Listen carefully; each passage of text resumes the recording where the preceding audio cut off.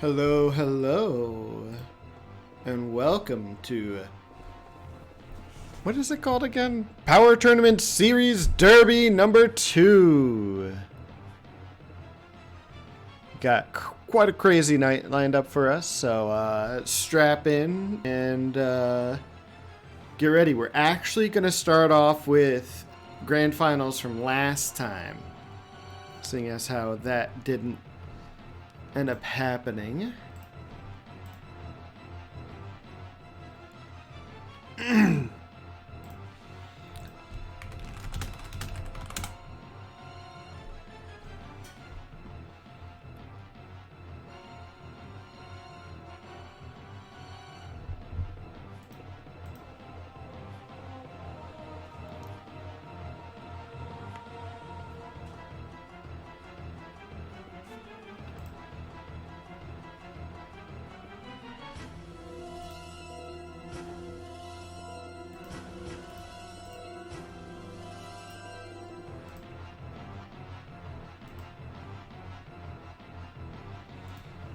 Yes, we'll be starting soon.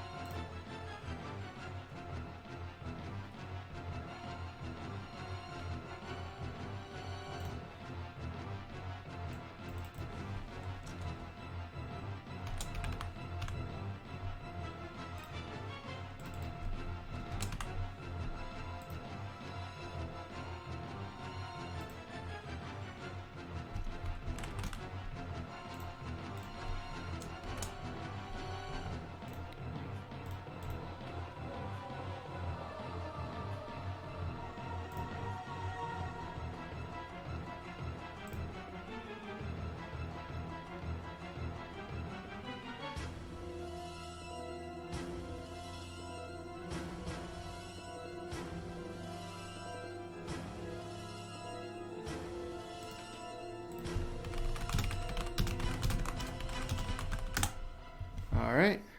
Yo. Hello. Hey, how's it going? Hey, so if you guys are ready, we're going to start off with grand finals from last time. Let me stop this music. There we go. So hello, everybody. Last time our grand finals didn't quite get recorded. So we're just going to play them now. So that way you guys can enjoy it. Have you like tweeted out the stream and stuff, by the way? No, I shouldn't have, but I assumed that Kevin will do it or something. Kevin had done that, yeah, but I should have paid attention to that. All right. Oh, look at this overlay. Oh, this is nice. Yeah, you guys have a Discord stream right now, right? We do, yeah. Yeah, I just put it up to check on how it looks. It looks like the text at the bottom is wrong. Oh, Alright, mark it as like rebroadcast. So this is Dogs Johnson player 1 up against Caleb player 2, right? Yeah, I think the name's on the stream. it should be Dogs Player 1. It's what it was. Just the characters on the stream are wrong. Yeah. Oh Yeah, the characters are wrong. Yeah. One thing at a time. But yeah. So Caleb took the first set and Dogs In winners, disabled. right? Yeah, in winners, and Dogs 3-0'd hotline to get this rematch here. Caleb looking invincible starting off this game so far. I can't believe that up smash just missed. Ooh, can't quite follow that edge guard. That was a really tricky fade there by Dogs. So I can get back in the game, and I love that nair falling down. Curious stage position. Oh, just up smash right through the forward air. Trying to set up a tech chase on the top platform. Didn't quite have the height to make it there. And Caleb pushing him off stage again. I like Dogs going for a mix-up immediately, changing up his option, but Caleb once again just waiting for the land on stage, and that time Dogs gives it to him. And just like that. Oh, catches him out of that keyboard angle he's always going for. Nice work there. What's up, guys? Oh, hey, SKG. What's up, Fred? PTSD, and SKG said you can probably stream the set on Discord. Oh, okay. We could do that right now. We're watching grand finals from last tournament. So we might cool. have time for you guys to play it out and send a K-Rec over instead. Okay, yeah, whichever works. Yeah, the K-Rec is probably better. Okay. Okay. So, you want me to just take SKG out of this and then we'll go to a different channel then? Would that be better? Yeah, sure, and we'll just keep on watching this set that we started Alright, with here. cool. Yep. So the character changed to Pikachu Classic. Yeah. After that first game, it seems pretty understandable. Caleb looked pretty in control of that Falcon matchup. Dogs kind of recovered a little bit, but just was not able to put it together. And big combo here. Wow, I can't believe that was true. I think Dogs maybe didn't expect it to be a true combo, and so didn't DI. Yeah, maybe he was trying to up B. Yeah, it's always tricky in those Pika-Ditto combos where it's kind of almost a mix-up between do you DI or do you try and up B out. You really have to try and identify whether or not it's a true combo. Yeah, this character change is definitely at least giving him a mindset change, because last game he wasn't getting any hits. Yeah, it looked tough. You know, his neutral didn't seem that bad, but he just was not able to find any big combos there. And great pressure on the top platform. Yeah. Finds that dare on the shield, gets the grab. I think he meant to jab grab, hopefully, but gets it anyway. In these high-level matches, it can be really tough to trap the opponent Pikachu's up B just because they have so many options when doing it. So it's always really impressive when they were able to do that successfully. Ooh, this is going to be a big opening. Oh, he went for it and it didn't quite work out. And Caleb turns around and fastball forward air, immediately converts into a grab to take the stock. Caleb's reactions are just so fast. Look at this, already starting off another combo, but he messes up the aerial drift on that Nair, not able to cover the side platform. Still pressuring him in the corner though. Alright. Dogs playing a lot on the top platform, playing really high in the air. Caleb just saying, you know, okay, you want to do that, I'm going to respect you, not get too aggressive, not challenge it, and just find my spots like I've been doing this entire game so well. Dogs doing that jab grab on the side platform, and great jump off Nair to get the edge guard, and Caleb, really rare mistake there, messes up the up B. I guess that's a timing issue. Now Yeah, we're tied up. Yeah, that first up B was straight, so it might have been that he wanted an up one first or something. Either way, this stock is Caleb's got quite a lead here. Yeah, Caleb just looking for a grab. Goes for an F smash instead. I don't know if that was meant to be some disrespect or just a hard read, but I mean, it has so many active frames. What are the chances you're just gonna hit somebody with it, right? yeah, it can happen for sure. Trying to call out that jump there on the edge guard, but not quite working out. Caleb's still trying to find a big hit on the up tilt edge guard, and again he misses the down B. That's the second time. Seems like maybe struggling a little bit with his aerial drift on those. Oh, the magnet hands. And Dogs just grabs Dog's him on the getting a side good platform. situation. He actually hasn't gotten hit significantly in a while. He's been controlling this game for like a stock and a half now. Yeah, this stock is looking way closer than it started. Even if Caleb takes this right now, you know, he's at kill percent for a grab. He's starting to erode the lead here, even as they're hitting each other back and forth. And both these guys now in a position to take the stock. Who can find the grab? And it seems like they're both being very careful, just poking with aerials. Dog's still playing in the air despite his super high percent. Yeah, both playing Weird very up B. defensively. Yeah, and then just a simple grab, you know. That Pikachu, he's got pretty good grabs there. Really strange. Oh, up B. that combo! What a combo! A lot of that wasn't even true, but no up Bs come out from Dogs. So difficult to react to that, and Caleb taking the whole game off the back of that insane combo, carrying Dogs all the way across the stage and to the blast zone.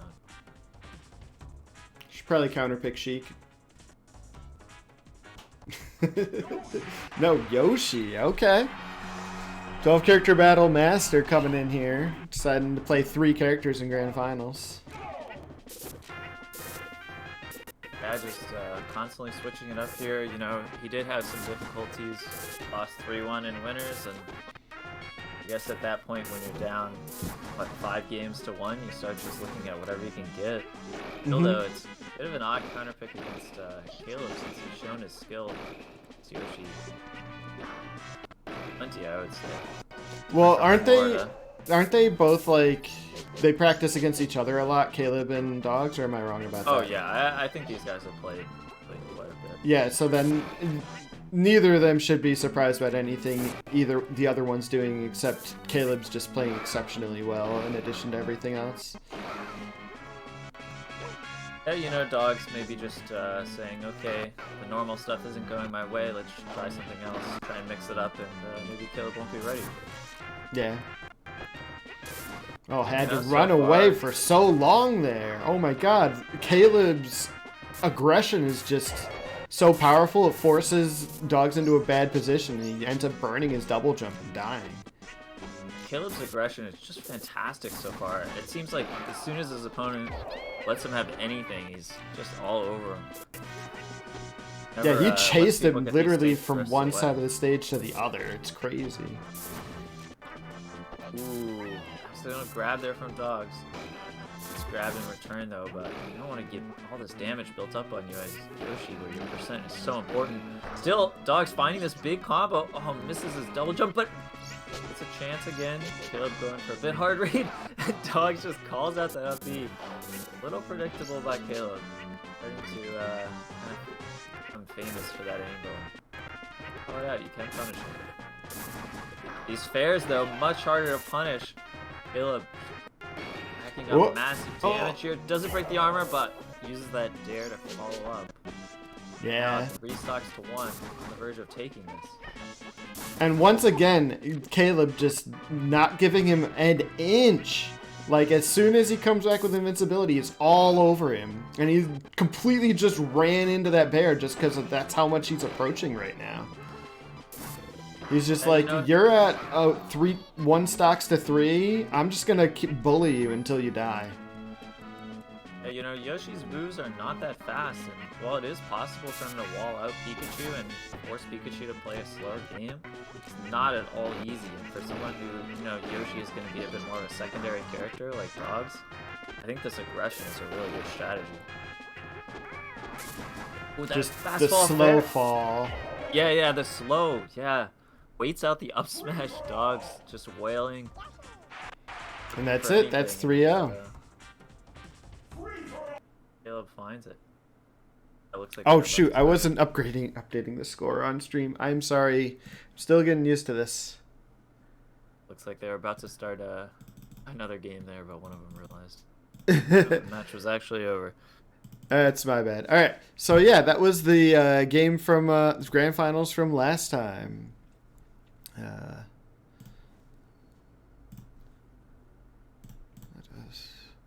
So in a moment here, we should be getting there's some matches from the tournament, which has started, and we're kind of waiting for K-Rex to come in. Yeah. Let's see here. Either that, or we have our Do we have the K-Rec for that yet?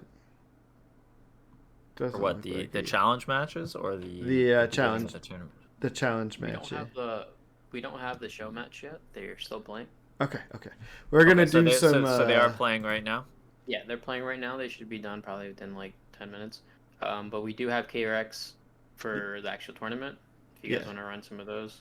Yep, I'm going to start with Eldon Lapara versus Weiziker. Let me update that real quick.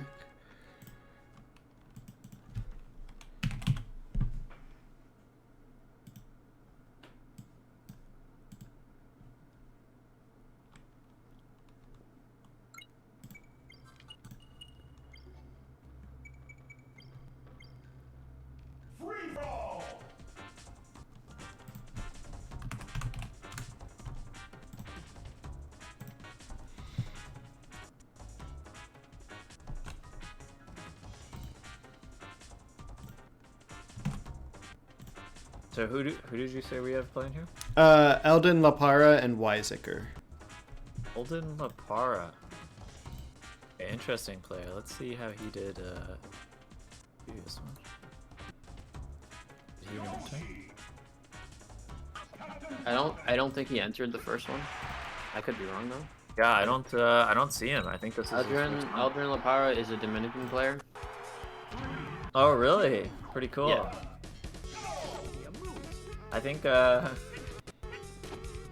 there might be some challenges with his connection, but he make that work. Cool to see what he can do. So I assume we have him playing Falcon and Wiseker on the Yoshi. Yep. And Alden started off some good pressure here, and I love using that nair to break the armor. Of course, the follow-up wasn't quite there. Wiseker able to turn around, but good recovery there. Keeps him alive. Oh, couldn't get the edge guard there. That's kind of like if you just stayed back and jabbed or detilted, you probably would have had it. Yeah, it's always tough. Edge Ooh. guarding in this matchup is a bit tricky. Mostly from both sides. Ooh, that up smash! Get up from the ledge, up smash. Classic move that you see from some top Falcon players. Wiseker obviously not ready for it. Eats a nasty 74% combo, but The F tilts Elden on the right back edge in are the- so threatening. yeah, they're terrifying. Yoshi really gets so much off of those. And they're so safe on block, too. Oh no, the wind! The wind messing him up. Manages to recover. He just finds the grab, so Elden going up to restock the 2 here. Yeah, Wiseker was messing up his pressure on shield a little bit, that stock. Oh, misses the up smash. Parry. Great parry there. Yeah, to get him out of trouble. That follow up there. I think Wiseker's being a little passive on these Nice. edge guards. Oh, some nice, perfect lands there. Both these guys have some pretty sweet movement they're pulling out. Yeah, apparently lag isn't bothering him that much. Yeah, it doesn't seem like it. Oh, nice up smash. That's a big opening. Elden going with the strategy of if the up smash doesn't work the first time, just try again. And after 3 or 4 up smashes, he manages to find a kill. I mean, it's such huge reward. Why wouldn't you just keep using He it? just keeps doing it. Why not? Exactly. Why not? Just up smash it good. What's the worst that could happen? Oh, just Wow. follow-ups. I can't believe he made it back. What a follow up there from Wiseker. Runs off with the air. Takes that stock so quickly, and he manages to make it back. Oh, getting fancy with the Wow. egg. That was a good finisher. Good job, Wiseker. What a stylish finish, and what turns out to be kind of a big comeback. Wiseker now up 1-0. Oh, jeez. What's up? No, I'm just realizing this tournament stream helper is constantly reloading from. It's constantly trying to update according to the live bracket, so I need to just turn off that. I think I did it Yeah, properly. definitely should turn it off. Looks like the score is good now. You might want to remove round 2 at the bottom too if you can. Just Oh, say yeah. Group C. Yeah, this would be group stage. Well, yeah, it's Group C, but it's just that just Pools or means something. that it's not really important. It's not getting in the way, so I was just gonna leave it. Oh, Eldrin. This guy has 07 in his name. Do you think that means he was born in 07? Or Or is he just like a James Bond fan? what a cheap 6-hit combo, Jesus! Are you mad about that one, Stu? Man, I wish it was that easy for my character to kill Yoshi. A quick one from Eldrin. Nah, it's fine. Yoshi dies quickly anyways. Ooh, another shield break. Yeah, looks like you use maybe that up angled forward tilt, which does a bit more damage than the regular one, and Eldrin barely missing the edge there, losing that stock. Of course, after the shield break, you might have assumed the stock was pretty much forfeited anyway. Fortunate to SD like that. And Weiseker immediately looking to get another stock, and Eldrin again messes up his recovery. This time fails to jump. That's got to be tilting. Now down 2 stocks to 3 off the back of double SDs. Yeah, that could totally be a delay issue. It's the type of thing you just think that you're going to get your jump out as soon as you leave a hit stun, so it messes you up when you don't. And Weiseker with just 3 of these up tilt up smash combos in a row, making this look so easy. Winning these neutral exchanges, not allowing Falcon to get these grabs he's clearly looking for. Weiseker looking like he's ready to put this one away. Oh, but Eldrin just chases him down. Wow, that's much harder to do than it looks. Yoshi's aerial drift is so fast. Just runs him down and grabs him out of his recovery. Yeah, it looked like a foxtrot, maybe? Yeah, I don't know. Usually Yoshi will cover his recovery with a move as well as landing. And Weiseker wasn't expecting it, and he just ledge hogs right there. All right. Tied up with a stock apiece. Wow. Yep. What a nice little comeback here from Eldrin. Nice throw. He somehow gets the grab after the dare. Nice patience on that shield pressure. Another one. Rolls behind him. Oh, no, that backwards. The backwards double jump scared me from Weiseker, I'm not gonna lie.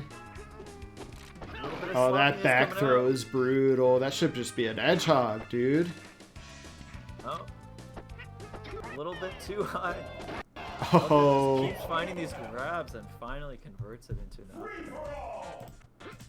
All right.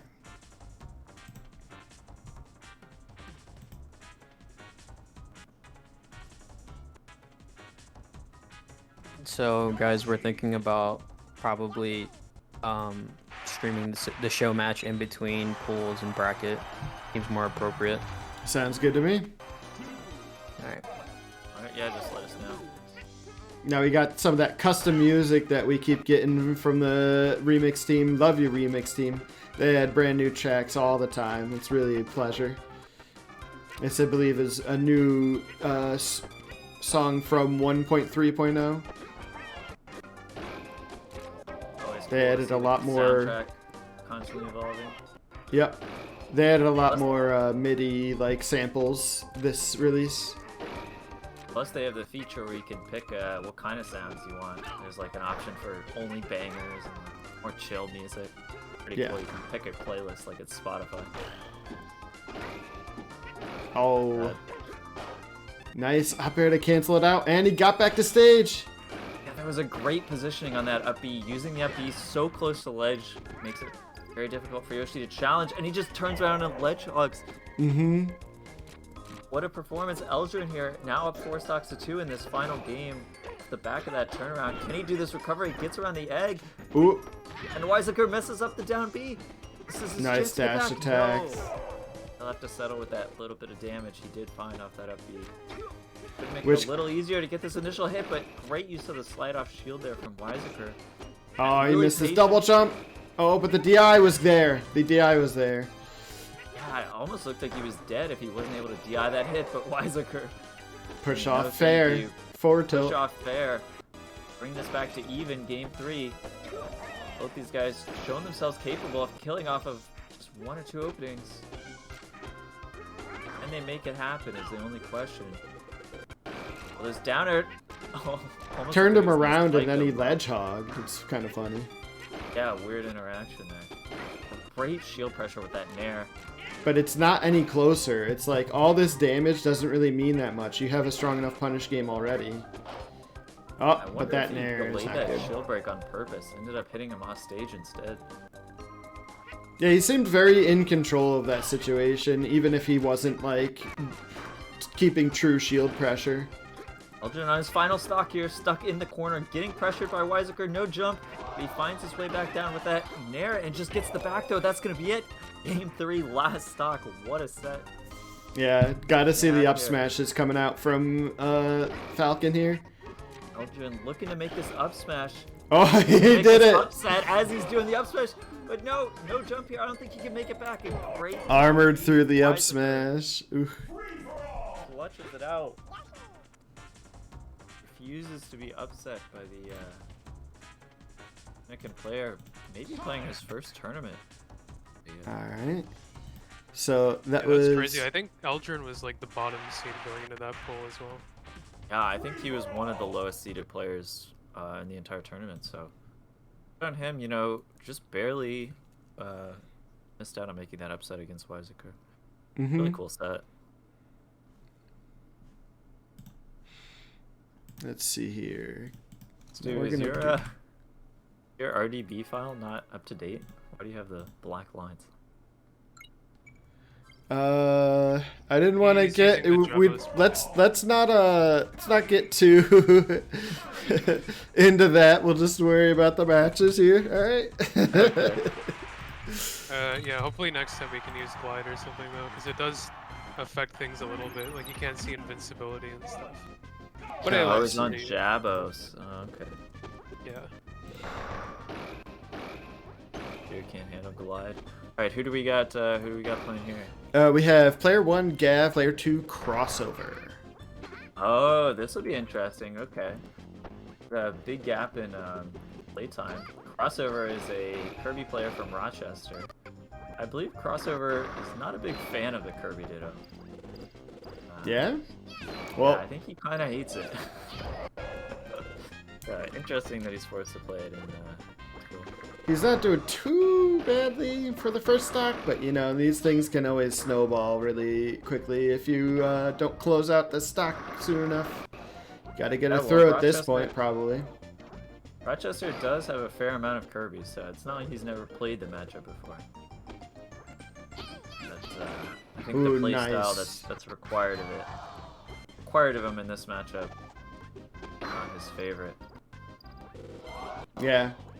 You know, it's definitely a test, a trial, if you will.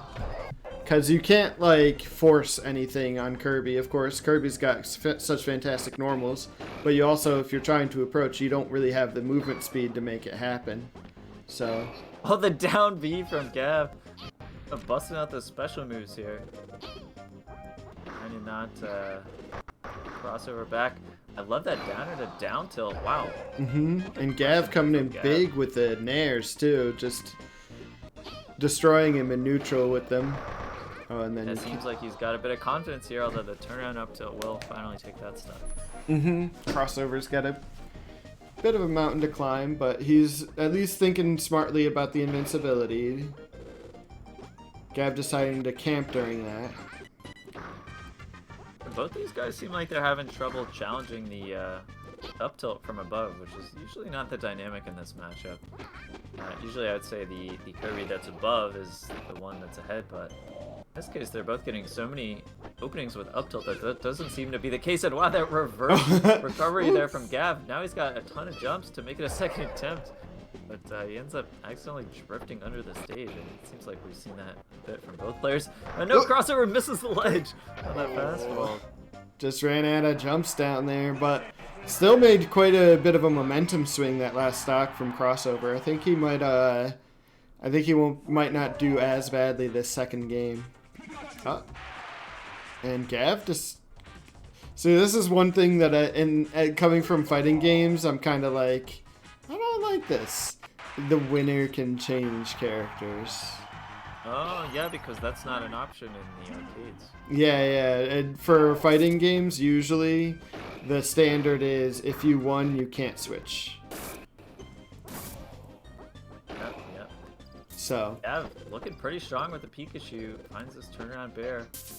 yeah, decided that, you know what? It seemed like you had a chance with the Kirby. Let's make sure that's not like the case right here. Just demolishing the first stock here. Yeah, either that or it's possible he's just tired of playing Kirby to them. Oh, look at these dares all over him. Running him down with multiple dares in a row. Still trying to use these neutral B edge guards. Oh, that's death. That is so death. But that was really clean. Turnaround up smash.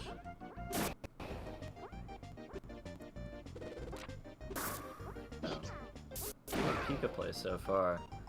Crossover immediately under a minute and already with quite the mountain to climb here. Really unusual patient recovery. This dash attack though, and he waits out the up B, just runs off with a nair. Wow, really precise play from Gab with Pikachu. Yeah, and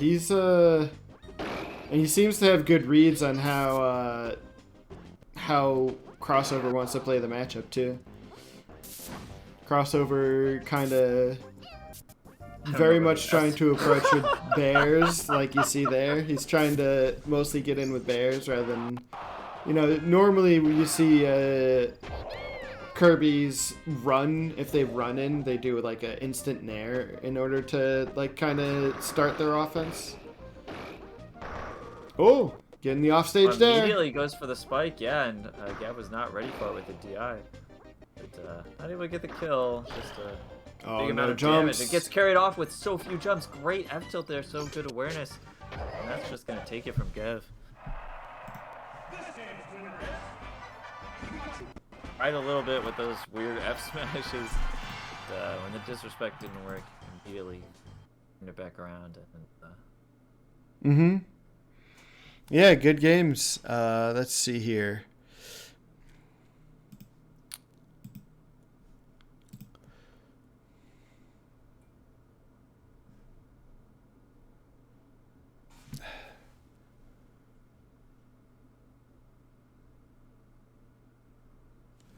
So let's see. So next we're going to get Lord Tet versus Moto.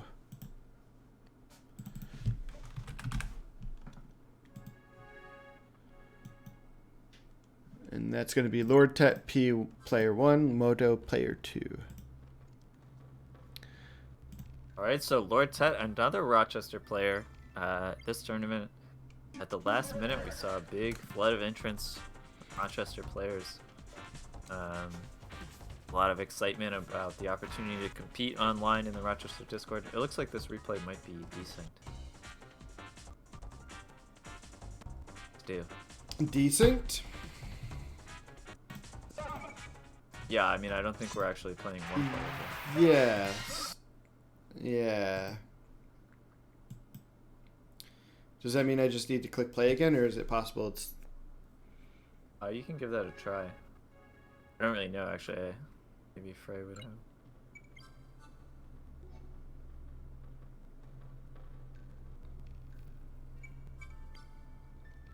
Oh yeah, see. Looking more promising. Okay.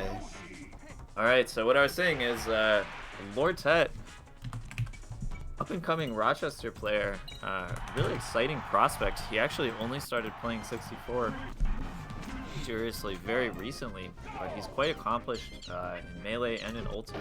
He just picked up this game incredibly quickly, started grinding it, playing for hours online, and immediately began making waves in the local Rochester tournament. So really cool to see him facing off against the broader community, and I'm excited to see what he can do.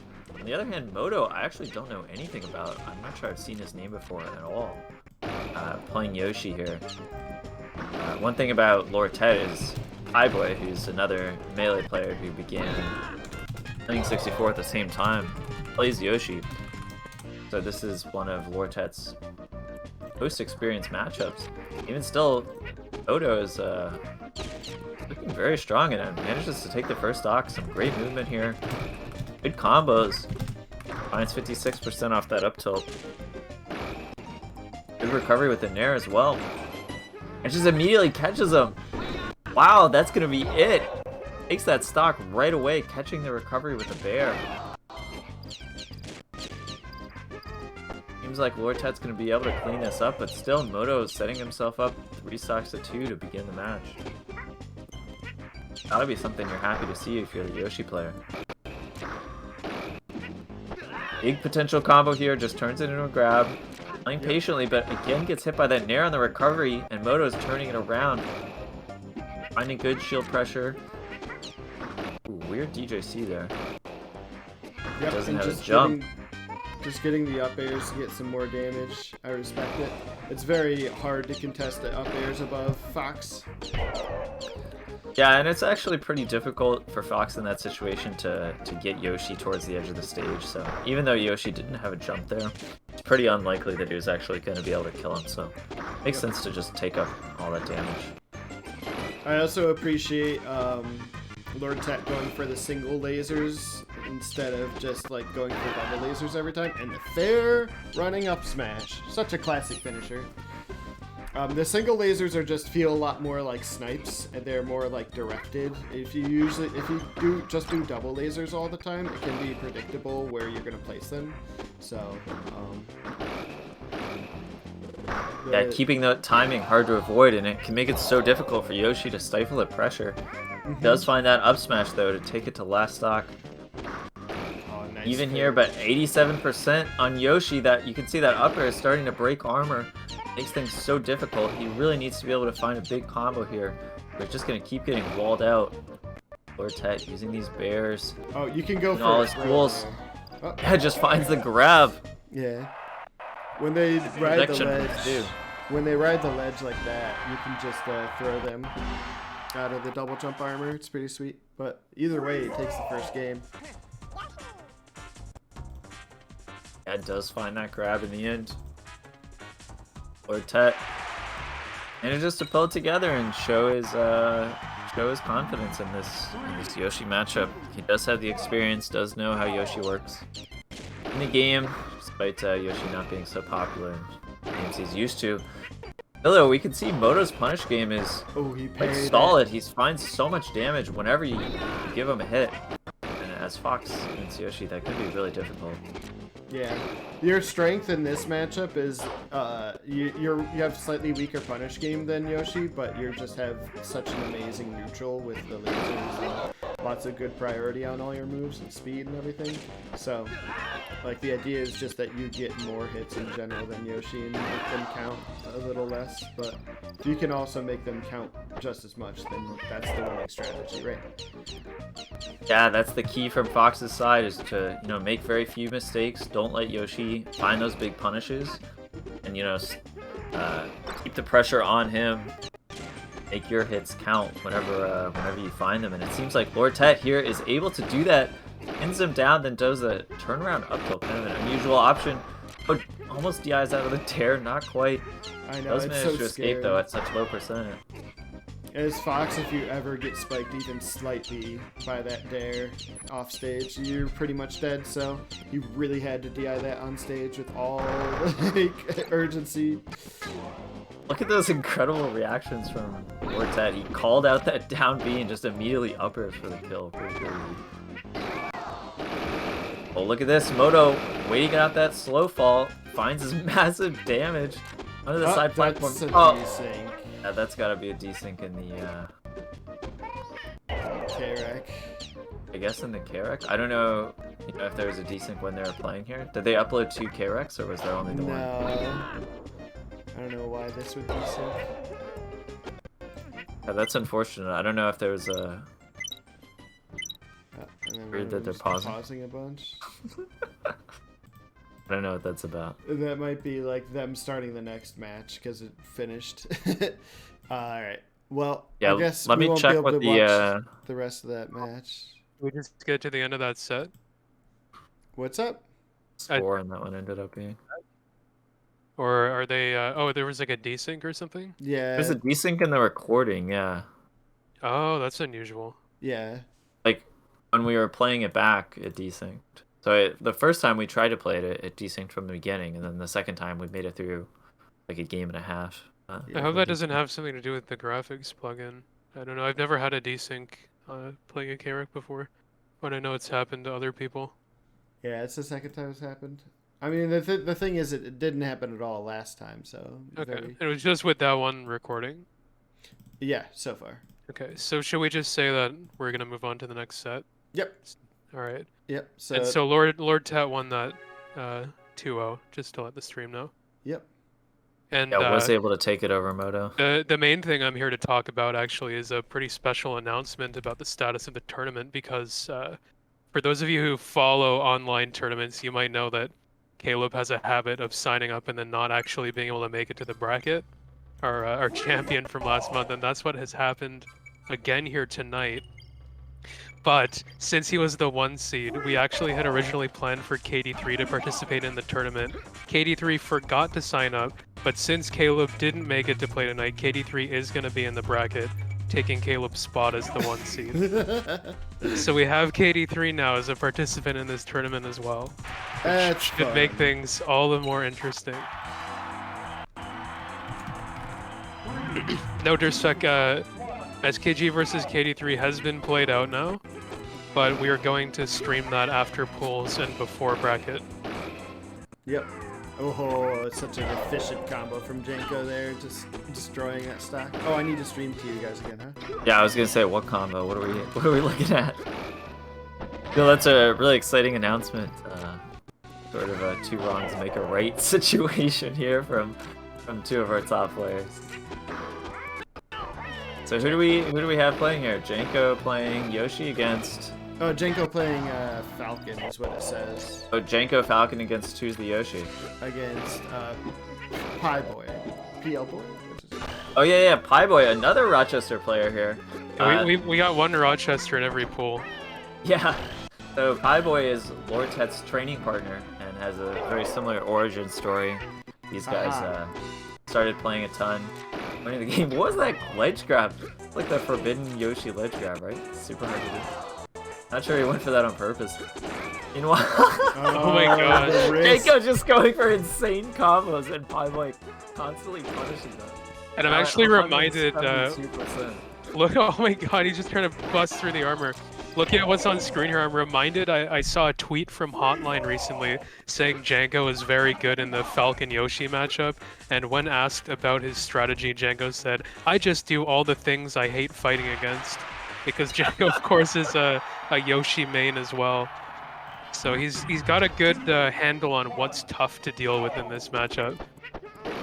Yeah, it's interesting that he chose to go with Falcon here instead of And it looks like the thing he hates is dash grab, if you ask me. Yeah, I mean, Yeah. don't we all, right? Makes sense. Oh, and that. Mine's the Falcon Punch, yeah, fair enough. That's another thing to hate if you're Yoshi. I wonder if Pie Boy has seen that before. Hasn't, he's definitely becoming acquainted with it right now. Wait, how many Oh of my these God, this is Rochester players another actually... they sync. Oh, look at that. Yeah, how many of these Rochester players actually play online? So Pie Boy and Lord Tet play online a lot, but they mostly play online with other Rochester players. So Janko ended up taking that. Sorry about that. I don't know why it's desyncing.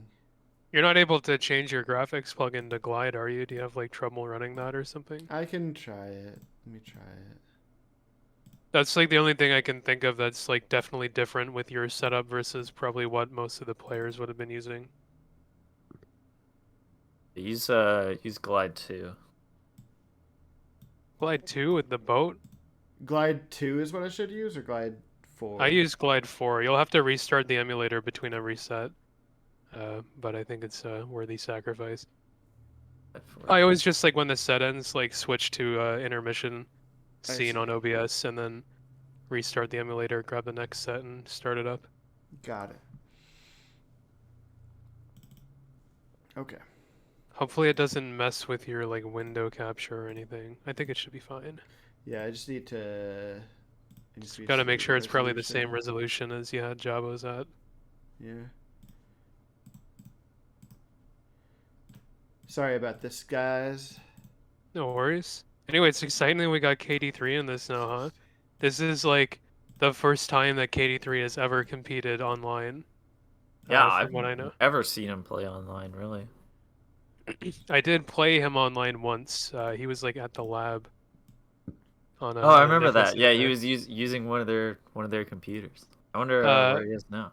But yeah, the other thing I know about this is that yeah, KD is over at Raz's place right now, and he is playing off of Raz's setup, and they're both in this tournament in different pools, and So on top of that, setup? on top of sharing one setup, KD was busy playing out the show match with SKG for the last like half hour. So they've got like 9 more sets to complete on that setup across the two of them in both of their pools.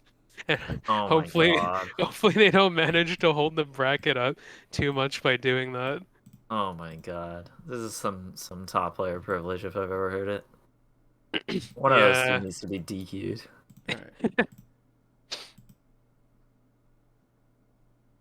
So let's play a match that we haven't seen yet. I need to share it.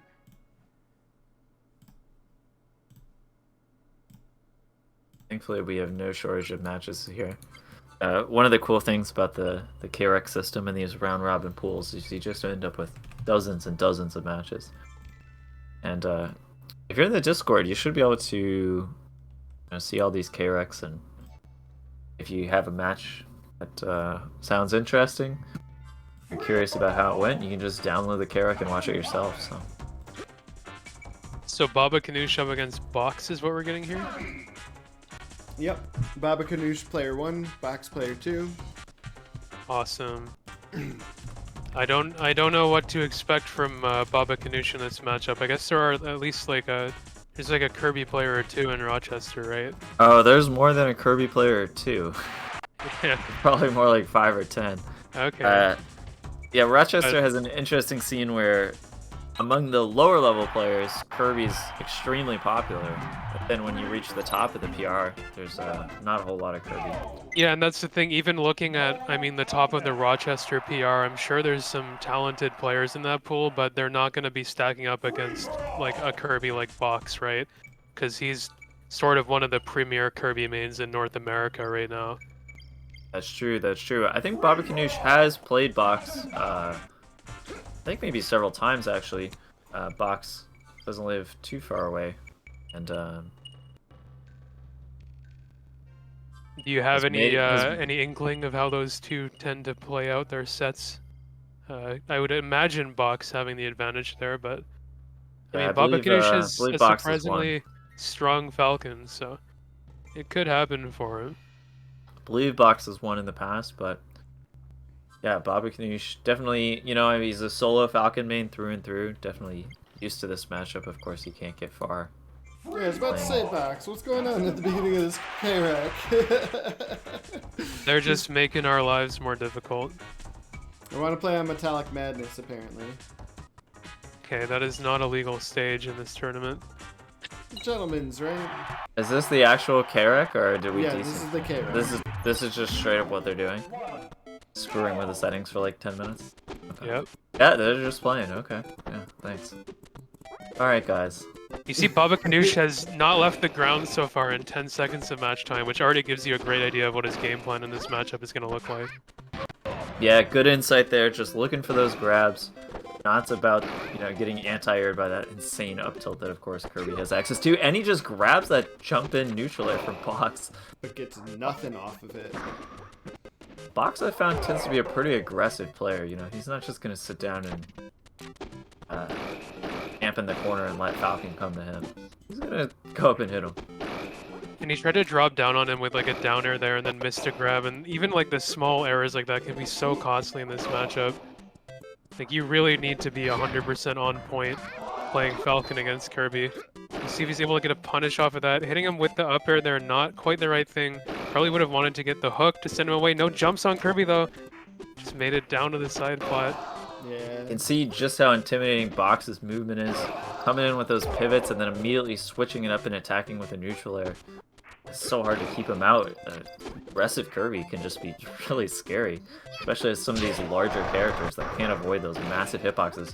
Great DI there from Baba Kanoosh, famous for his insane DI.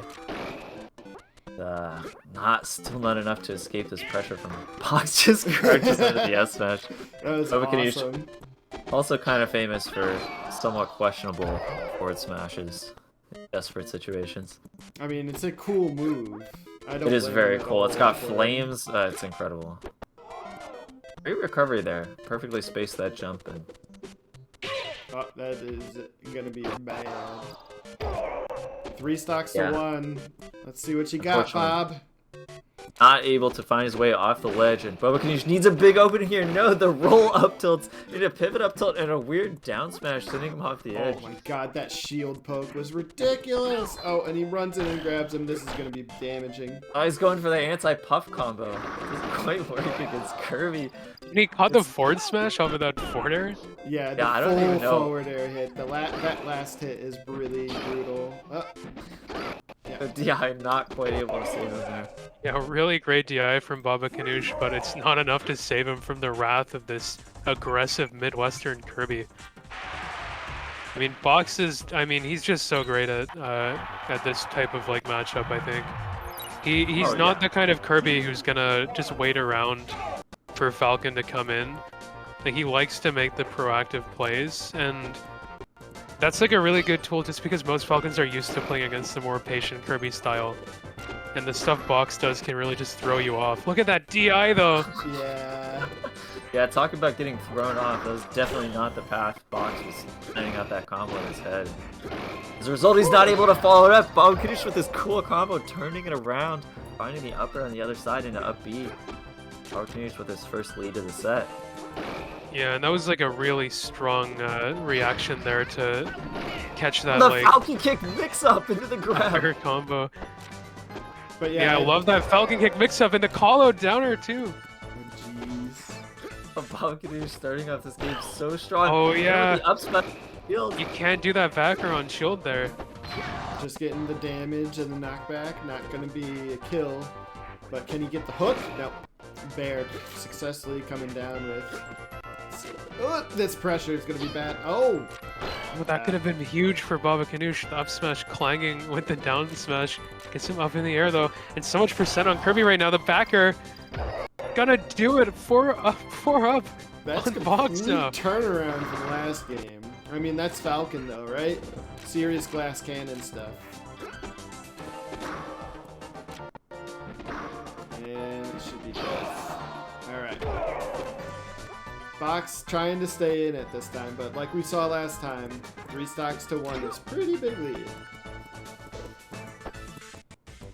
This ground movement from Baba Ganoush is so intimidating right now. That was a very silly neutral exchange. They're probably sweating, but I'm just laughing. Oh, that falling nair working out well for Box. It's up smash going for a second one. I love Baba Ganoush still playing with the confidence too, not letting this lead shake him, not getting nervous about taking the game. Oh, maybe a little bit there. Seemed kind of hesitant to get out of his shield. I think he did go for an F smash and there goes for a man. second. But yeah, I mean, like, you're up 3 stocks to 1, right? Like, just Oh, play in your comfort zone, and if your comfort zone is forward smashes, don't stop yourself, because then you're gonna start hesitating, right? Yeah, you did for Although, sure. don't in this need case, to I knock think it it might be a in. good idea to hesitate before he goes out of comfort smashes. I don't know, we'll see. Box could eat him alive really quickly here if he makes the wrong play too many Good times. roll. But there you go, right? That's the thing. It's his thing. He does the forward smash. If he doesn't stop himself, he lets it rip. Eventually, it's going to connect. And he ties the setup 1-1 with a really, really strong-looking game, too. Oh, I love this song. Some fantastic punishes there in game 2. Yeah, that down air call-out on the second stock. And so many landing grabs, too. I love the up air tech chase. He just barely misses the follow-up and unfortunately gets a Box all That over him. I was love that instant amazing. nair to follow up. Can he find this edge guard now? Through the DI, yeah, makes it look easy. Box, man, he's just so fast. Look at that big downer again. Gets it, closes it out. Huge to not drop the edge guard there and take that stock from Kirby at like 40%.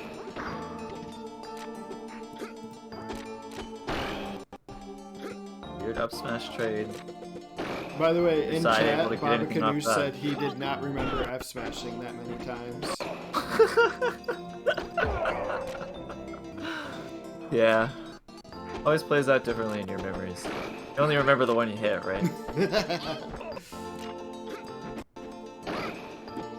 And meanwhile, Box, also a lover of the F smashes, uses it for a punish there, and just invading his space with those up tilts. And up forward smash clanking again. Yeah, Oh, that's vital that he got back there. big. Go for the pivot hook. Okay. Sets to threaten Kirby a little bit here. He's a bit too scared though, and Box just ramming through him with that nair. The Falcon Again, kick, the again. Falcon kick mixed up. Oh, he's just going for these crazy downers. This is You can insanity. It's so scrambly. You can see just how much Box loves those run-up nairs, and it really feels like, you know, Boba's ability to deal with them is kind of what decides the outcome of each stock. Sometimes he's able to outspace the run-up nairs, other times, you know, they get the best of him. Twinkle toes on him, do the pivot up tilt combo. The pivot up smash. His opponent's at 0%. Whoa. Get absolutely nothing off it. No Again with way. the down B mix up. Can But we? The now Rochester shield special, turns they it call it. around. The Alright. box just catching the up B with that back air, going to take the set 2-1. I mean, you might get the hit with that down B, but you're in recovery for so long, it can't be safe on hit all the time.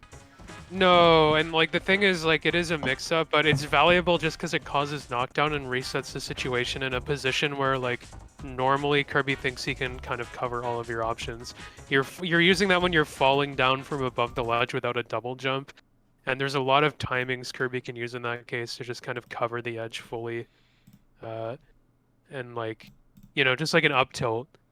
Like the only thing that up tilt loses to is doing that Falcon down B to stall for a second. And so it's definitely a valuable mix-up, but yeah, Baba Ganoush clearly like someone who uses that quite a bit. And it paid off every time in that set. Wasn't quite enough. Good showing from him, but Box, of course, like such a strong player, not phased by that game 2 domination.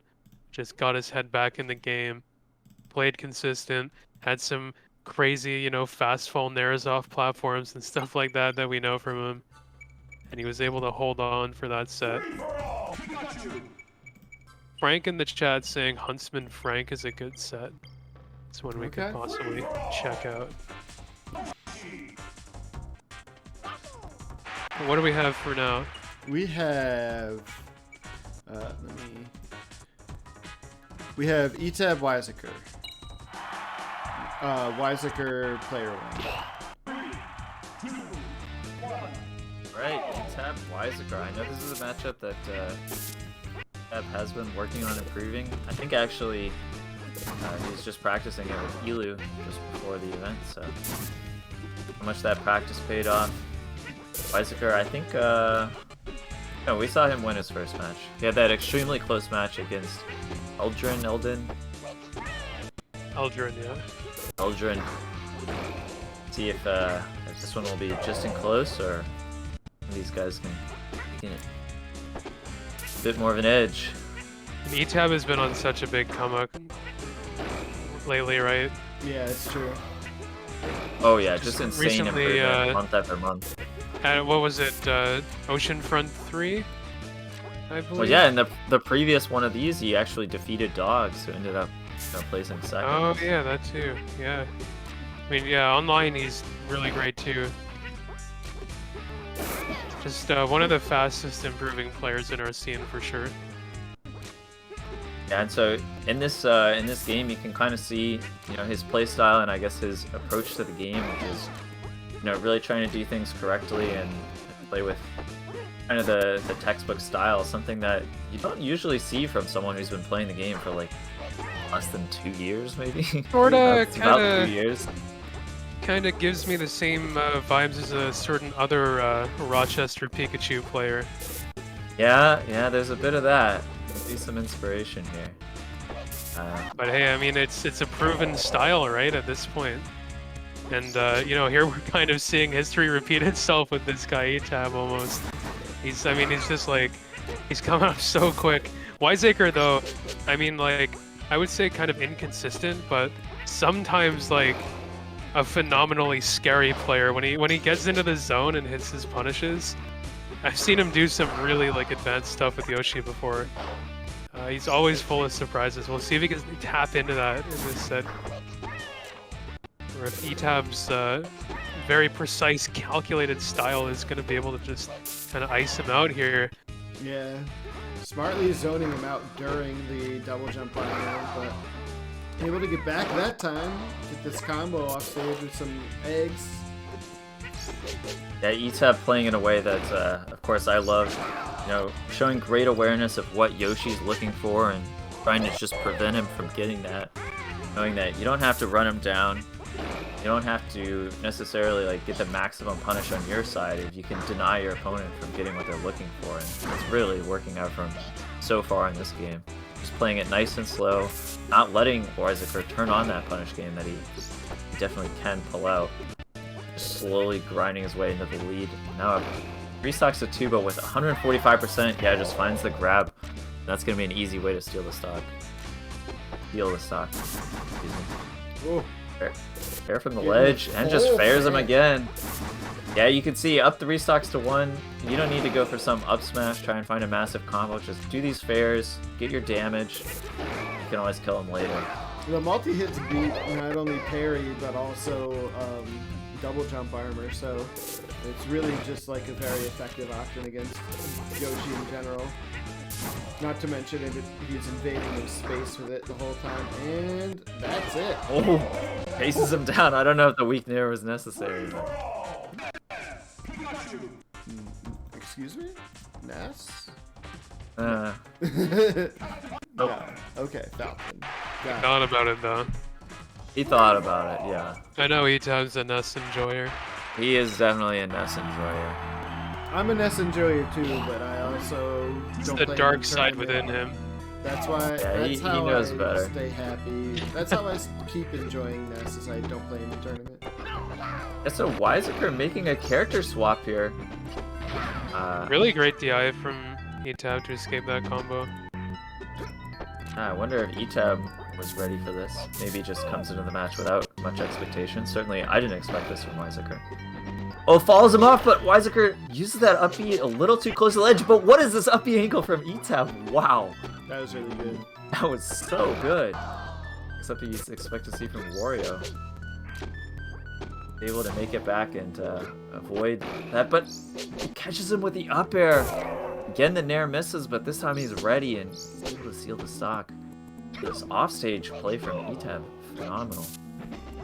Wiseacre, though, like no slouch with Falcon. Really not famous for this character at all, but Yeah, I've seems seen the pretty Falcon prepared before. to play And it in the he definitely knows what he's doing with this character. That's an interesting counter pick for Yoshi player. Yeah, you know, Falcon does have a great punish game on Pikachu, and maybe the neutral's a little bit better. Plus, E-Tab seems to just be locked in on the Yoshi matchup. You know, sometimes you just like you get by as Yoshi just because your opponents don't know how to play against them. So, and without that advantage, it can definitely get a lot very rough. I mean, at high level as well, like Yoshi Pika is definitely like a very doable matchup in the same vein as Falcon. And, you know, as we say all of this, you know, it started out looking good for Wiseacre, but Without a E-Tab B. is just running away with this game right now. Yeah, Wiseacre just kind of struggling to put this first stock away. What is that ledge cancel, man? E-Tab's recovery Acro has just been gonna insane. finally do it. Wiseacre, of Good course it is escape. possible to make this comeback, but really need to be getting some much bigger combos than he's been able to Oh, thus man. far. And he just keeps running into down Walls him tilt. out with down tilt and 5 down tilts in a row. He just runs off the stage. Yeah, I would run off the stage too if I got hit by 6 down tilts in a row out of Pikachu. The down tilt is definitely a bit of the Brody mindset coming through. Oh yeah, I see. It Yeah, kinda that might have crashes been a up little there. bit of a disrespectful mindset. Yeah, someone in the chat saying it was doing mental damage. I would be taking mental damage. So what were you saying I should play next? Allegedly, Huntsman and Frank is a fire set. Well, we haven't had either of them on stream yet, so let's do that. I also got a recommendation for Lord Tet versus Marbles. Might be good, especially since Lord Tet's previous set was interrupted by technical issues. Yeah, let's get Here we Is it go. Frank? Frank and Huntsman. Frank Huntsman. That should be a good one. So these matchups might actually both be Fox Pikachu. Yeah. While we're getting this pulled up, Frey, what do you think about these Yoshi players and these double jump cancels on side platforms? I always praise it. It's like fairly difficult to do, and I've always thought of it as like kind of a top player thing, but it just seems like every Yoshi player in the tournament is like completely cracked with these constant perfect lands on the side platform. Yeah, well, if you set it up with a neutral jump, the perfect land is actually like a 3-frame window. Something interesting about it is that the way perfect landing works in this game is your character has to be moving down at a certain speed threshold on the first frame of Yoshi's double jump, he's moving down fast enough to pass that threshold. So if you do the perfect land on the first possible frame, he'll actually go into the normal landing animation. And then if you do it on the second frame, he'll perfect land. And that ends up making it even out. So the timing for when you can act with your next move is like the exact same, whether you do it on the first possible frame or the second. Because the first frame you'll get like 1 frame of jump and then 4 frames of landing lag. And then like the second one you'll have an extra frame from before, and then like 2 frames of jump and then 1 frame of landing lag from the perfect land.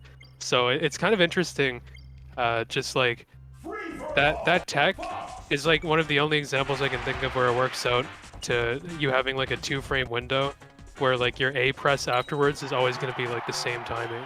So I think if Yoshi players like practice that enough, it's one of the more reliable like things in that sort of vein. But yeah, Huntsman Frank next up on the stream. Huntsman, the Western Fox player of Utah, made his debut on the rankings this year. Just run up smash. What is that as an opening? Oh my god. I mean, But it's so Frank, good because look at his way of taking a establishing stock. laser play, and run up just completely beats laser play. He's so small, you can't really laser him. Yeah, talking about a run up debut on smash, the what a on the hard read. rankings, Frank this year was the largest jump in rankings I think I've like ever seen, because he was number 62 last year and number like 22 this year or something like that. He's gone up like 40 or 41 spots on the rankings after his performances at SmashCon and whatnot, and like Smashtoberfest. Really a player who's broken out this year. I'm liking how Huntsman is playing this laser game, though. He's being very patient, not overextending him.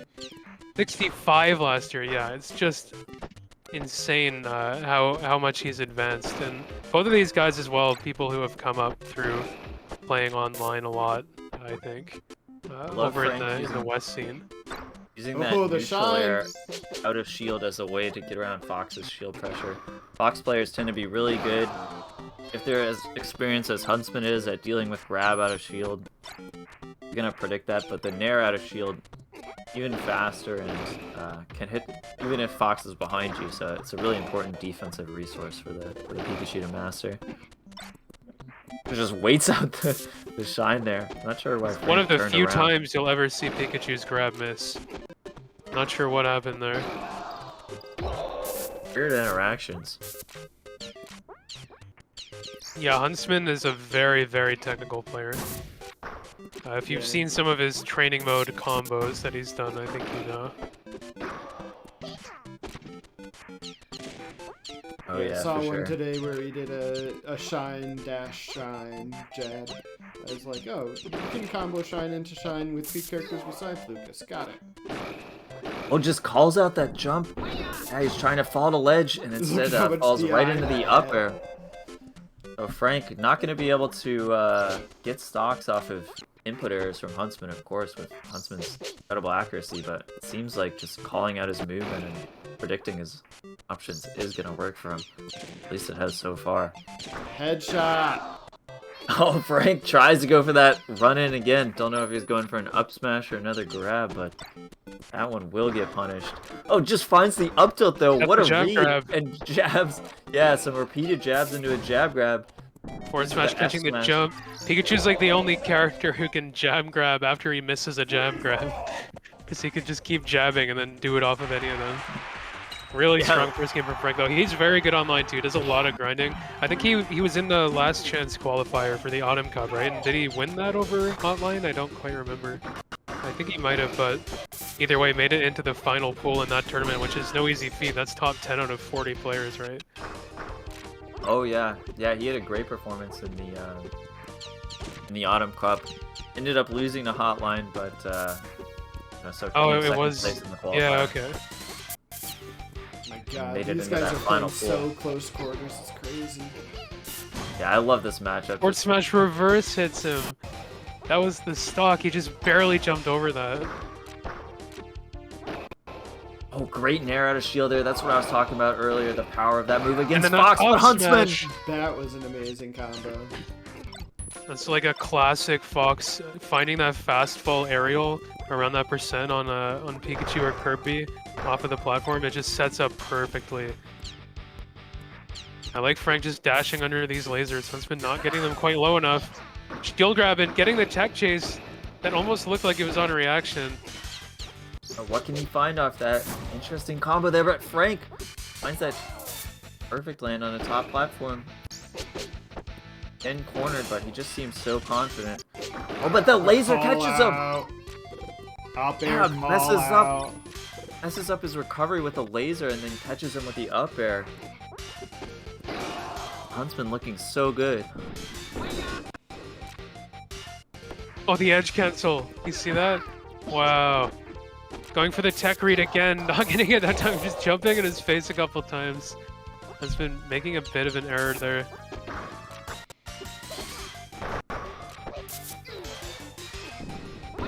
There was the missed D cancel, and that's just gonna be the whole stock. Yeah, that's the danger in this matchup. Pikachu can delete the Fox stock so quickly. Especially near the ledge. Just cannot make any mistakes. Jumped over the down tilt with grab. Oh, That's one of the most frustrating interactions in this matchup when that happens on the Fox side of things. Great up B out from Frank. well, that long range forward facing up air, such a good poke. But Huntsman That could've been an up immediately ready smash, I for think. the full recovery. I think he missed up his lasers there. Ended up getting an up B. Oh, that also could have been an up smash. Huntsman being careful with it though, doesn't want to get his up smash shielded, right? He could have just ledge hogged after that. It's one of the dangers in this matchup. You can find those up smashes off of jabs and lasers, and it's so rewarding. But if you miss, if Pikachu buffers his shield and gets it up, it's just a grab. And you see right here what can happen when Pikachu grabs you. He usually can get the edge guard. Huntsman making it back on there, but Fox's ledge roll is so terrible. Yeah, you know, Fox actually has sort of a weird thing with his percentage. Misses his the recovery forward gets tilt. better the more damage he takes, unless you outright kill. What? Okay. Oh, you just pivot up. No, teleport up smash. Out of nowhere. He just flew across the stage at him. Oh, and this combo. Run up, teleport up smash. Oh, that's so fortunate that that laser caught him out of the dash. It's gonna be a grab for Frank. And he's just trying to run in. But Huntsman's not letting it happen. Wow. Great set so far.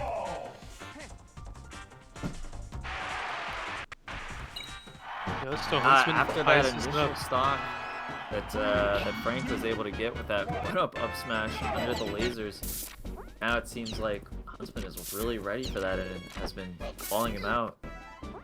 Not letting Frank get those run-ups. Nice shot. And the shine out of shields. And he waits it out and punishes the up B. Wow, what a nice way to build damage there. Meanwhile, Pikachu just throws in a couple quick aerials and says, look, you got 40%, I got 50%. Yeah, some of these aerials that Huntsman is landing in the beginning of this game, they're just a little unsafe, so great job on... Oh, great job to punish it, Frank. And meanwhile, Huntsman just opening him up, getting that kill real quick. Yeah, rolling Frank all the way across the entire length of the stage. Sign, hitting him, and forwards, or up smash.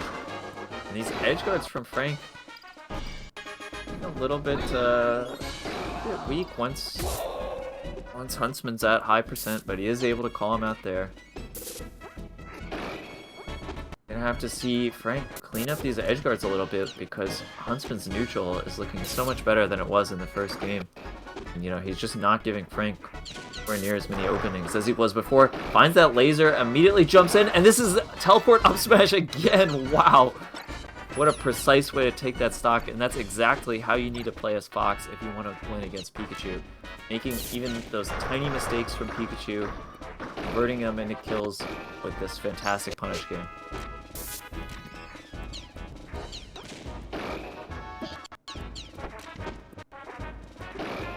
Not getting too aggressive when Pikachu's in the corner.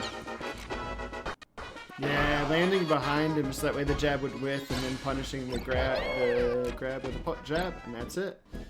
Yeah, and Frank, after winning game 1, now has quite the mountain to climb. Certainly possible to win this Pikachu against Fox, but man, Does he have to play perfectly because Huntsman's punish game is looking fantastic? Finds that edge guard though. Says, look, it's not over. I can still delete these stocks quickly if I can land these edge guards. Jumps over him, trying to find his way in.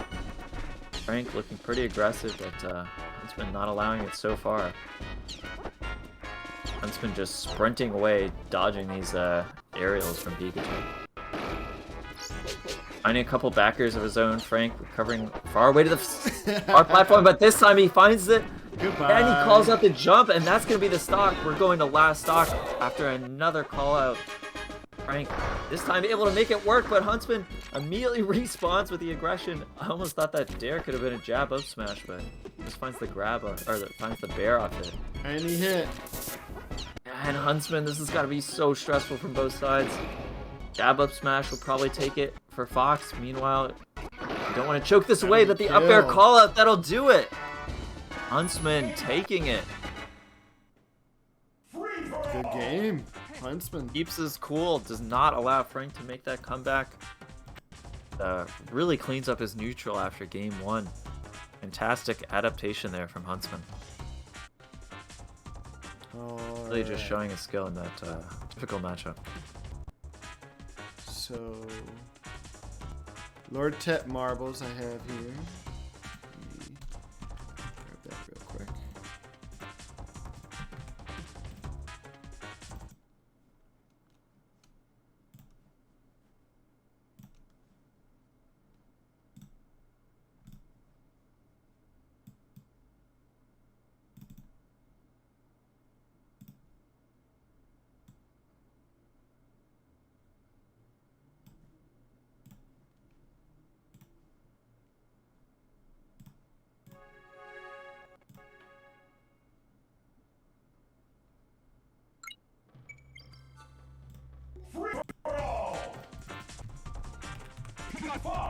Alright, so we'll be seeing the same matchup again from some very different competitors. Marbles, really old school player. I remember him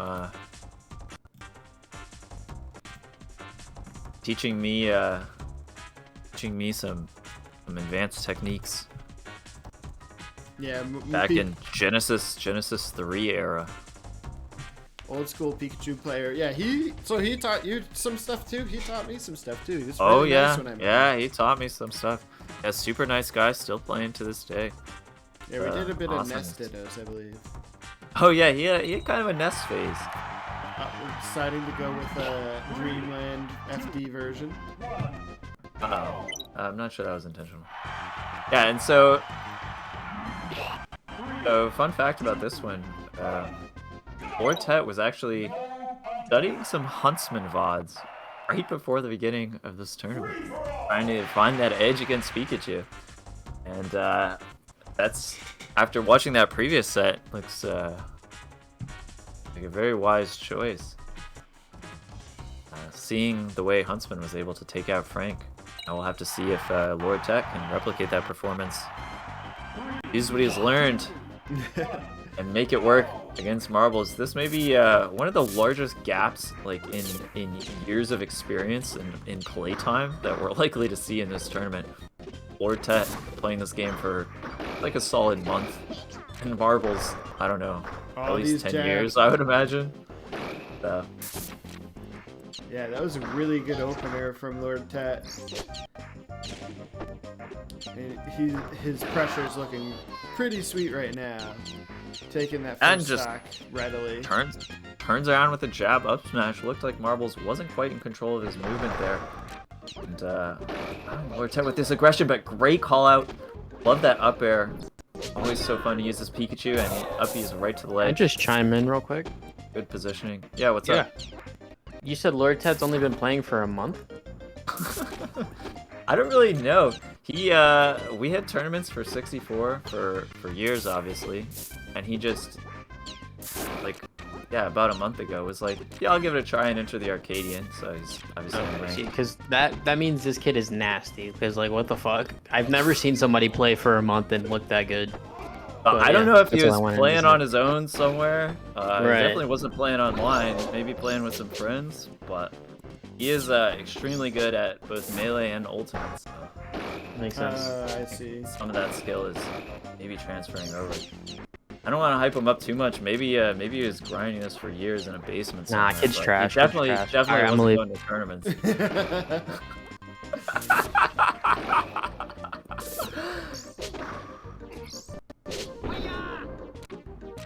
You're talking about the hyperbolic time chamber in the chat here, and wasn't far off from that. Him and Pie Boy actually had one night where they played for 9 hours straight.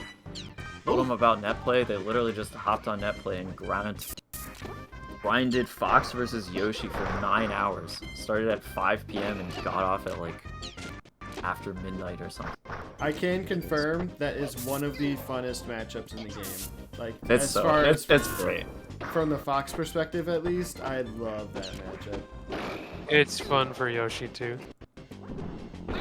Marbles. Ooh, look at this recovery there from Lord Tet. Up B's right outside of Pikachu's range and then uses that aerial drift on his way back. Marbles here though, getting a second chance. Great use of that forward tilt. And is able to seal it. Marbles here, up 2 stocks to 1. And we're seeing a game that's a little less explosive than we saw in the previous set, but both these guys are able to take these stocks. Oh, I love that up tilt there from Marbles. Great edge guarding, and I think that is no jump from Portet. Yeah, Marbles taking game 1. Really like that use of up tilt. Great awareness there.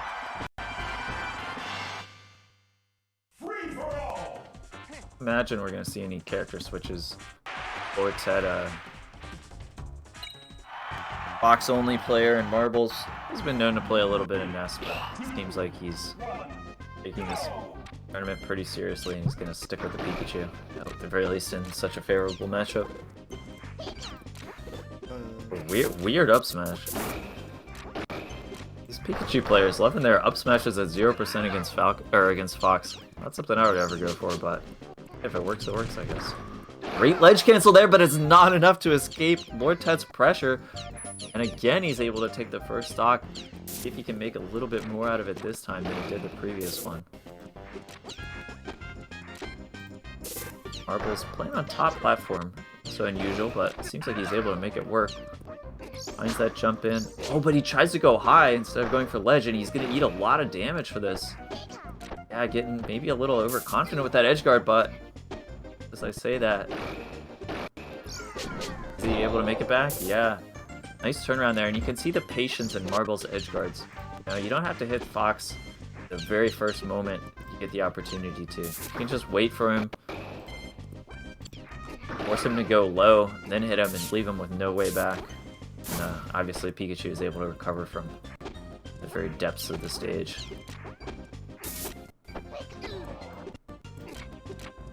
Did he mean to ledge cancel there? I don't know what was happening. That was a very odd interaction there from Marbles. With a slow fall nair, I like the attempt. Cool mix-up there from Marbles, but Lord Tet is ready for it, and anti-airs with the up air. Seems like Marbles is playing a very vertical game, and so far, Lord Tet not looking phased by it. Able to call him out over and over again with these up airs, up tilts. Oh, I love that fair. Oh, just rolls right out of the grab at the last moment. That's one thing you'll see from like these Smash generalists. They're using the universal options very often. The rolls, the grabs and stuff, but oh, nice good call out.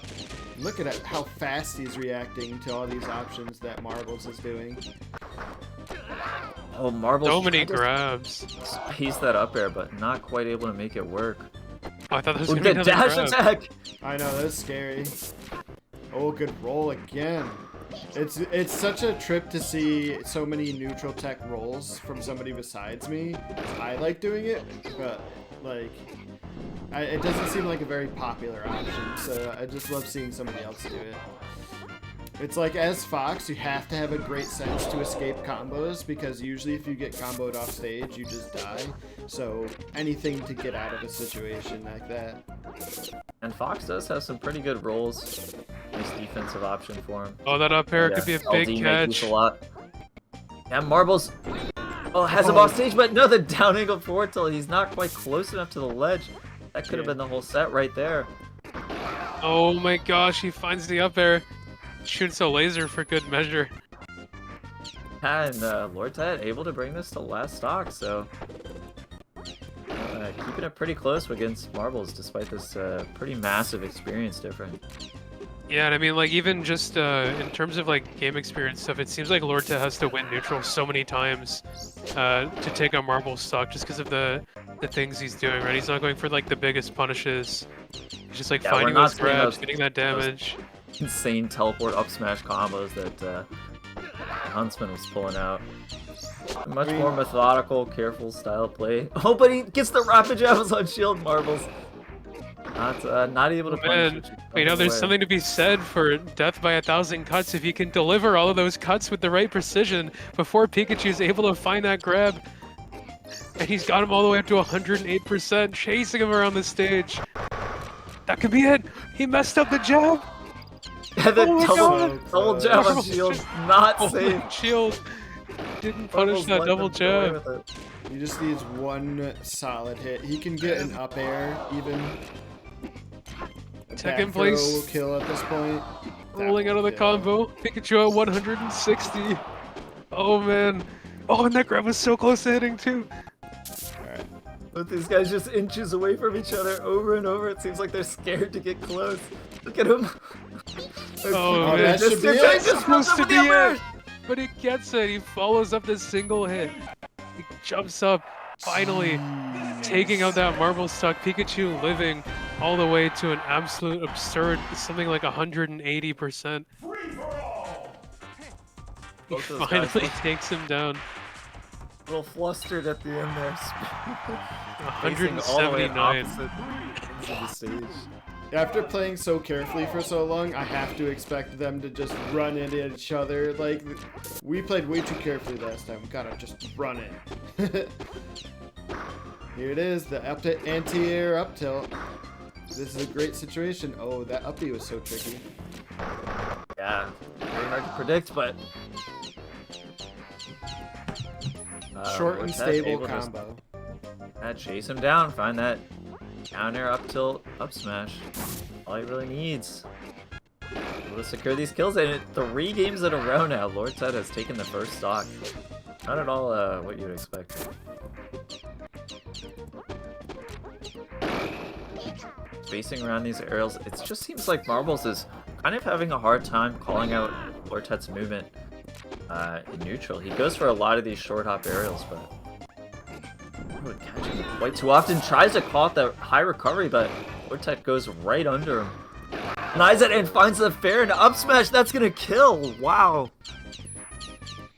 Like He the got lowest total possible power up percent. from the end of last game. Yeah.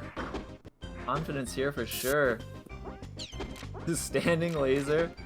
And Marbles just, it seems like he's playing so safe, you know, going up to the top platform and Upper so hand. careful. Oh, the Oh, how does he get out the again. rolls?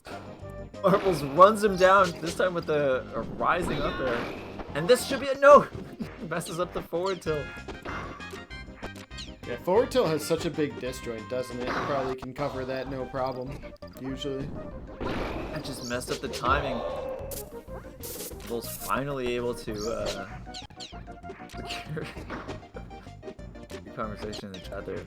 Finally able to get that kill, but still now down 3 stocks to 2 after losing that second game. You've got to be concerned about the outcome of this set if you're Marbles. You need to start finding these grabs. He does get one, and he get this stock. As That's Fox turned rough. around, this Oh. should be up, and he messes up the back air. He just needed to nair. And that's another stock? Oh my god, such low percentage. 84% after the up smash. Now 3 Marbles stocks to 1. absolutely backed into a corner, 3 stocks to 1 against Lord Tet. What can he do Man, about he this? just- He needs to start finding He these has caught him edge so many times with those weak hits into just a grab. He just has fully locked onto that habit Marbles has of putting up the shield when he's in trouble.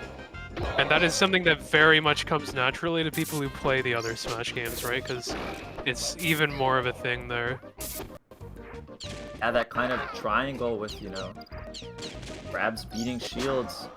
The forward tilt to cover ledge. And he he gets got that Marbles back and he anti-air. just finds the up smash. Raw Good anti-air up game. smash from Lord Ted to make the massive upset. Jeez, that is very surprising. Lord Ted coming into this community with a huge start, upsetting a player like Marbles in this online tournament. Very, very big deal. You don't see wins like that with that kind of storyline going into it all the time in this game. That kind of a shakeup. That is something very rare, and it's awesome that we get to witness that happening tonight. Really great stuff to Lord Ted there, coming in on top in that set. And you know, it's 3 people make it out of each of these pools, so that could be enough for Lord Ted to make it out into the bracket off of a win like that.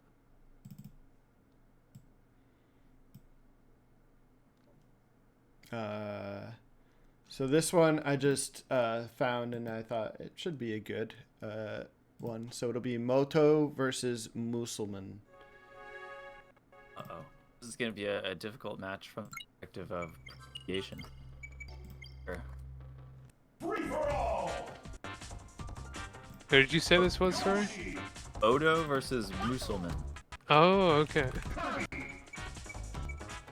Yeah, figure they haven't been on stream yet, so I put them on stream. So we did see Moto. Yeah, I was about to say, we saw Moto playing Yoshi, right? My bad. No, it's fine. Yeah, Moto. Wouldn't want to P1. get on stream. And Musulman with the Kirby.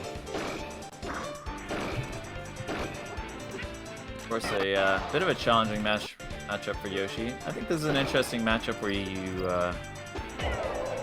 can see some really different play styles from both characters. There's kind of like a set way to play this matchup, you might say, that you're gonna see if you're watching Fukuro versus Karaba or something. But at these lower levels, intermediate levels, a lot of room for different play styles to take place, and sometimes you end up seeing really aggressive Kirby's play on the ground, side platforms. You never know what you're gonna see, and just like that, we see the down B there from Musulman. Not totally sure what that was hoping to achieve, but Oh, what happened? oh, Stu. I accidentally changed it. Uh-oh, can we get the screen share back? No. No? No. Uh-oh. Never again. We're missing out on some big action just when it comes back. The down B from Yoshi. These guys definitely going for some unorthodox playstyles.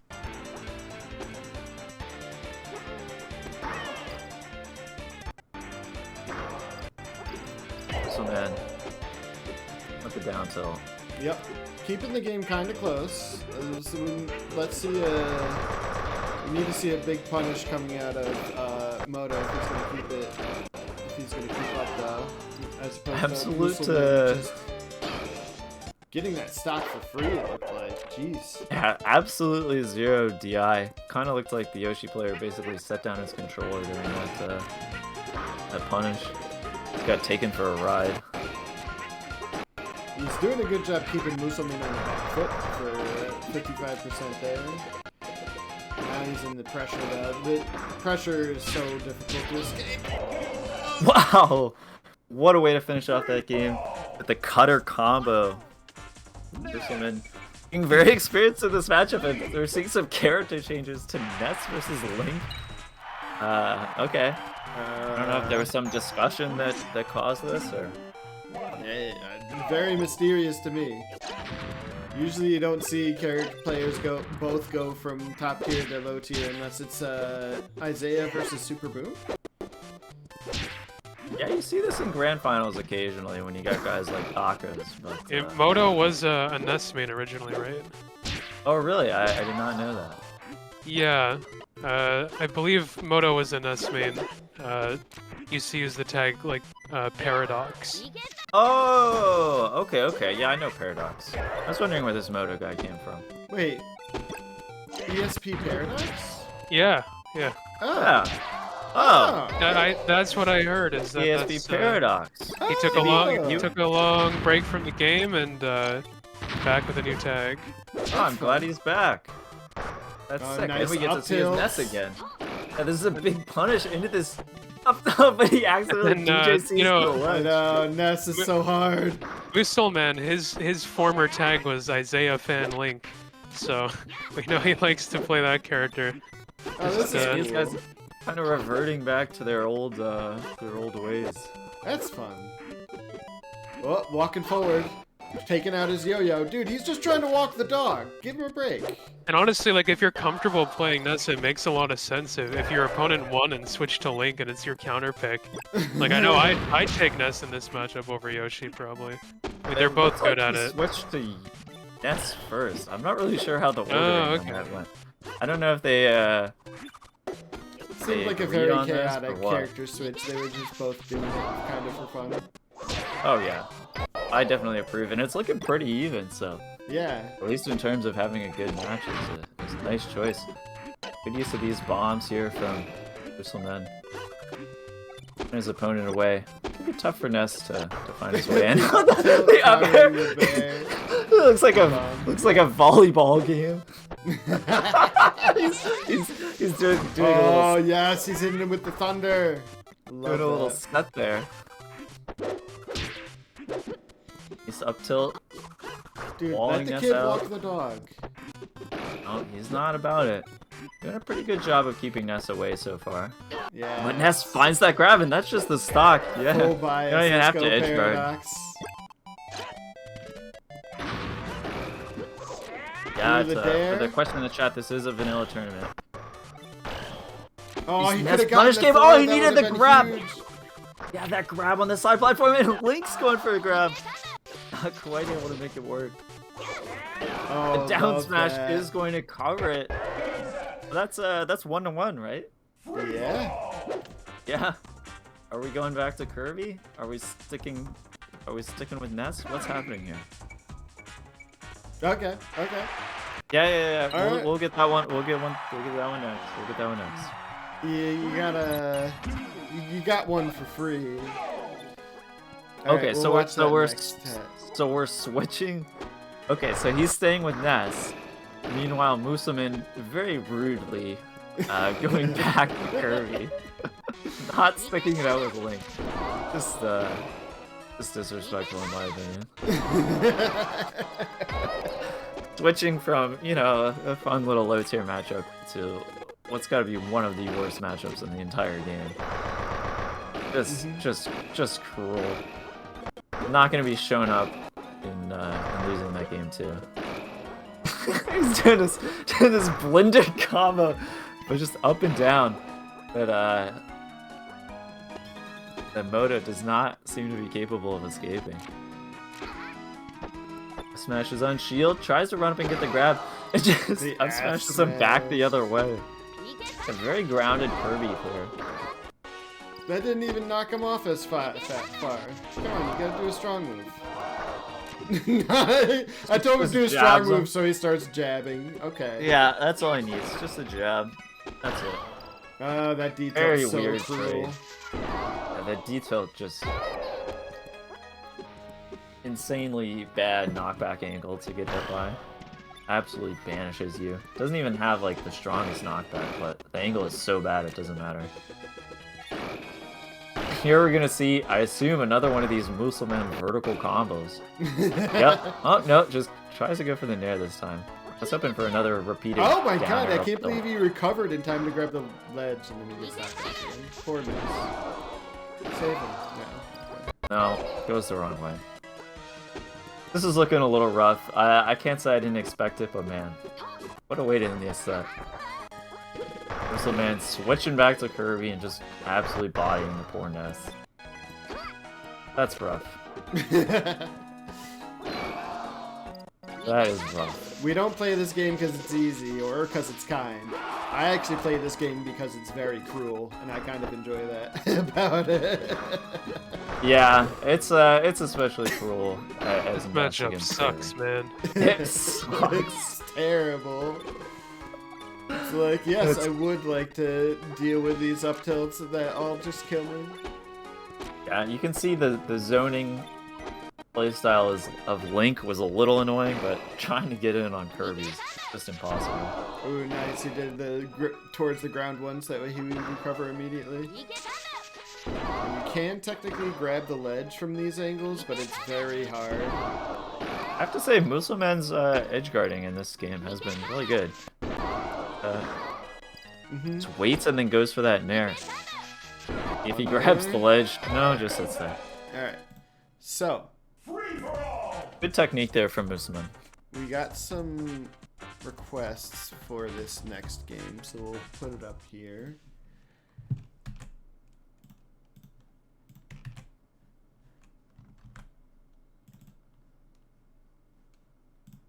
Goon saying he doesn't want to DQ, but he might if he gets too tired.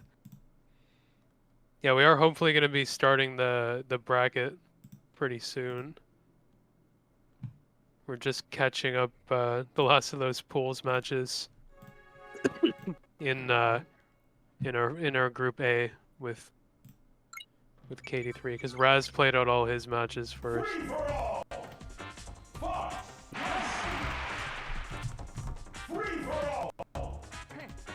Oh,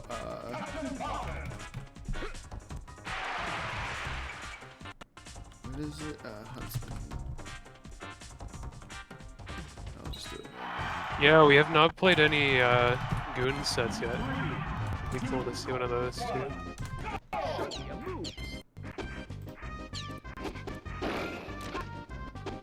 Would be nice to get Goon. Yeah, the stream isn't on the video. Oh, there you go. It's not Huntsman. It's Lord Ted, isn't it? I know. I'm gotta. Okay. Oh, it is Lord Ted. Okay. Yeah. Lord Ted, KD3. Both these characters, KD3 is a big fan of. So, wow, going really deep for that edge guard doesn't quite work in that nair from ledge. Such good awareness there from KD3. The up air, just trying to reset the situation. It's not quite enough though. And of course, 83 with a ton of experience in this matchup, notably against Low. Player who loves to use that Fox counter pick against Falcon. Just goes for the raw up B. You know about that one. You know, I'm guessing you meant to press A? that people don't talk about really is just a new fresh eyes though. Like Low is part of the old guard, right? So he's got a lot of the like old techniques, but like somebody who just started playing is gonna have a totally different approach to the game. 83 going for some novel combos here. I haven't seen all of these before. Oh, love that nair out of shield. He starts doing some melee Nine jabs? pressure What is here. happening? Okay.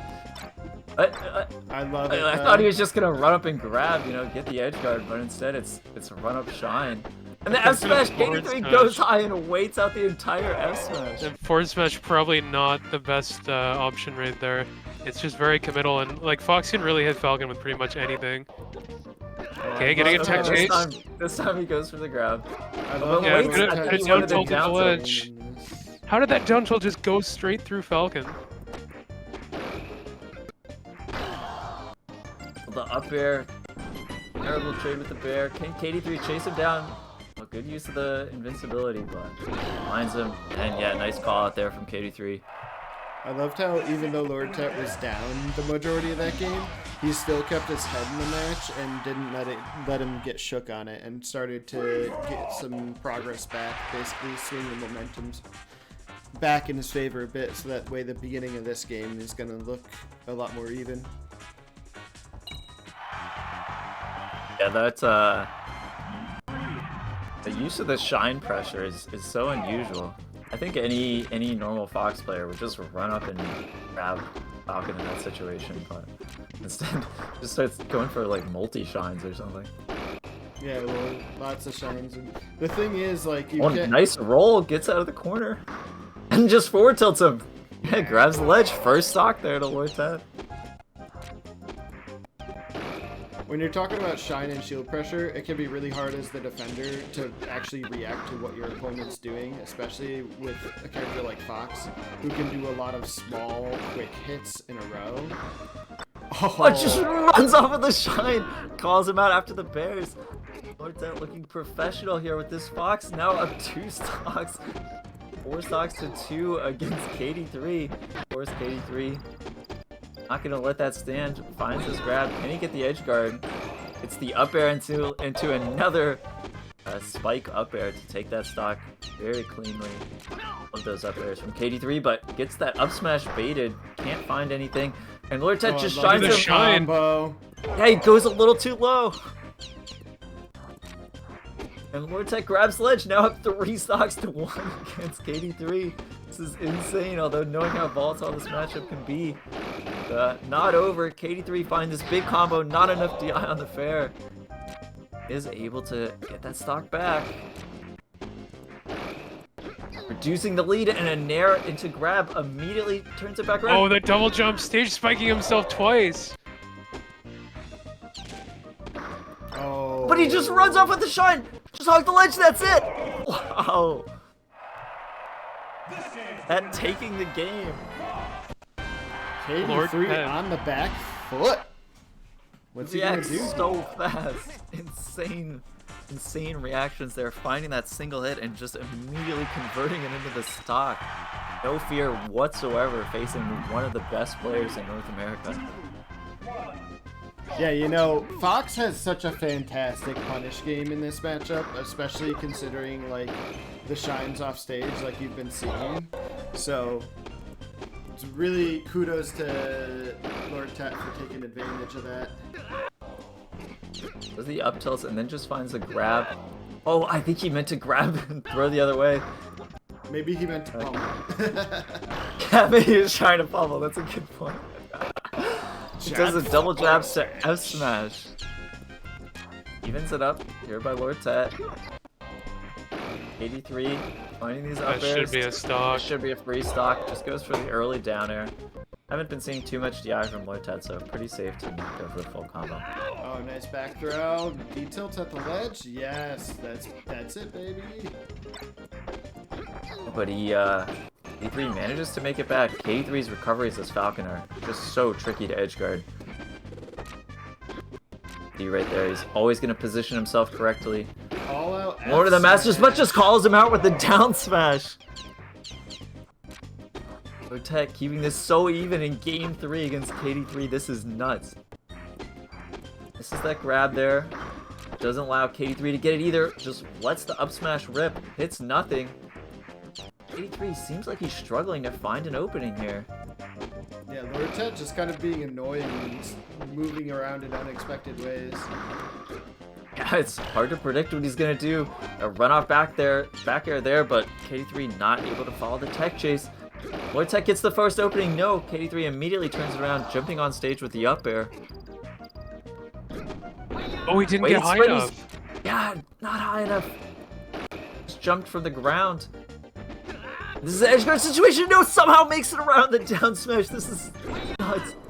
Yeah, against such an experienced player, that kind of basic down smash edge guard just isn't going to be enough. But KD3 fluffing his own edge guard. Doesn't kill. Neither of these guys can get this kill. Well over 100% interaction after interaction. This insanely high percent. 83 finally finds the grab, and Lord Tet turns it around. Immediately finds the F smash, and we're going to final stock. 1-1 game 3. Lord Tet versus KD3. What is this set and what is this tournament? This is nuts. It's off the Tet finding the stage. grab. He has no jump. And that's Just gets the shine. That's it. Lord Tet. What is this win? well, That good is- shit. Extremely surprising. So that was the end of Grand Finals. Good game. No, I'm kidding. Oh my god. I didn't even think of anything to say. That was a good game. Top 10 in the world. Defeats Wario. Losing to Lord Tet. It's online.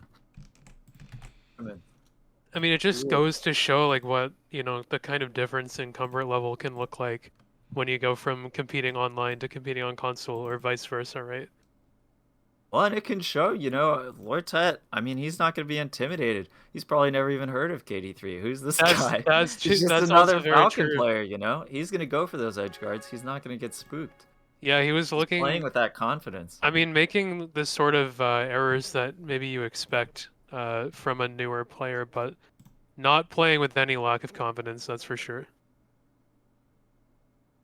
And like winning against marbles too. So like Lord Tet, very, very strong chance of advancing out of the pool now. Yeah, beating both Marbles and KD3. Playing different characters, you know, different play styles. Both extremely experienced and strong players, and Lord Tet able to beat them both. So this What an is, incredible rise we're seeing here. Yeah, so this is player 1 Klosenberg, player 2 Maps.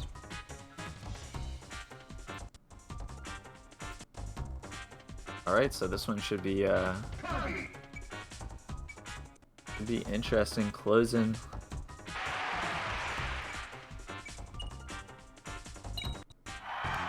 Again with this Kirby versus Yoshi.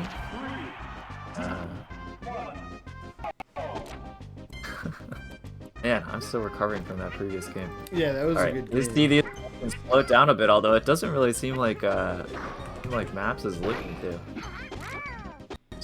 Starting off pretty aggressive here. Closing, okay, with the roll into up tilt strategy. This is a good one. That's a kind of a real throwback. That play Maps- throwback strategy. Oh! All these eggs! Maps He's is going one for of the 3 in a biggest row on like those eggs. net play server grinders right now, I would say. Just like active on Chicago all the time. Plays a bunch of different characters. I never really know who Maps even mains. Yeah, I was curious about that too. I have no idea. I feel like he plays a Seen, lot of like- Falcon against me. Yeah, I've seen Falcon, Yoshi, I've seen Ness before, I think. Those are all very fun Klosenberg- characters. Klosenberg, a player who's been around for a long time, but very unabashedly does not like to play the game in the way that we like to consider to be optimal. Goes for a lot of crazy stuff. I don't know if you'll see the classic Klosenberg cutters here in a set against Yoshi, because it's a little hard to apply in that matchup. But he doesn't agree with you anyway, so maybe he thinks it's easy.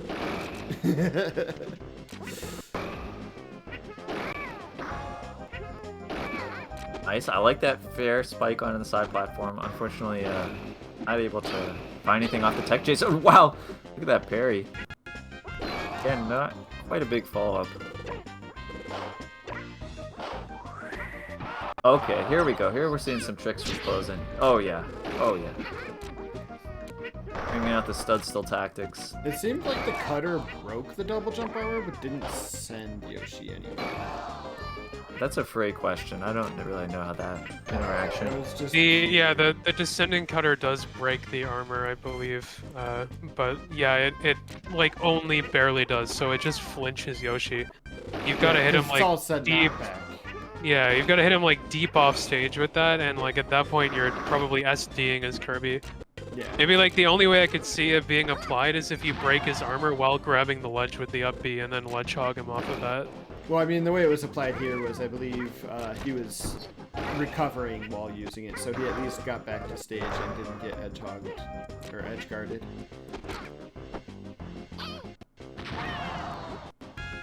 Alright.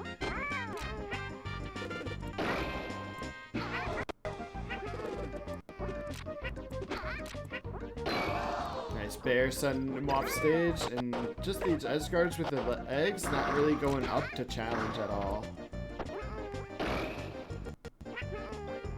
It could be very tough for Yoshi if your opponent, or for Kirby if your opponent is not letting you touch the ground again, just denying you your double jumps, but you know, making it work with just staying on stage and making sure Maps doesn't ever get comfortable. Or, wait. Sorry, Klosenberg Maps is the Yoshi. Yeah. Correct. Oh, Klosenberg going for Immediately a counter. Yeah. Probably not gonna work against Yoshi. You can just jump out of it, but worth a shot. I have seen it work before. It can kind of frame trap if you're not fast on that double jump because it's very tight window if executed properly by Kirby at the right percents. I think at 0 it's like almost true.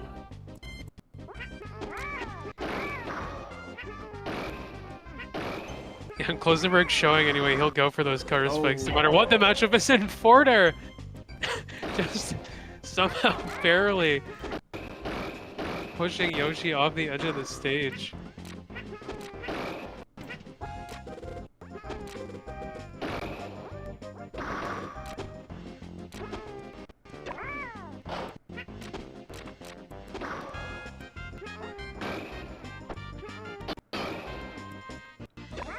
Oh, and another forward smash from Klosenberg, breaking straight through Yoshi's armor. Looking a lot stronger in this game. Oh, and Maps going for the... Oh man. Could have maybe done like a down B, but goes for a backer, and Klosenberg might just get a whole stock off of that, chasing him down with the forward smash. Yeah, Klosenberg's got some good adaptations. I feel like in the last game, Klosenberg was afraid to swing in a few spots, and like that hesitation killed him. Whereas this game, he's just like spamming his moves more in the spots that he was afraid to last time.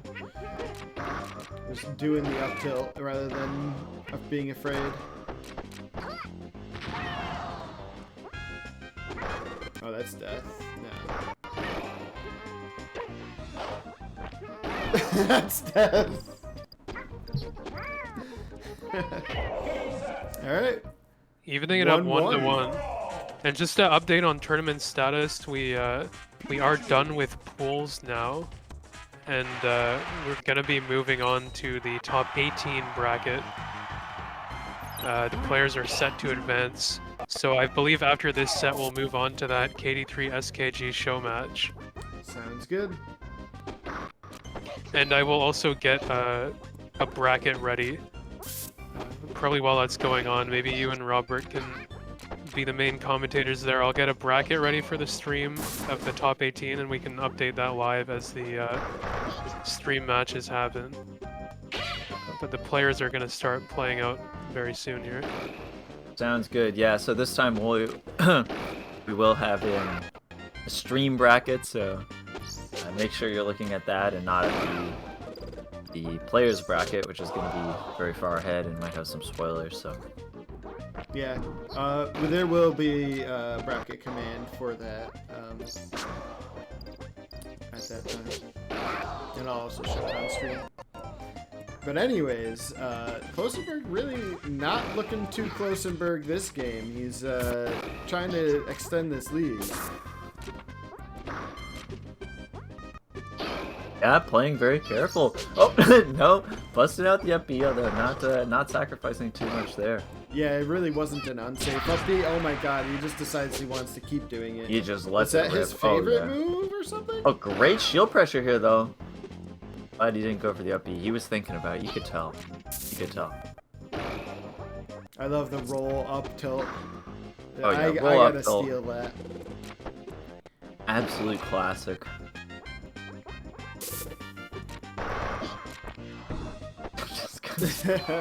Back Just throw down. is so strong. Goodbye. Just down Don't do that B's. move against me. Just down B's right in front of him. Nice, getting the kill. Full stock ahead. Klosenberg. Rolling away from Max. All the way across the entire length of the stage. Making his getaway there by car. Escaping. And Maps totally unfazed by this whole situation. Just saying, okay, you keep doing that, I'm gonna pivot back around. Yeah, keep it up, keep it up. Yeah, it's kind of hard to punish the cutter when you're recovering like that, but so I have to imagine Klosenberg is just like, every time I can do it and I'm not gonna die from it, I'm gonna do it. Is this gonna be shield break? This game is so silly.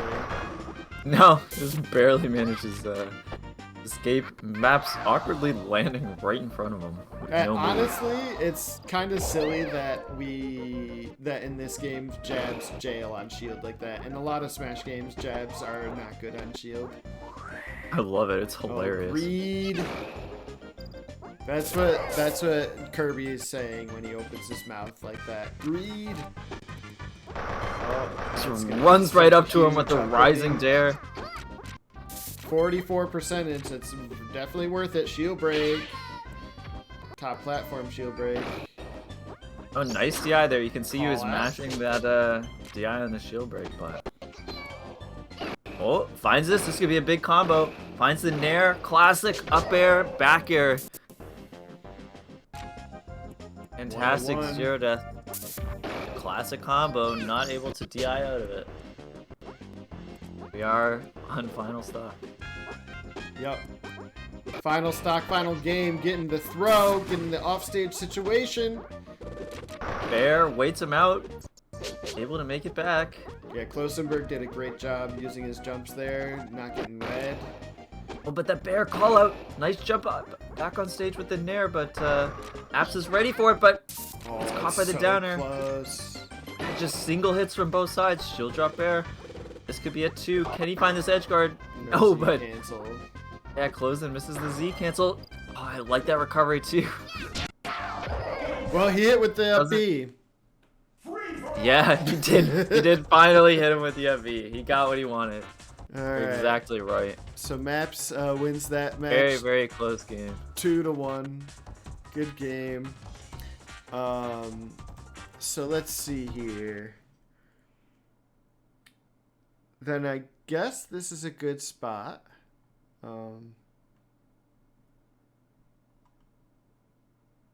We'll do one more match. I just feel like we haven't seen a lot of these players. We're gonna do Raz Beefcakes. Aren't we doing SKG KD3 match? I don't see it. Where would it be?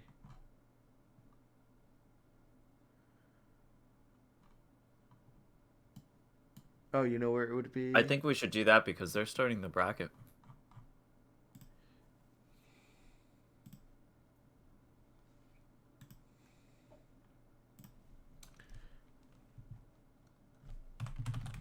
Yo, yo. You getting that Hey. show match ready? Yeah, where's where's the the K-Rec? Oh, you don't have it? no. Okay, I'll let Kev know real quick. And let me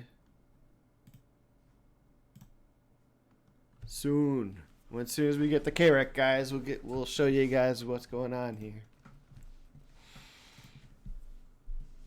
I'm told it's in the K-Rec channel. Let's look. In K-Rec from SKG. Nothing. So maybe KD3 uploaded it? He said he checked, so.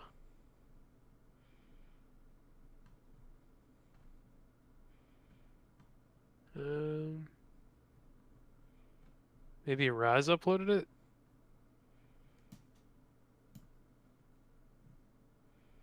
Yeah, okay, Raz uploaded it. If you scroll up a bit. Here, do you want me to just link you that message? Yeah, whatever's easiest. I'll I just see it. Yeah, I'll Raz tag you match. in there, Stu, and then you can look at the message I replied to. That should be it. I got it. Cool. Alright, and I'm gonna just quickly be setting up our stream bracket. And if you want to add that to Nightbot when you get the chance. Oh, it's already maybe... there. Is it? Someone used the bracket command earlier and it didn't seem to work. I'll Oh, double check. Maybe I just need to like enable it. I might have Oh no, disabled it. it's there. Never mind. Alright, I'll be filling out this bracket in a second, everyone. So that it'll actually work and you can see what's Awesome. going on. Yeah, I think the actual bracket hasn't started yet, or at least we haven't started getting. They're reported. starting to play it out now, but we'll be using this bracket, which will be updated as the stream goes, so it won't have any spoilers. I'm not sure about the format exactly, Weisiger. You'll have to ask Low about that. Yeah, I think well, we just wanted to have this exhibition match since KD3 we've gotten to see so few matches of him playing online. And SKG, of course, kind of an online champion, just makes it out to the occasional console tournament. But for the most part just online, and he's made fantastic results in all manner of online tournaments over the years. Yeah, these are just two incredible players. Real masters of their craft, not to overuse the phrase, but just really strong players. Fox. SKG should be player 2.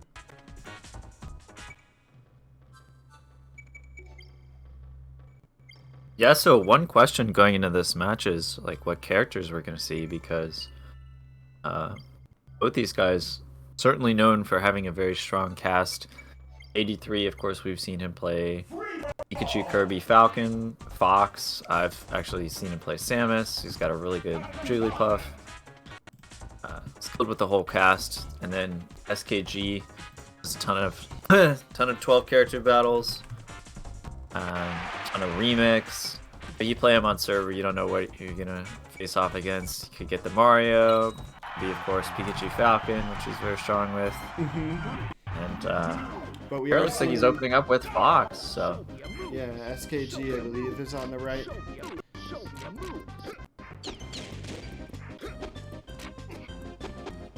and so a return to this matchup for KD3. Yeah, Maybe this is a bit of a hand warmer here. Just get so- used to it. Yeah, both these guys. This was played at the beginning of the night, even though we're just doing the broadcast now. So Yeah. Just found the spot to fit it in, basically. yeah, so both these guys may be needing a minute to get their hands used to net play. Yeah, SKG ripping out the Fox. No, a lot of speculation in the chat, but no, it's impossible for him to have watched the Lord Tet set because this match was played first. Yeah, the Lord Tet, I will say this matchup is just very, like, swinging one way or another, you know, like we saw in the other matchup, or like the other match, like Fox just has such a consistent, strong punish game. On Falcon, of course, same other way. The real thing that runs this matchup is lasers versus ground. Fox's lasers and ground movement. Oh, never mind. Okay, yeah, so I guess he was just using Fox as a hand warming character. All right, we're getting the Maybe Kirby. he's going with Kirby in the real set. It's hard to say. You could play this matchup quite a few ways as Kirby. You could play either Sky Kirby or Ground Kirby. And for the viewers, this will be a best of 5 for the exhibition match. So we might end up seeing a lot of different matchups here, depending on how much these guys are going to get into it with the counter picking. Of course, they do have those massive casts. Yeah, We are opening it up here with Falcon Kirby, which to me seems like a win here for SKG. Probably not what KD3 was hoping to play for game 1. Well, I don't know what the character selection process looked like here, if they did a double blind or if one of them just decided to pick first. Yeah, as Right. Falcon, it can be just like tough in the neutral. And like, of course, your punish game is a little bit cut short because Kirby's just a very floaty, heavy character, and he's not big. So like, he's just in general a hard character to get consistent long combos against. But 2 openings right there will get him to stop. Do you say something, Frey? Yeah, just so everyone knows that stream bracket is fully set up now, so Cool. you can take a look at that between matches once the bracket starts. And people in the chat can see it. Cool, yeah, so that bracket will show the progression of the matches we have on stream, and so you won't have to worry about any spoilers, even as the tournament plays ahead, since we are broadcasting replays. Ooh, that, And wow, just that back air What a barely catch. catches him! I loved his control off stage too, getting that back air while he's recovering. I felt like that just was very Oh. good joystick music. And that, just the crouch. Hello, are you there? Kirby, did you disappear into the ground or something? SKG just winning neutral over and over again here. Nice fastball bear and just hitting it off stage. One more stock and done with this game. See what KD3's counter pick is, but can't think of that now. And make sure you hit this combo. Oh, goes a little bit too high, gets over that back air. The landing is the tricky part, and we'll see some more of these up Bs. The Closenberg. Yeah, the Klosenberg special. Oh, what a recovery there from KD3. Oh, the strong there. Yeah. By the way, Stu, maybe you could update the round at the bottom just to say it's a show match. Sure. But yeah, SKG as well taking that first game with the Kirby.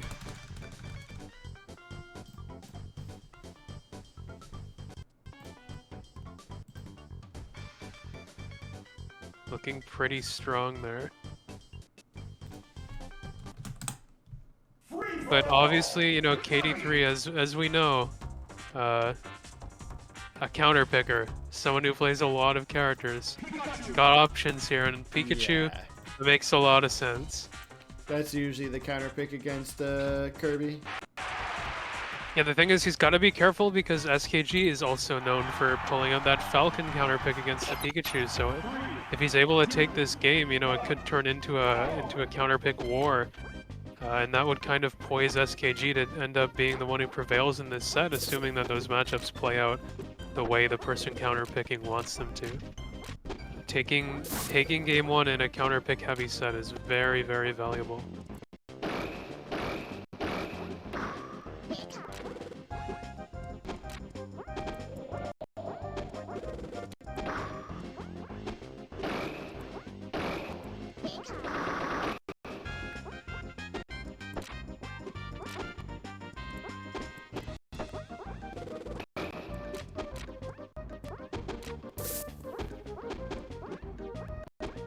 Guys playing very careful. Not want to let their opponent get anything too big here. Nice defensive down tilt there from SKG. Very powerful defensive resource that Kirby kind of unlocks once Pikachu starts to get at high percents. Really good frame data, and it kind of compresses Kirby's body, making it really difficult to hit him there. But 83, very good edge guard, calls out that B with the Nair.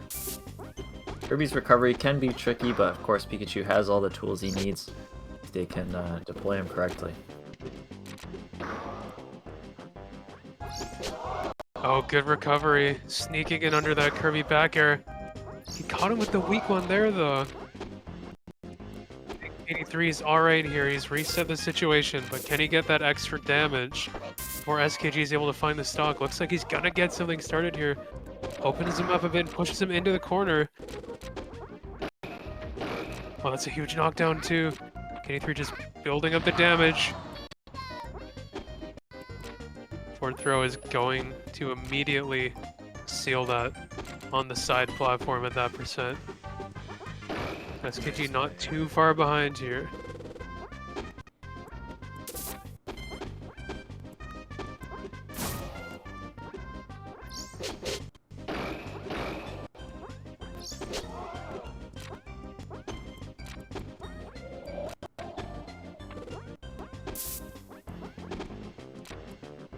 Oh, I love the positioning on that wow. anti-air.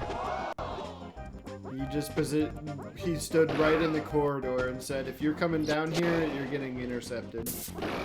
Yeah, and KD3 being like very proactive in the neutral right now. Nice forward smash. Love that. Huge call out. Full stock ahead? Not really. Not really. Oh no! Just like that, evening it right back up. KD3 though, getting good use of that invincibility, getting some damage, but not going to be able to follow up the forward air combo as SKG just backers out. Ends up making the trade work in his favor. Counter attack chase not really going to do a lot at this percent if you're not able to follow it up. And KD3 finding a big grab. Yeah, he trapped that guy's landing. Nice forward tilt. Oh, that- situation. That Nair Oh, was but too the early. Wow. Nair doesn't quite work. SKG was very tricky with his timing on that recovery, and now the Nair to get back on stage. KD3 really taking advantage of the situation here. Oh, we're just going edge forward for edge guard and Oh, but the flubbing angle. up B. Just KD3 barely misses it. He's gotta get his feet under his ground here. Gotta get his feet under his ground for sure. Sorry. Figure out the location of those two things, at least one way or the other. Yeah, the feet, the ground, and yourself. You figure Yeah, you out need where it. they're all supposed to be, okay? It seems like they're not configured correctly at the moment. Gonna have to work it out. Last dog, though, definitely very much still in this. I mean, Pikachu can kill Kirby off of one hit if it's in the right place. SKG, though, a really smart player, not going to really give him a lot of opportunities to find that kind of setup. Really don't want to go down 2 games against someone who's so proficient at counterpicking like SKG. Just forces you to play a bunch of disadvantageous matchups. Yeah, it's really cool that these two ended up doing this exhibition just because they're both kind of well-versed in that. Forward throw could have been huge. He just barely landed on the platform. And the tech chase! Yeah, that was... If he was like a centimeter further to the left there, that forward throw would have set up into an up smash, and that could have been a full kill combo, right? F throw, up smash, nair, back air. That's like the classic Pika and Kirby combo, but SKG was just barely far enough to the right. Missed the tech on purpose to slide off of the platform because he saw that positioning and just immediately capitalized on it to find that game too. Let's see what we can do here. KD3 has got to make some adaptation. And he's kind of locked into just playing Kirby for the rest of the set, or playing Pikachu for the rest of the set too. He can't counterpick to Falcon unless he wants to play Falcon Kirby at some point. Yeah, he's kind of got a real uphill battle here to take this, but you know, getting that Pikachu Kirby game on the board, just at least it would be a star for him, right? Great nair from the ledge by SKG to 2-3 away. But the grab in between the up tilts. Yeah, that is something that is more like known as like a Falcon tool against Pikachu, or against Kirby, but Pikachu very much capable of doing that as well if you have really, really good timing. Oh, the up tilt's clanking. And that's Pikachu actually a maybe good getting- clank for Pikachu. Yeah.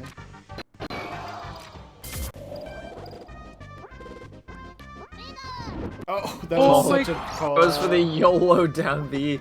Doesn't work, but a really good angle there. A nice immediate reactions. He is able to make it back. Needs a grab to finish it off. He's fishing for it.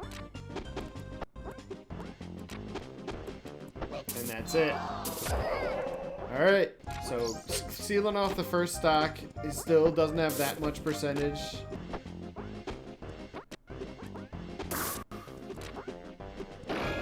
This is definitely one of those matchups where Kirby's and Pikachu's like tankiness both come into effect. You can see the percentage climb, and you won't see very many quick kills in this matchup either. Usually you have to trap somebody's recovery in order to do that. Like this. Yes, exactly like that. Thank you, KD3, for demonstrating. Oh, but you could've just held ledge.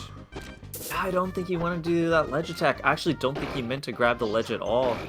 And when you grab it accidentally, then, you know, whatever neutral air or attack you're planning to do gets turned into that ledge attack. It can be so awkward. Just like that. AG able to survive a dangerous situation, and that fast fall nair, creative way to get back to stage safely. SKG just so good at stabilizing situations where it feels like Kirby's under tremendous pressure. He's able to get back, able to get to a safe position.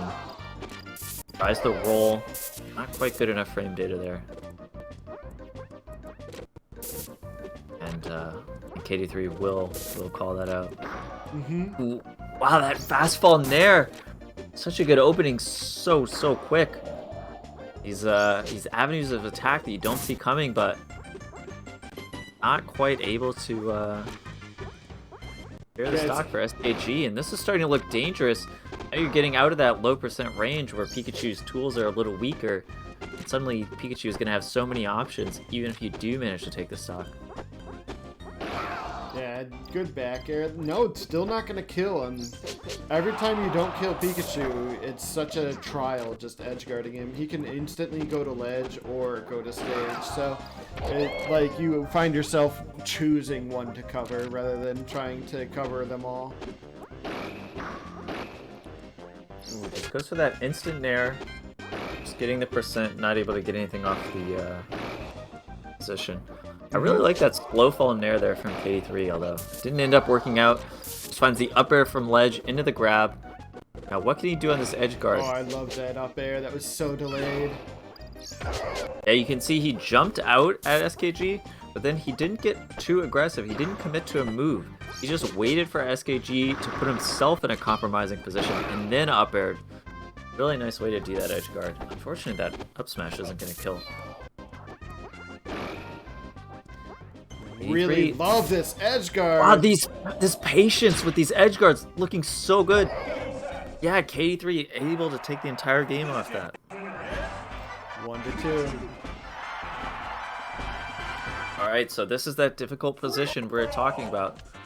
The opportunity from counter picks. And now SKG has to think, okay, I took one game in Kirby Pika, but that last one, it really seemed like KD3 was starting to pull it together. What character is he going to pull out now? Of course, he has a ton of options. Yeah, I mean, honestly, the only two that jump out to me are Falcon and, you know, just do the Ditto, or even Yoshi, maybe. There's just so many characters that have a bad matchup against Pikachu that, yeah. So he's deciding to go with Falcon. Falcon, very much the double-edged sword, the paper that turns everybody into paper. Glass cannon. Very, very logical counter pick here, and an interesting one. No, we don't see KD3 on this side of Pikachu Falcon all too often.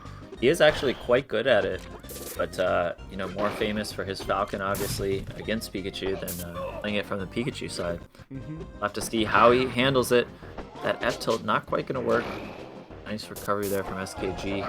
Immediately finds the grab, but can he get anything? No, just a little too far away. I wonder if he could have gone for the hook, but Nice not back quite able air. to make it happen. Felt like SKG is really showing so much patience, which you don't see that often from Falcon. Usually the Falcon talk about is just running in. Patience, he just waits for Pikachu's up B to finish in its entirety, waits him for him to fall all the way to the ground, and then raw up Bs him for the kill. What move choice there from SKG. Oh, the call out. He totally called out his movement. Alright. Evening up the stock count. Yeah, a smash, you know, bit of a sledgehammer type option, but you don't always need a scalpel when your opponent's in a position like that. Fine to just slam that button. 83 with this nair out of shield, but you know, That's gonna SKG be just real. shields it. Not safe, and the kill off the top.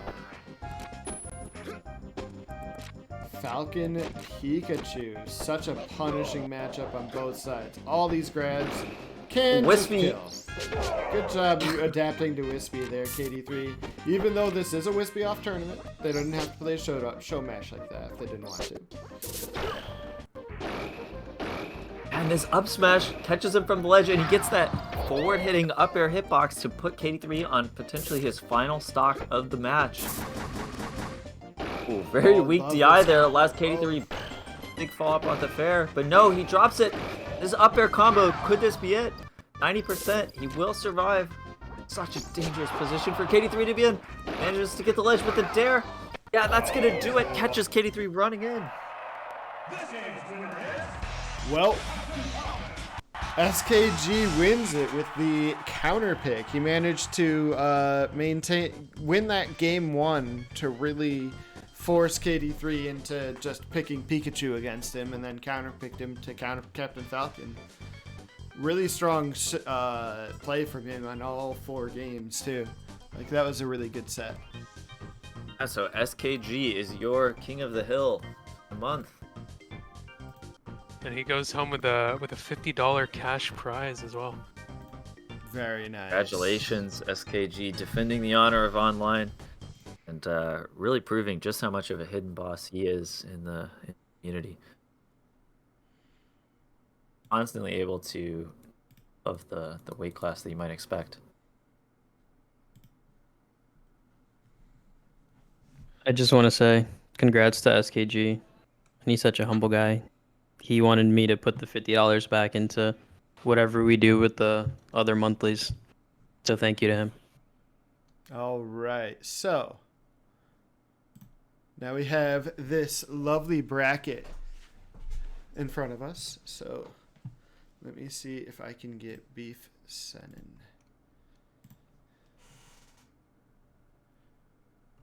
Should really just download all these.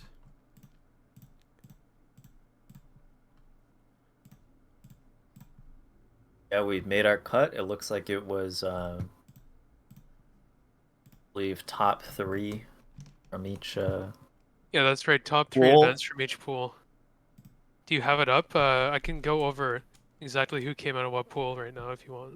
Yeah. So you can go ahead and I have the bracket up on stream. Yep. So coming out of Pool A, in first place we had KD3 with a 4-1 set count. He makes it out in first over second place, Waximus Prime, also known as Waxy Joe, also with a 4-1 set count, lost the set against KD3, so KD3 took that on the tiebreaker, took the first seed from that pool. And then in third place we have Lord Tet, who made the crazy upsets against KD3 and against Marbles as well. Nearly didn't make it out of that pool because Muscleman was also doing quite well, but ended up having to be DQ'd because he was lagging and failed the lag test. So Lord Tat makes it out as the third seed from Pool A. Then Pool B, we have a dominant performance from Dogs Johnson, who made it out of that pool, seed number 1 with the 5-0 set count. Coming out in second place, Dr. Sauce, with a 4-1 count. And then in third, the Luigi, I believe, and Samus Main Mafia, coming out of that pool as the third seed. Then in Group C, we had Hotline, also with a 5-0 win record. In the first place, coming out in second was E-Tab, who went 4-1. And coming out in third was Beef from Minnesota, the Nest player. And I think that's who we're going to be seeing on stream first, up against Senin. Then from Group D, Fire Blaster 5-0 advanced in first, Box 4-1 advanced second, and Baba Kanoosh 3-2 advanced in third. Group E, we had Goon coming out with a 5-0 record. Huntsman went 4-1 and came out in second, and Maps went 3-2, came out third place. Then in Group F, we had Janko going 5-0 over that pool. Beef from Indiana, 4-1, makes it out in second, and Senin from the Dominican Republic comes out in third place as our final player, joining us in the top 18 bracket here. So yeah, we had 6 pools of 6 players, 36 total entrants, and the top half of each pool made it out into this final bracket, which we are going to be seeing some of the matches of playing out starting right about now, I think. Yep. Just all right. Thanks for that rundown, Frey. Great overview and some impressive performances there. I think some really cool 5-0s, Hotline and Janko, the Yoshi players who saw so much success last month, again showing that they're playing at the top of their game. Is Senin Supa or is Supa a different person? No. That's Goon in the bracket now, in this stream bracket. And I think he was S underscore in the first bracket. But Senin is, I think, the top player right now from the Dominican Republic. They have a pretty healthy scene there. I think Shears was over there recently. A lot of them all play on keyboards, and they all gather online to play. But they all met up when Shears went over there and played him on emulator on a laptop screen. I totally forgot about that. Yeah, he had a picture of them. They all have like different controllers. It's like every one of them uses a different controller. A couple keyboards, like one guy on OG and like one guy on Xbox or something. Great little group they've got going on there. Okay, you got it. Okay, so we're not seeing Senin. We're seeing Mafia versus Fire Blaster. Oh, this should be cool. Both these guys, very old school players. I remember playing Mafia in like 2014. I think even at that time it was like he was returning from a long break, so definitely guy who kind of comes and goes like the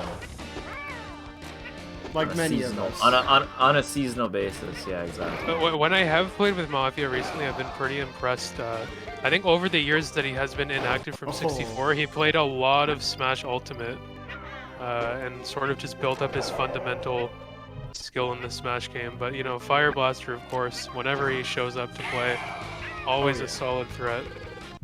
The Fire Blaster, a true veteran and someone who just has a ton of knowledge about the game in all aspects. You know, frame data and mechanics, but also matchup strategy and how to deal with various gimmicks. This is a guy who's never going to be taken by surprise by, you know, anything that a Luigi can throw at him. And like I love maybe that some of down the newer B players from- in the tournament. For Mafia though, to get over the down smash from Yoshi, just cutting that combo short. I'll be right back. Nice Blaster. smash there, and he does manage to make it back. So good Oh, recovery there. from That could have maybe Mafia. been a double jump up air after the push off, or even an up B, but Fire Blaster takes that stock. And this will be kind of a tough matchup for Luigi, just because Yoshi can get so far away from you so fast in the air, and then just kind of wait to armor through whatever you throw at him, or just come in with a double jump like that. Yeah, how do you ever get in on Yoshi as Luigi? It seems like a real struggle. Up the armor break? He's so much Yeah. slower than you, but the up B, he spaces it perfectly right below the ledge. I like how Blaster Fire not able Blaster to is using grab the it. red eggs. Looks pretty cool. Did he customize his egg color? Yeah, he did. He's got kind Oh! of a Valentine's Day vibe going on. Wow, forward to up air. A true combo. Amen. And that up B armor break, again happening, but just a little bit too high that time. This could be a big shield break opportunity, or a combo. No, neither's gonna happen. And the Luigi dash attack, knocking Fire Blaster off the stage. Mafia finding so many of these up Bs. Hard to tell if any of that was intentional, but it does seem to There. be working out for Mafia. Oh, and he Just caught the finds landing. the grab. Should I be mean, a Fire pretty Blaster had easy so hit few for him. options coming down there with no jump. And Mafia just opted to wait for him to land on the floor safely. Coming a little bit late to avoid those parry frames. That forward tilt though, Oh, he goes for something fancy. yeah. Looked like he could've could just have had an up smash. smash. Yeah, goes for this forward tilt and it doesn't quite work. Wasn't ready for just how floaty Oh, he rolled Luigi is. through him. Oh, the grab gets parried. Huge parry. Oh That's no, a he just went dangerous for a situation. very risky up smash on the Yoshi shield there. Fireball. He's parried again. This Luigi is living so long. Lives Down B forever, with but that fireball is so scary. That's a break! Oh my god, if he down smashed it, I would have done it! Oh no! Mafia! He had what it. did he need to do? You gotta explain that. So Fire Blaster burned his double jump trying to do an attack, and Mafia caught him with a landing nair that pushed him over towards the edge. So if he had down smashed there, Fire Blaster didn't have a jump anymore, and he would have just been dead. But he went for the grab instead, which gave him his jump back. So he could have sealed out the game off of that play if he was able to capitalize on it, but just didn't go with the ideal option in that situation. And so Fire Blaster gets to finish off that super high percent Luigi and take the first game. Love that up B to grab though. What a What an creative insane option. Game one. I think that 155% is Luigi, but just not quite able to seal it. Problem is, it's a little hard to steal stocks from Yoshi. You know, when he's at low percent, it can be really difficult to start a combo. Luigi doesn't quite have a move like Falcon up smash, you know. Yeah, it's Kirby only up really tilt in that's those like just gonna- super rare opportunities like the one that came up at the end of the last game. If you catch him without a jump near the corner, then you're able to capitalize on that with a strong, like, quick move. And massive shield on that up smash. It's an insane hit lag. Oh, the Luigi dash attack gets punished anyway, even though it hit. What an It's awful such a move. funny move. The animation for it is just perfect. Oh, I wonder if he was trying to up the out of shield there, though. Didn't quite work. Fire Blaster with some great shield pressure at the edge. And, good prepared to play this matchup. Not going to overextend. Don't give Luigi anything he doesn't need to Oh, get. wow, I love that walk into position to set up the tech chase from Fire Blaster. Brutal pressure from Fire Blaster to It's take that stock. Cool and comfortable cruising across the stage. And this game is looking so much more dominant for Fire Blaster here. Definitely a huge change up from game one. Maybe some adaptation coming out. Or maybe Mafia a bit shaken up after that close match where he lived And such just a high calls percent. out the down B for the 4 stock. Yeah. Brutal. It seemed like Fire Blaster, you know, in those micro situations, he just always forced Luigi to act first. And Luigi's so slow that, you know, whatever he does is never going to work. You just stay outside the range and immediately punish it with Yoshi's much larger hitboxes. Make it feel so brutal when you've got someone like Fire Blaster who's going to... And yeah, I'm not sure if Stu is back here yet. I think it Go looks ahead. like he might be. I'm kind of Go back. ahead and handle those situations. I'm here. So what are we streaming next? Is it going to be another one of those winners round 2 matches? Yeah. We're next. Unless, I mean, you No, guys we can have let me time know. for another one. Let I me think. know if I should change that. But I was thinking I was gonna do Hotline Lord Tap because that was requested. Although we are watching a lot of Lord Tap. Yeah, we can take a look at that one. So should we assume those 2 winners round 1 matches, Beef Senin and Baba Kanoosh, are those going to be off stream? We're not going to watch either of those, I'm assuming, right? We've got a lot of matches to go through. Yeah, that's fine. Okay. So I can report and add to the stream bracket here that Senin took it 2-1 over Beef, and he moves on to play KD3, and Baba Kanoosh won 2-0 against Maps. Wow, watch congratulations Lord to both Tet. those guys. Yeah, there was quite a lot of demand in the chat. I think demand from the spectators to see I this. want Lord Tet. Let's do it. All right, let's get it. And of course, Hotline. I mean, I absolutely love watching Hotline. I think he's one of the most entertaining players playing right now. His combos are just incredible. Really, he has like this completely unique combo style that he definitely didn't just copy off that no one else is doing, and this makes his matches so explosive. Meanwhile, Lord Tet, of course, does have experience in this matchup, but you know, We have another experience against Yoshi the likes of customizing their Highboy. egg color here. The Yoshi mains Oh. seem to really like that. What color is he using? He's using The the purple? purple. Yeah, Okay, matching so the shoes. does that affect the upbeat egg? Yeah, it does. You can't do those separately. I guess No. it makes sense. They're all It's, one yeah, it's egg. the same. Yeah. And also the egg that you put them into if you do neutral B. Yeah, so all his eggs are purple to match the shoes. That makes a lot of sense. It's Alright, a very yeah, so consistent aesthetic. Hotline, a very stylish guy. after this set, we'll check out Janko Huntsman. Ooh, that'll be another good one. Another Fox Yoshi, perhaps. Yeah, this is such a good matchup. Oh, Lord Tet catching him with the up air. yeah, Not we gonna get saw anything on off the of that, first though. stock, Lord Tet able to call out the missing, And you were just- the missing jump. You were just saying earlier that Lord Tet had a 9-hour grind session in this matchup, right? Oh yeah, with Pie Boy. His So, you hometown know, homie. I mean, who knows what's going on with Rochester play these days? I've been surprised again and again, but I'd imagine still that Hotline is maybe a different beast altogether. Oh yeah, compared to his Hotline. training partner Pieboy. Oh yeah, Hotline, extremely experienced online player. We saw his fantastic performance in the Autumn Cup, and he just gets better. I think he placed like top 4 or something in the previous one of these tournaments.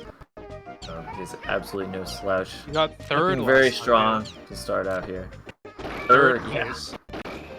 And Fire Blaster was 4th, I believe. Lord Tet just barely dropping that up smash combo. This is a pretty easy place to break armor, and yeah, the F smash will cover that up B. I like that egg to ledge. It can be quite difficult to cover, but Lord Tet able to cover this time.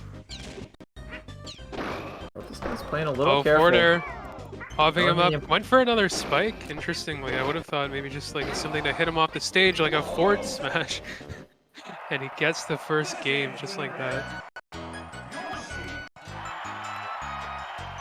Yeah, Hotline looking pretty confident. Of course, has that fantastic punish game. I felt like that was kind of what, you know, Lord Tet has this neutral, but in his previous match, or at least in the match against Marbles, we saw Marbles wasn't quite able to convert off of, you know, the openings that he was getting. Wasn't able to like, make much of a difference in terms of the punish game, since Lord Tet's punish game is a little unrefined. Yeah, Hotline, definitely. Hotline is more like any hit on Fox. You know, he knows how to take that to a kill. He has these punishes absolutely perfected, and so that's gonna make it really difficult for someone like Lord Tet,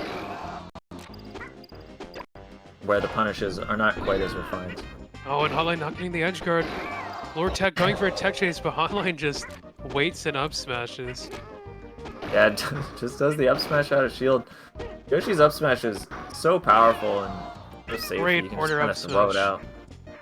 Yeah, Lord Tet firing right back with an up smash of his own. Up smash on top platform, of course, will kill quite early since your opponent's starting high up already.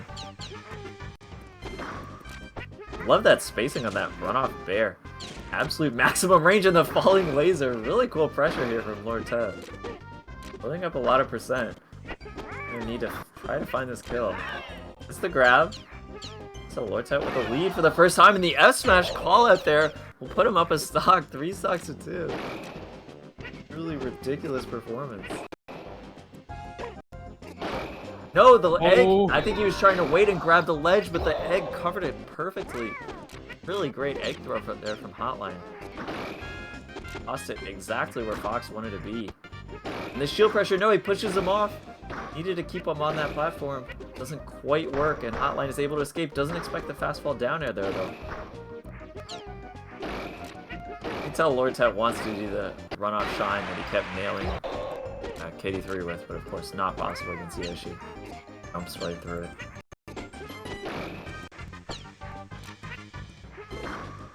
Oh, just nairs him! Yeah, no jump! That's Wow! a stock. That's the whole stock, and we're in the last stock situation, game 2.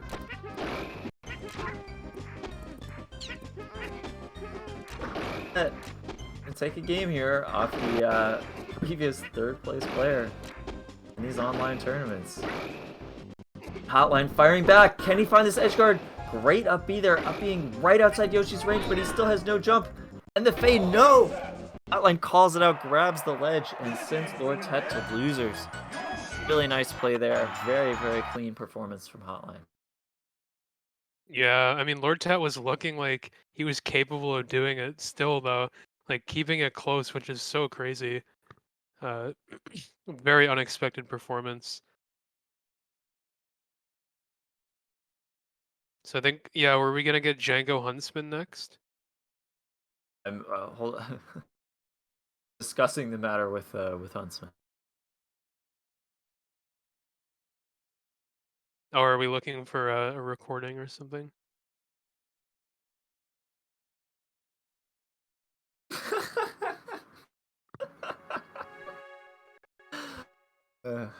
I don't know what you're laughing at. I'm talking. Oh, sorry, I didn't realize I was muted. Talking to Huntsman. Huntsman says his matchup against Janko was a lame matchup. Okay. That's Huntsman's opinion. You can evaluate whether. How about Dogs and Baba Ganoush? Oh, I already have it on stream. Let me share it on. Which one? Oh, you're already broadcasting? I'm already broadcasting Huntsman Jenka. Okay, well, we don't care about Huntsman's opinion. Let's just see it. Yeah, let's see what happens. Django with the Falcon, no Yoshi today. Yeah, maybe he's going all Falcon. Do you think so, or do you think this is like a... I'm not sure. Yeah, he might be going off Falcon. I think that would be cool. I haven't seen too much of Janko's Falcon, honestly. I remember he used to be kind of a Fox main, and then started He used to playing be a lot kind of a Yoshi. Kirby main. He used to be kind of a Pika Hey, main. I mean, he kind of plays every character. He does kind of play every character, but at the same time, he goes through like phases, I feel. Yeah, I would say... Like he was, when he started originally a Pika main, and then for a while he was kind of like Pika, Kirby, leaning Kirby, then suddenly like Yoshi, and like he's had his Fox days. Django is all over the board when it comes to character choice, and he always seems to make it work.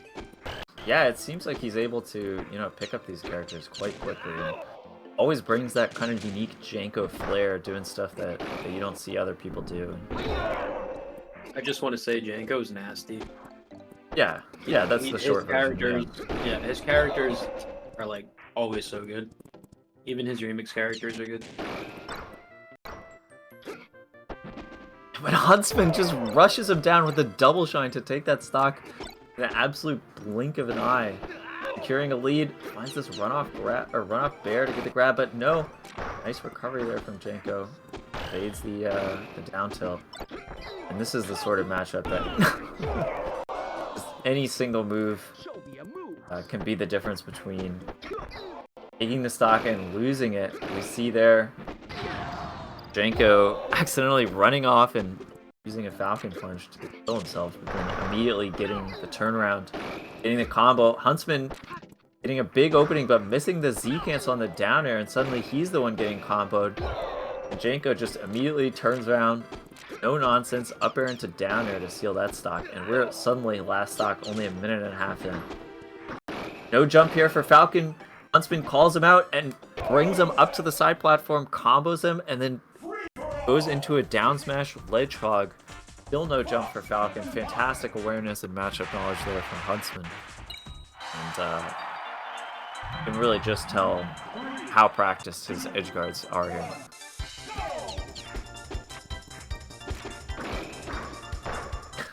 Yeah, Huntsman looking like Lord Tet in this matchup. His level of confidence. Oh, good down tilt. I love that fastball nair. What a creative The up option. tilt. That's such a slow move. I can't believe he went for it, and it worked. Oh, an instant nair when he gets pushed off. Why does he forward through there? I feel like back there would have just killed him. Maybe he really wanted a combo. Janko definitely likes the bows. Oh yeah, both of these guys are some guys that like the bows. I think Huntsman's objection to this matchup, in terms of putting it on the broadcast, was that like he's forced into doing too many gimps. Yeah. But the joke's on him, because I actually love watching Fox's edge guards Fox on edge guard on Falcon. Falcon is pretty cool. It's so cool. Oh, Yeah. forward tilt! He got the double Respawn jump forward with tilt. that. No way. He just had a white hot read on him there. He was like, I know exactly what you're gonna do, bud. And here's my foot. Oh man. Well, that shield drop nair. Such a cool Falcon option. You don't punch. see every day from Falcon. I don't know about the Falcon punch though. Oh, and that down tilt nair that could seal it if he had just grabbed the edge. Huntsman gonna get the stock anyway off of a weird looking tech error from Janko. Really bizarre happenings. I feel like we're seeing Janko Oh. doing a dozen things I've never seen before. Half of them working out fantastically. And Look at that immediately dying insanely for it. well-spaced back air from Janko, doing that retreating short hop from ledge and just covering the full drift in from Huntsman, waiting so long and then just landing with the back air to seal that stock out. What is These going guys on with these grabbing each other back and interactions forth. right now? Okay. Huntsman getting something started, finding that down tilt just barely as Falcon tries to rush in with a grab and getting the tech chase. Easy gonna clean that up. Ledge hog? No! No, For more. He refuses to hold that ledge. It's just not worth his time. Why do that when I could hit you more? Oh man. It's looking like Huntsman's game right now if he can seal this edge guard out. no, the up air. Didn't Chica expect not that. giving it to him that easily, but Huntsman is just stuffing him over and This should be over. a combo into up smash. No, doesn't quite find it. Janko is I just think he's going in with that fast timing over and over again, and Huntsman is always right there with something to stop it. And Huntsman making a bit of a seeding upset, gonna take this set 2-0 over Janko. Wow, that was a very good set. Honestly, I don't know why Huntsman called it lame. I liked watching that. I know that I was. thought that was 1-1. No, that was 2-0. Yeah, Huntsman took it. Sorry, the overlay Yeah. was wrong then. My bad. Yeah. Yeah. So we Both will. those guys are so fast. Just I don't know. Do you think we should do one more of those round of 16 matches, or move on to winners quarters now? We still have a lot of matches ahead of us, so it might yeah, be good. To... yeah, we can yeah, move I on. think it's a good idea to move on, get these All right. results. Then So in before that the case, I'm round gonna one. go through the round of 16 matches and just say what the results were as I put them into the bracket. So KD3 up against Senin. I was very interested when I saw this match because Senin is a pretty underrated player in this tournament. Like I said earlier, he's one of the best out of the Dominican Republic scene, and it was a 2-1 win for KD3. So he did hold on to it there, but it seems like Senin maybe would have given him a run for his money if he was able to take a game off of that there. So KD3 moves on to winner's quarters. He's going to face the winner of their next set, Etab, up against Waxy Joe. And Etab classic Rochester showdown. took that with a 2-0 win over the Puff main. You saw Hotline up against Lord Tet. The next one was Goon up against Beef, and Beef actually with the upset there took that set 2-1. I think Goon is going all Fox today, if I remember correctly, which is a tough matchup into a solid Pika main like Beef. So Beef takes that one. Up next, Dogs up against Rochester's Baba Kanoosh, and Rochester is popping off today, I think, because that was also a 2-1 win for Dogs. So Baba Kanoosh took a game in there, presumably in the Falcon Ditto, but I'm not entirely sure what matchup they would have played there. And then finally, Box up against Dr. Sauce in the Kirby Ditto, probably taking it 2-1. So Box moves on to fight Dogs Johnson. So yeah, our players in winners quarters now. KD3 up against Etab, Hotline up against Beef, Dogs up against Box, and Fire Blaster up against Huntsman. And a lot of interesting matches happening in losers as well. Not sure we'll be able to broadcast all of them, of course, because there are so many going on, but there will be K-Rex for people interested in looking at them. There will be Janko versus the other Beef, Dr. Sauce versus Baba Kanoosh, Waxy Joe versus Senin, and Boone versus Maps. So some interesting matches going on down there. Yeah, and I think presumably probably we won't get to any losers matches before like the qualifiers in round 3. Does that sound right to you guys? Like, because I mean, Yeah, I top think 8's gonna that's take a fair. while. We're not gonna be here, all night. So I'm gonna Yeah, go I mean, ahead at least this for round in now. winners isn't even top 8 yet. So. As Stu gets the next match ready here, I'll go ahead and report those first 2 losers matches. Janko Beef was a 2-0 win for Janko, and Goon Maps was a 2-0 win for Goon. So that means Janko had moved on to fight Mafia in the next round, and Goon moved on to play Lord Tet, and we'll come back later to share those results, probably after a couple more of these winners matches.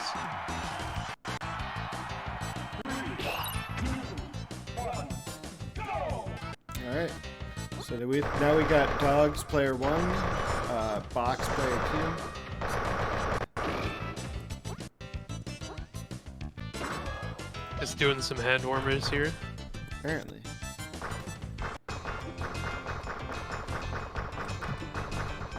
I think this is real.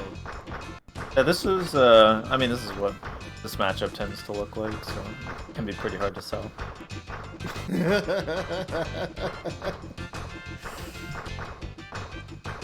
We do a little bit of trolling here, apparently. Oh, apparently Janko Beef was not recorded. Now they're just getting right back into it. I have no idea. Maybe there was like a desync, like at a particular percent, so they just agreed to restart the match with those percents. That's my best guess. That might be. Oh, I see. Yeah.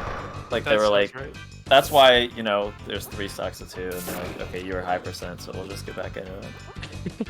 Okay. Just grab me 100 After times. a very paranormal start to the match, we're into things properly here. Was there like ghost involved? Dogs versus Box. This is Dogs versus Box. Okay. I love that up air. Wow, oh, the stage spike spikes almost had it there if he had got that angle he was looking for with the up B. Dogs going for a lot of these forward-facing up airs. Just trying to find that precise spacing, using that massive sword of a move. Oh, accidental up air from Box, maybe. Gets himself deep off stage, but Dogs a little too greedy. The down smash, not a forward smash, so it doesn't kill. Box with maybe a bit of a mistake there. Let's see if Dogs is able to capitalize on it. He buffers a ledge option or something. Maybe not what he wanted. Oh, Box just stopping him. Dogs is just coming in over and over again with these moves, and eventually one of them's gonna connect at the back air, taking it. So yeah, after the desync, they finished playing on that game 1. Dogs takes it. He's up 1-0 on box. Dogs looking quite good with the Pikachu, very disciplined in his spacing and his positioning here. Knows exactly what he's looking for and has that patience to just wait out Box. You know, Box wants to play obviously a more exciting game. Look at that Dogs downer to is cover like- the landing. Dogs is just picking him out so well right now. All of these risky options from Box are getting hard countered, and that flying off the stage. The up B almost hit him! Taking so much risk in that situation, but it ends up paying off for him. Oh, what a dangerous looking edge guard though. That was very spooky for Dogs. Box great tech chase setup and just continuing to follow him. Drops the combo at that nair though. Only 54% off of that, but the raw forward smash knocking Dogs off the stage is just so hard in this matchup to finish those edge guards. Kirby is such a slow character. You can't really cover all of Pikachu's options most of the time when he's recovering. Nice combo, but it looks like he committed a little too hard for that up air at the end. Oh, and a Box whiff not punish able on to the punish. forwarder. Box just has to be more careful, probably, throwing out those attacks while recovering. It's something Kirby does a lot of the time, but if you're too close to Pikachu doing that, there is ending lag.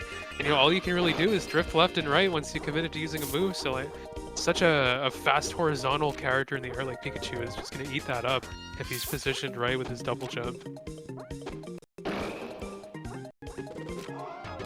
Almost getting the up tilt and the turnaround forward facing up turnaround tilt. up tilt. Yeah, What at the end, coming Just a down. strange Oh, but mix of the timing. down Speaking B of mix-up. mixing up timing, He Oh just my- grabs him. What?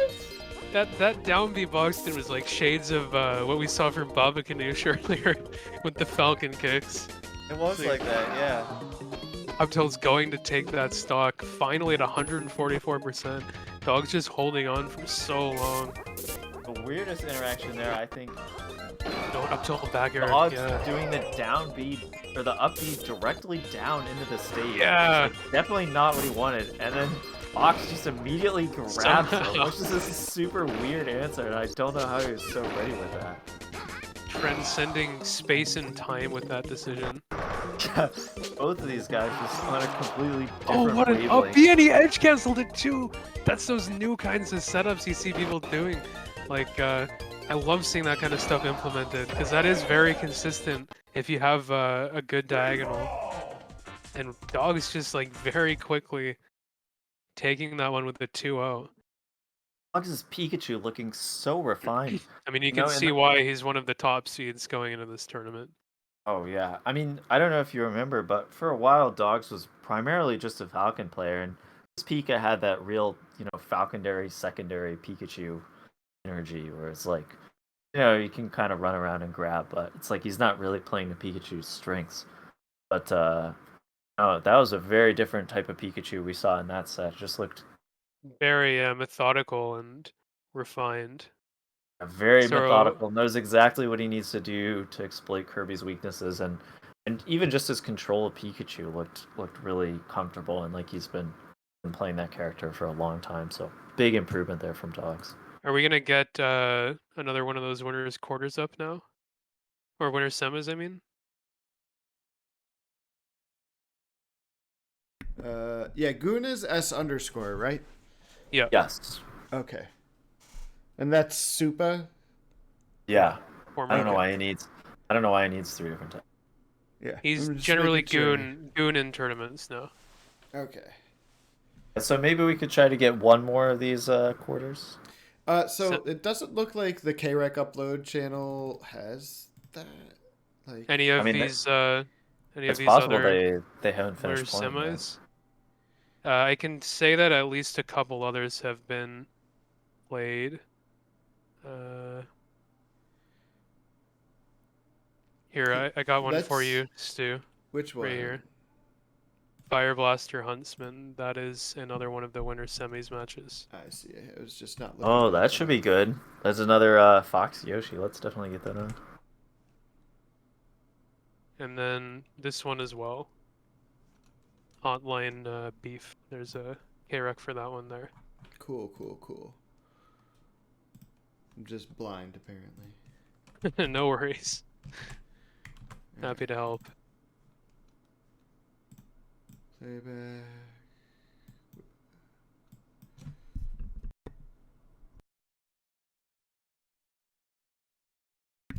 We'll get Beef Hotline first.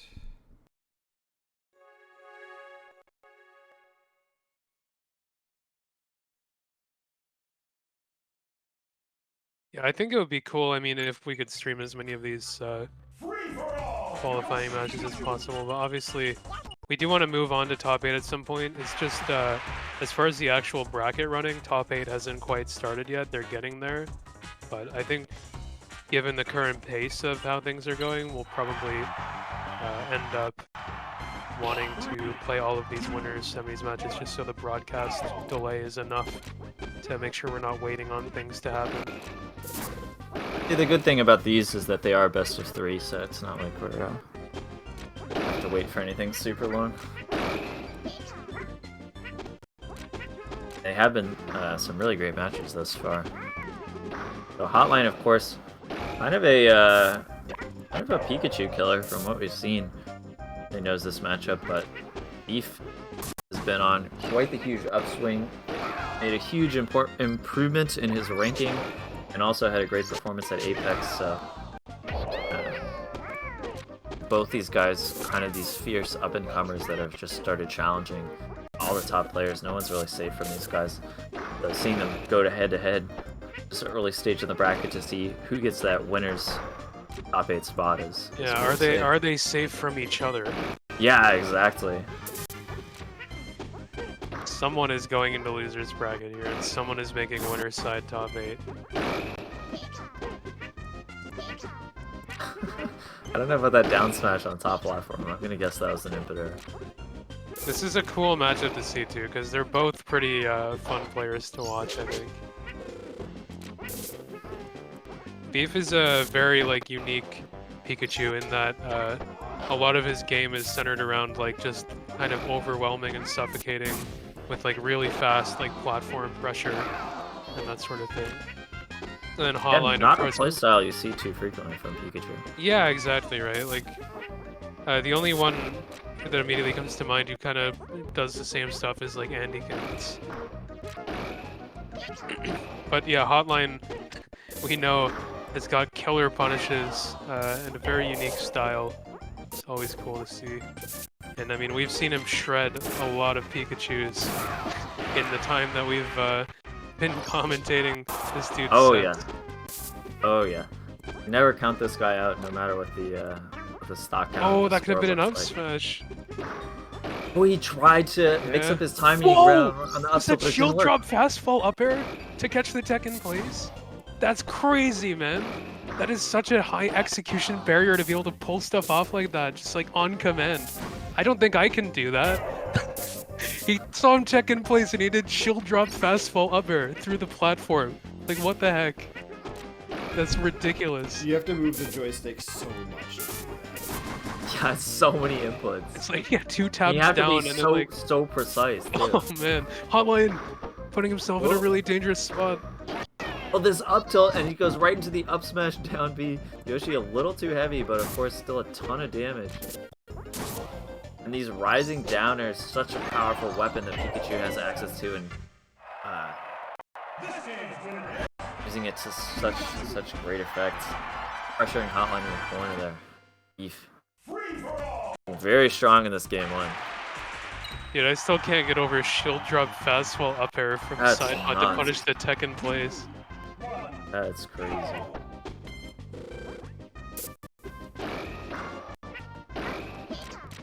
Hotline going for that forward air into tech chase, but it looks like he just messed up his movement a little bit. Not able to get the combo together, so he just goes with the old reliable up smash out of huge shield. back here, that should be... but no, the down B misses! Yeah. It really looked like he had it there. B snuck by him. And that forward air, the classic edge guard in this matchup. Pikachu's forward air being a multi-hit move, it just makes it so hard for Yoshi to do anything. You can't use that armor really to your advantage at all when you're coming through that move. I'm getting a little bit of a redo on that down B edge guard. Doesn't quite manage to hit with the down B, but secures the ledge before Beef can get there. Oh, that it could be works out. big! Oh, tries for the fair, Did not Beef's quite. up B get shortened a little bit there by the corner of the stage? That looked a little strange. Hotline finding the tech chase forwarder on reaction, of course, into the up smash. And this game's looking completely different. This is the power of Hotline's punishes. Cannot give him any openings. That DI, not enough. Hotline's able to follow it. Secure like 57 damage off of like 2 moves. Oh. Yoshi's damage output is truly ridiculous. Bearing through Beef, the look Hotline at his spacing. trying to roll out of the pressure. It doesn't work for him. Still got a big lead though. Just has to hold on to this, and that's a huge perfect line tech chase. Very patient. Just Still, but yeah, gets up there with the. It could have been a down B after the up tilt. But the positioning was a little tough for it because he was already so far towards the right side of the platform. and Beef's pressure is just so suffocating. Fast fall forward air into F tilt. And just look at how much damage, how quick he is at attacking Yoshi when he gets the slightest opening. And Beef is a terrifying player here. Both these guys so scary for completely different reasons. Beef with the pressure and Hotline with the punishes. Oh, edge cancel. It didn't look like he was quite ready for it, but Holline's backer still from earlier. The down B though, gonna work for him again here. I mean, you think Pikachu could just go around it, but it really does cut off a lot of his, usual options when it's timed and placed the right way like that. You'd have to go like really high with the up B, or maybe away and then back towards the stage. Down smash on side platform, pulling out a little Give it CPU down B. level 9 action. Yep, and it's gonna kill off the top. So Hotline taking the second game. Not making it easy for Beef here at all. Both these guys having their moments where they look so on point. This is what happens when you get this far into the bracket. You're really just seeing so few mistakes from both players and so few like missed opportunities. Anytime that someone gets an opening, they're able to just push it so far. Hotline pushing through with his armor there a couple times. It didn't get No anything jump, up yeah, catches him with that up air. Such good awareness. Max range up air to get him off stage. Right, he just ran off the top flat with it. And not a usual combo position from Pikachu there, but triple F tilt, huh? yeah, why not? So strange. But he Missing missed the perfect land. Yeah, and you can see he was going for that immediate up smash too by the up air that he did as he was falling. Breaking the armor again, he doesn't have a jump. Oh, the dash barely missed. To get away, I wonder if he needed to down smash there. I really don't think weird little application of down smash, but maybe he was too high up. I think he was like too far away to do that. There wasn't really a great option. Oh my gosh! The slow fall in there, getting around the up smash, just absolutely barely. That doesn't kill either player. They both make it back. Situation resets and Yoshi back air a bit bigger than Pikachu forwarder. Good. Okay. He's rolling. He's so afraid of getting hit by anything right now because as you can see, when Yoshi's at that high of a percent, there's really just nothing he can do to stop that edge guard. Eve just makes it look impossible to get out of the corner as Yoshi. Pressure is so effective. Okay, he got the parry. Double jump armor getting broken through again. Nice call out of the egg. Not allowing that in the down B will secure the stock. If Beef was a little bit closer there, he would have definitely grabbed the ledge first. He didn't get the ledge snap during the movement. He got that little like ending animation, which makes the ledge grab a lot slower, and that's the only reason Hotline got away with that. Another great reaction tech chase. But just these up tilts from Beef stopping Hotline coming in the way he wants to. He wants to use these double jumps and just attack Pikachu from above, but the up tilts are making it so hard, and once again, getting him off stage. I thought he didn't have a jump there, but he managed to land. Even so, Beef is just all over him right now. He's not giving Hotline any room to breathe. Oh, and what an up B. Little up B there. Dash Shades of Fox and that single zip that lets him grab the ledge. I don't know about that one though, just up being right in front of the Yoshi player. Hotline needs to secure this kill using the grab. Yeah, nice mix-up. Not something Beef's gonna see coming, and he is able to follow him up to the top of the stage. So 2 stocks. Can't be feeling too comfortable as Beef with Hotline can delete 2 stocks pretty quickly. Need to start applying that pressure again and get Yoshi up into some percent before. Or we can start doing stuff like this. Yeah, look at this lined up smash. The full and combo. that's gonna kill. Hotline Up, down, up, down. We love to see it. with the perfect combo, not taking any damage on that Oh, stock. it could be so big. That's such a dangerous spot to get hit by up air or forwarder. I mean, he could have come down with the landing up air afterwards, right when the armor ended. Oh, and that's armor again. The F smash, Beef. Maybe looking a little desperate or getting the wrong move. Up tilt there defensively. So careful now. Yeah, Hotline Hotline solidifies the fair, but it doesn't work. Oh my god. If he was higher percent, that would have been so huge, but it didn't work out for him this time. Hotline showing that even when he's on the back foot, he's a constant threat. But the play just didn't work for him there, and Beef is going to move on to winner's side top 8. Takes the set 2-1. What a set there, even to the last moment, incredibly close.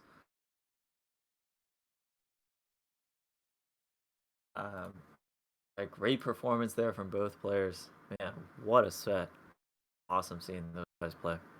Alright, maybe we can get Fire Blaster versus Huntsman up next. Yeah, or KD3 versus E-Tau. I want to see both of those, honestly, and I think we have time for it.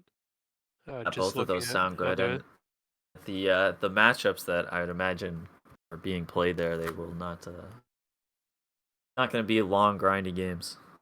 Man, yeah, we and have been just seeing some explosive matches today. as we're waiting for Sek here, I'll report this losers round 2. So we had Mafia versus Janko. That went 2-0 in Janko's favor. Dr. Sauce took out Baba Kanoosh with a 2-1 victory. Goon defeated Lord Tet, our rising star, in a quick 2-0, presumably a Fox Ditto. And Sanin from Dominican Republic took out Waxy Joe's Jigglypuff in a long 2-1 set. That one took a while to finish compared to the rest of the bracket.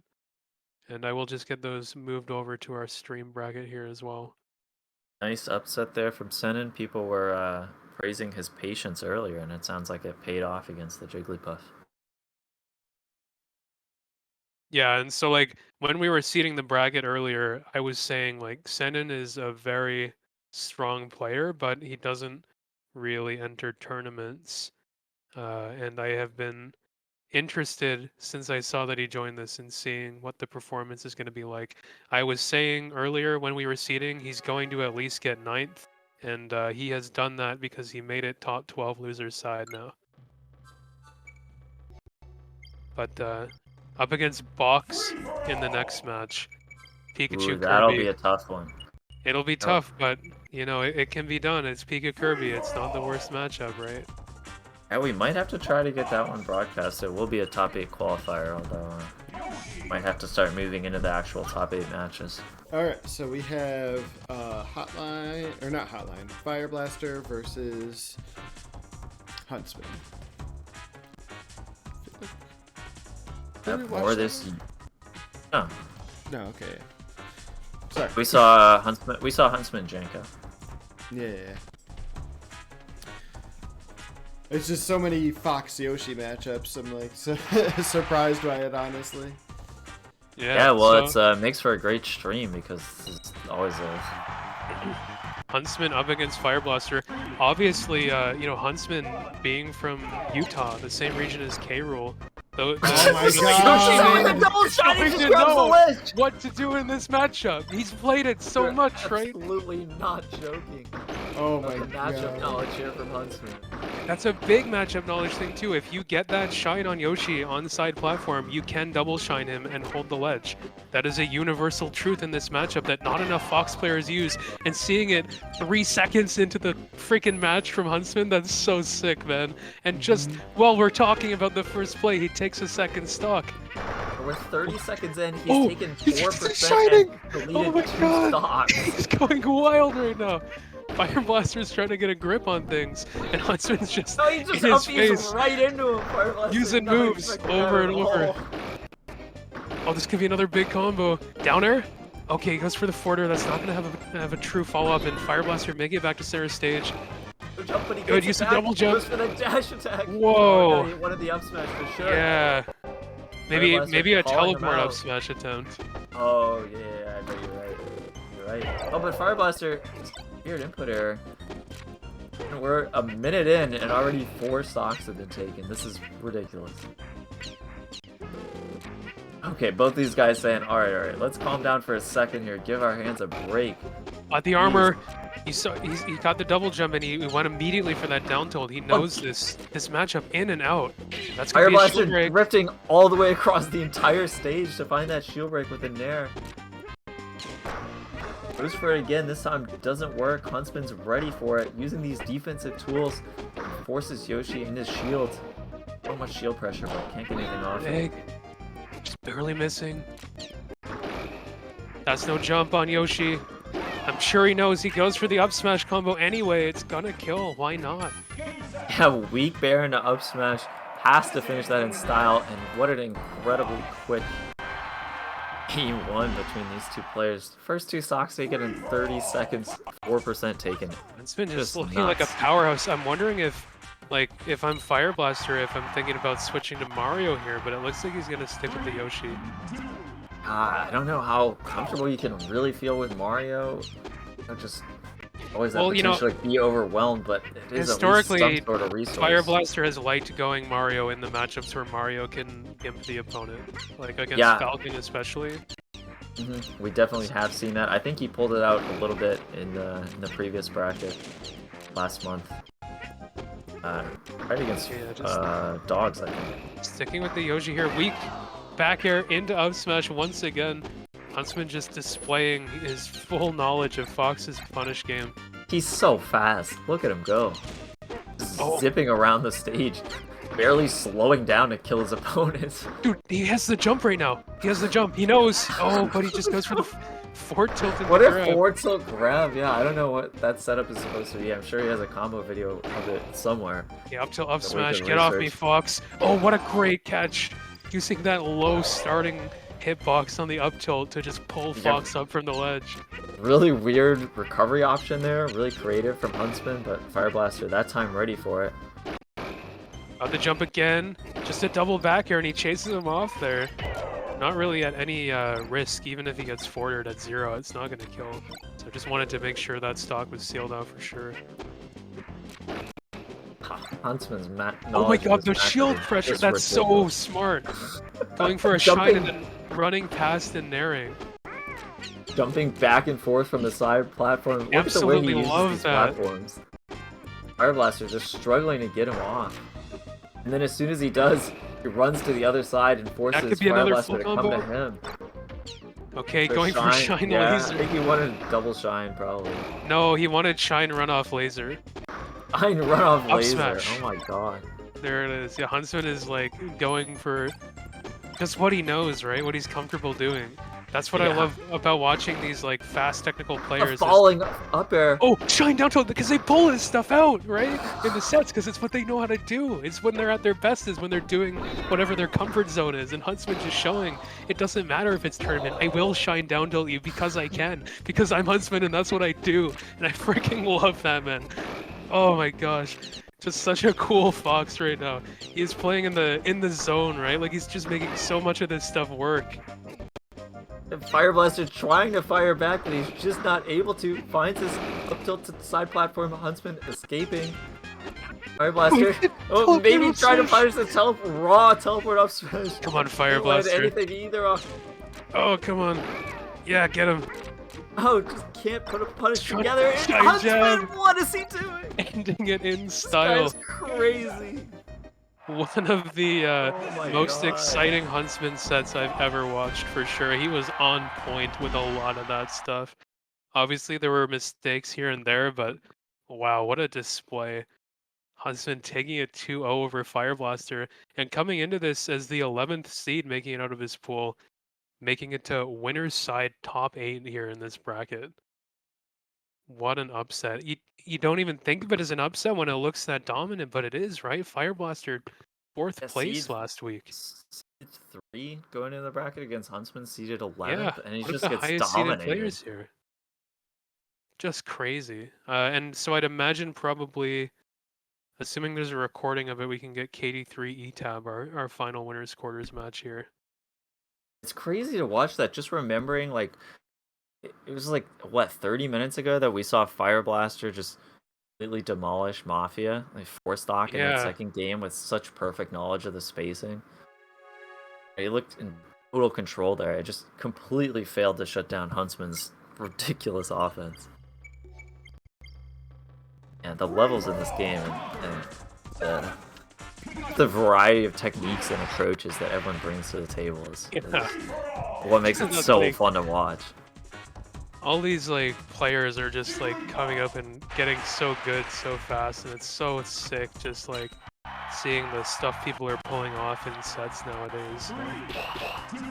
It makes me believe when people say about how the level of play in North America has been shooting up. I'm like, I mean, you see it, right? When there's stuff like that. So now we have KD3 up against ETAB. Our last winner's quarter set here, and KD3 starting it off with the Jigglypuff. Kind of surprising. They might have, well, they wouldn't have blind picked, right? Because he just knows that ETAB is I going. mean, ETAB only plays Pika. So. Yeah, but going for don't know the what else he buff would into Pikachu when he has such a strong Falcon, right? He beat Wario with his Falcon, and he's picking Puff's like hardest matchup for game 1 here. Oh yeah, just a brutal matchup this Puff. But you know, the thing about KD3 is he just loves Puff. Yeah, that's Yeah, true. he's with me on that point. Puff's so fun to play, and sometimes you If just he can feel like do it playing with Puff, then he'll do it with Puff. You know, he probably can. Yeah, KD3, probably the strongest Puff in North America, honestly. Yeah, I mean, you don't always see him using it, right? Like, he's not a dedicated solo main like some of, our other top Puffs like CTG, for example, but when he pulls it out, he knows how to use it. Oh, for sure. Maybe something you see like more often from him against like Falcons. And stuff Yeah, like he that. tends to destroy the Falcon players with Puff. He also tends to pull out the Puff against Yoshi. I've seen him really work some Yoshis. In that Oh matchup. yeah. Matchup I don't even like. I'm kind of unpleasant as Puff, but 83 is just so good at it. Up air rest. Here we can see, yeah, taking Yeah. this lead here against ETAB and Puff's arguably You worst find matchup. that stray hit into grab against Pika, like, or through up air rest, unless the player you're fighting has insane DI, always gonna work. And even at 0, if Puff grabs Pika at 0, like under side plat, you can do 4 through up air rest. And it'll just I love barely this kill. back and forth here. ETAB with some great punishes off 83's ledge options. Yeah, and he caught 83 him. with some very great few recoveries jumps. here. Forward Hey, tilt, ETAB. yeah, very refined looking edge guard from ETAB. Looking experienced in the matchup, and he evens it up at 2 stocks to 2 against a formidable player in KD3. So it's another one of these up and coming Rochester players, man. It's all the Rochester scene, like 6 of them entered tonight, which is so cool because it just pushes up the attendance for the tournament. Shout out to everyone. I'm that so scene proud we of had them, here. man. And like, I'm so proud of those guys. yeah, what a night for them too. I mean, Lord Ted's performance and like Baba Kanoosh taking a game off of dogs. Like what? They have all been like playing with each other and grinding so much lately. It's awesome to see the result of that, and we'll see if ETAB is able to prove his own against such a strong player in KD3 here. And nice juicy combo there, but KD3 with plenty that of jumps could to be make it another back. No, no, Go for no. it. Up A little tilt. too high percent. Needs to up the out of this or he's doomed. Finds the escape got and the turns the exact- situation yeah. around. Yeah, nice work from ETAB. Oh, and that Ooh, falling up there. air. Wow, and calls out his Huge. recovery. Massive. These guys just firing back and forth, both playing really well, I feel like. That could be so big if ETAB is able to take game 1 here. He will be poising himself for a very, very surprising set win. We'll Can see. be difficult for Puff to find kills at this percent. Now, the Can standard KD3 rest hold on? combos He aren't needs gonna to work. find like up tilt or something, right? But ETAB is just building up the damage, and we've seen him execute some really good edge guards. No, he returning goes to the too ledge. low! Too Needs low. to DI out of this. Got out of Manages that to down escape, there. but wow, what a scary situation. KD3 now trying to pressure him. Back air. No, the Up tilt back air. Finds the up tilt. That's it. That That's doesn't not quite it. kill. Oh my gosh. And KD3 recover here. Uses that He's got a pound lot of away. resources right now. That's a really tough position to seal the turn. If you get up tilt back here and it doesn't kill, the Puff is so high up by then, right? So she has a lot of ways to descend back to the stage and make it really tough. Swatting him out of the air with that up air. KD3 Not a low on lot of jumps right now. here from KD3. Kind of an awkward position. I wonder if he could have just turned around and Oh, grabbed. No, that's it. DI's the wrong way, and the downer is going to do Wow. it. Wow, what a close game one. Yeah, taking him to 101% on the last stock. And I wonder if KD3 is going to stick with the Puff after that one. You can't really feel like that's a game that feels too secure. I mean, sure you won, but geez, almost any interaction. It felt like that was barely too far to grab him at that one and point. Yeah. That downer hadn't worked. On his I mean, level of even the up tilt confidence. bear could have killed very Like, easily. He could just be pretty sure that, you know, if he does lose a next game with Puff, then things will be alright. He can just counter pick to one of his stronger matchups like a Pika Ditto or Falcon Pika. I say counter pick because, you know, like if he goes down a game, E-Tab is just a Pika main. He probably has some confidence that he'd be able to take him out if the Puff doesn't work. So I mean, I expect if KD3 were to drop this game, he'd probably switch. But, you know, maybe we'll have to see what happens. Maybe he'll just take it 2-0. Oh, that jump! Especially The if pound stuff like turning that- him around, but Homie he stock, homie come on. stocks him Oh, back. man. This is a top 8 qualifier, by the way. I can't believe that 83's pound like, hit. online tournament? Up Homie smash. stuck. Huge double back air. 83 is the hit the homie. Back air a little stale, so probably not gonna kill. KD3 kind of baiting here. He has tons of jumps, but sort of acting like he doesn't. Seeing if Tab is gonna do anything drastic, but of course he doesn't. He went for the down B so late there. Not maybe quite recognizing that it was his only option. And maybe if he went for it a little earlier, he could have set up for a double. But that's like some pretty advanced Pikachu stuff. Yeah, it's, I'm kind of impressed that it even hit. Certainly KD3 didn't expect it. Wow! That DI and up B looked so good, but somehow KD3 hit him anyway. That's the stock trade. Jeez. Yeah, I would taunt after that too. That feels KD3 rough as making some Pikachu. Crazy plays. Well, nice combo here. He's finding himself in a dangerous spot again, just pushing himself off the stage and forcing that up B out. He gave KD3 the grab, but it didn't really lead to anything. Once again, we see Puff very high up in the air. Too many Oh, options just for gets the the bear cover. turnaround Ooh. jab grab. That should do it. I was just saying E-Tab seems like he's struggling to kill, but I guess not. He's gonna pull out these jab grabs. Yeah, just one more stock here for him.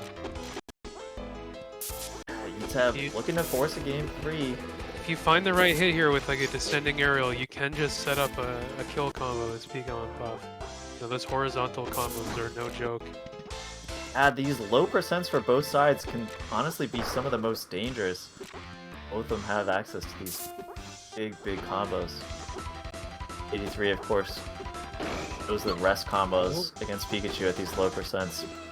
E-Tab Back waited his for a hand. tech roll in there, I think, and KD3 did not give it to him after that knockdown on the platform. Oh, that call out of the bear! Safe bear landing! Play. He's got very little resources left Oh, here. needed to F tilt, I think. Great reaction tech chase. Going for the weak aerial into rest again.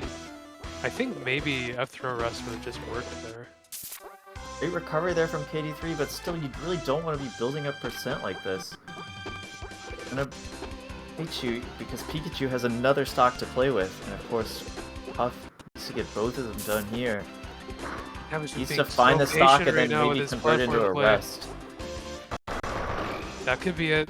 Doesn't Nice turn DI. around from the up tilt.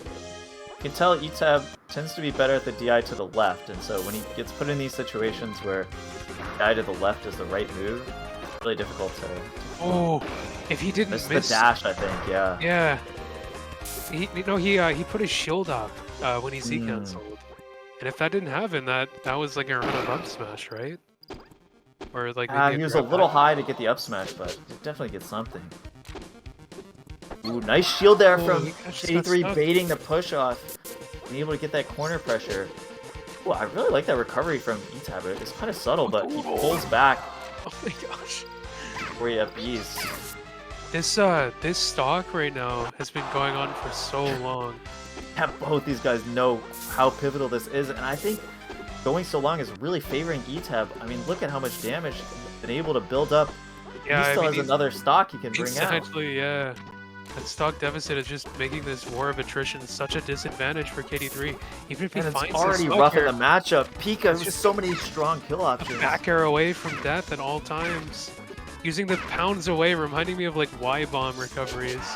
Yeah, I think Etab forgot that he still had all his jumps and goes for that up air commitment.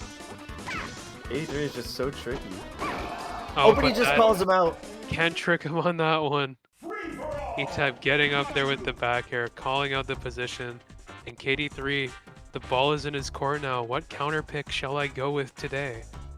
What does he What about feel his character comfortable with? What choice? is going to secure this set? Pikachu Ditto makes a lot of sense. I feel like I had this conversation with you recently where it's like, if you feel like you're the stronger player, just Pika Ditto. You know? Oh yeah. You want to get that variance low, you know, it's game 3, top 8 qualifier. You don't want to mess around and gamble on a Falcon Ditto. We've seen Etab's edge guards in that matchup are very strong. And even if you feel like you're the better player, how confident are you that you can deny him 4 grabs, right? Pikachu Ditto, you're going to have a lot more chances to prove yourself and really minimize that chance of like a coin flip variance outcome. Yeah, and like we've seen that like against like his highest level peers, KD3 does tend to go with the Falcon. That's what he used against like Josh and Wario and Low Power. But here in this matchup, Etab's still a newer player, probably not quite up on the same level. Hey, he's the so, like, Pikachu against me, so he's feels like more threatened maybe by the Pika, or like he feels like he's more threatened by the Pika Falcon is what I meant to say. The KD3 would just, like you said, be worried about getting hit by those grabs. Here in the Pika Ditto, you gotta work so hard, and if you have that neutral edge over the opponent, it's just gonna be so difficult. Oh, that could have been an up smash. it's so difficult to win neutral interaction after neutral interaction that you need to do to win this matchup. Really committal down air from KD3 there. Makes it work. Yeah. Hard read, I think, on that up B to the top platform. He doesn't. He's doing a lot of these full drift in down airs. I mean, it's committal if you're positioned right to counter it, but if you're a little too close, I mean, it covers so much space. You see Etab taking a page out of his playbook there with the same thing.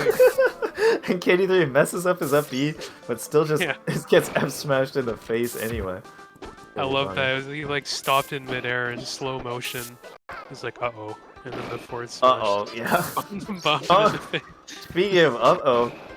Oh, like that Nair sends him the wrong way. Nice Good up up B to B, escape the pressure. That's This a will be regrab. grab chain, yeah. Oh, he up beat out. Oh. Yeah, it's still a lot of percent. You can go for the ledge attack. Yeah, you can go for ledge there. That's what I was about to say. That's what a lot of like the highest level Pikachus tend to do out of that grab chain is go for the ledge. I remember actually I was playing like Pika Dittos with John one of the times that he returned to the States, and he kept doing that to me, and eventually I started just running past and dash attacking the ledge, which was a way to counter that up B ledge attempt. But you obviously, don't get a lot off of a dash attack at that percent. Still worth going for. KD3 just looking so good right now in this Ditto. A huge comfortable lead for him. It's going to be so tough for Etab, but that's a good start. Yeah, finds the grab. That's what I was thinking. Is like, when you have that lead, but you're at a ton of percent, you need to find a bit of the extra credit, and KD3 wasn't able to this time, so game will stay competitive. But certainly not the position you're hoping to be in if you're the newer player trying to make an upset. But no jump here from KD3. This is a lot of damage, but great ledge cancel. He's waiting for those up tilts. Oh, misses in the tech chase. I think that's happened Crap, a few I thought that was times. gonna work. Goes for the up B call out, and he had the right idea. Just very Again, the slightly tech chase. mispositioned. Oh, that Oh. up tilt. So Yeah, late. nice awareness, but Pivot Etep just grab. gets the grab, and suddenly we're in a last stock situation. Pivot So grabs, that's old reliable, right? yeah, Can't for go wrong with sure. that. And this lead that KD3 had is kind of starting to evaporate. Gotta start feeling a little nervous, even at 85%. You know, he calls out that downer. He's got to find like yeah, something like that, an Great anti-air edge on guard. a downer. But KD3's not gonna give him the opportunity to make it back to the stage. Yeah, just a perfect edge guard there from KD3. So a 2-1 win over ETAB for KD3 is going to make KD3 move on to the top 8. And I think maybe we can quickly discuss if we want to take a look at some of these losers qualifiers. I'd kind of like to see Senin and Box, and I'd also like to see Goon and Fire Blaster. Sending When box does coming right up. when does top 5 or best of 5 start? Top 8, Is it all top 8? Is best of 5? yes. Yeah, so we might need to start moving into these top 8 sets since they are going to Yeah, take longer. I'm looking at how top 8 is progressing right now, and I'm worried we might catch up if we just go straight into it. Got it. And I think it would be cool to play like 2 of these losers qualifiers. We have also haven't had Goon on the stream all day, That's true. I would like to see this Goon match. so I think Goon, Fire Blaster, and Sen and Box would be the 2 good ones. Yeah, I think that's a great point. We have seen all of the other players, not Dr. Sauce, sorry Dr. Sauce, but and the other losers matches, so. Yeah, so this is, I assume, Box versus Senin? Yeah, that's right. I think Box Senin. So Senin, like I said earlier, best Pikachu in the Dominican Republic, probably their best player, plays on keyboard, they have a big scene there. Box, of course, Midwest staple, Kirby player who has seemed to only get better and better this last year. But I think, as I said, when we were seeding, I predicted Senin's gonna at least get 9th. He's pretty strong, but we couldn't seed him too high because he just doesn't go into tournaments. And this could really be a breakout performance here if he's able to take this set against Box, especially. Already having a good run in this bracket here, taking out Waxy Joe to make it here, but Box is a whole other beast. And starting off strong with that forward smash call out.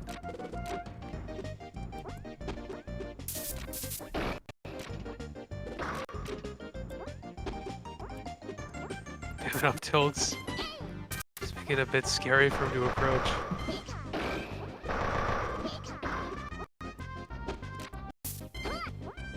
I mean, as a Pikachu, what do you think about Box's Kirby? Does that seem like because his style is so different, right?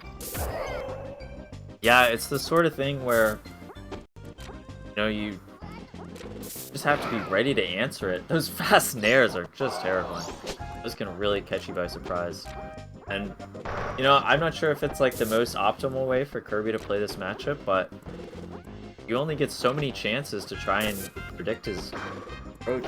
And, if you make a few mistakes, you can easily be losing against someone like Box. So I think the practical power of it is really high. I mean, honestly, ground Kirby against Pikachu, it seems scary, but you get so much more off of the punishes if you land those early up tilts on the ground. But these days, the kind of platform traps with the up tilts and down airs, a lot of players are just gonna escape that with DI. But you can always rely on 4 up tilts into a nair to at least get you 60 damage or so. Yeah, for me as Pikachu, when I face a really grounded Kirby, I'm just gonna wait him out and stay on top platform because it's if they're making it obvious that that's how they want to play, why should I let them play like that, right? Even if I feel okay, well, against a weaker player, maybe I could get a grab or something. If that's how they're opting to play, I don't want to give them that game plan.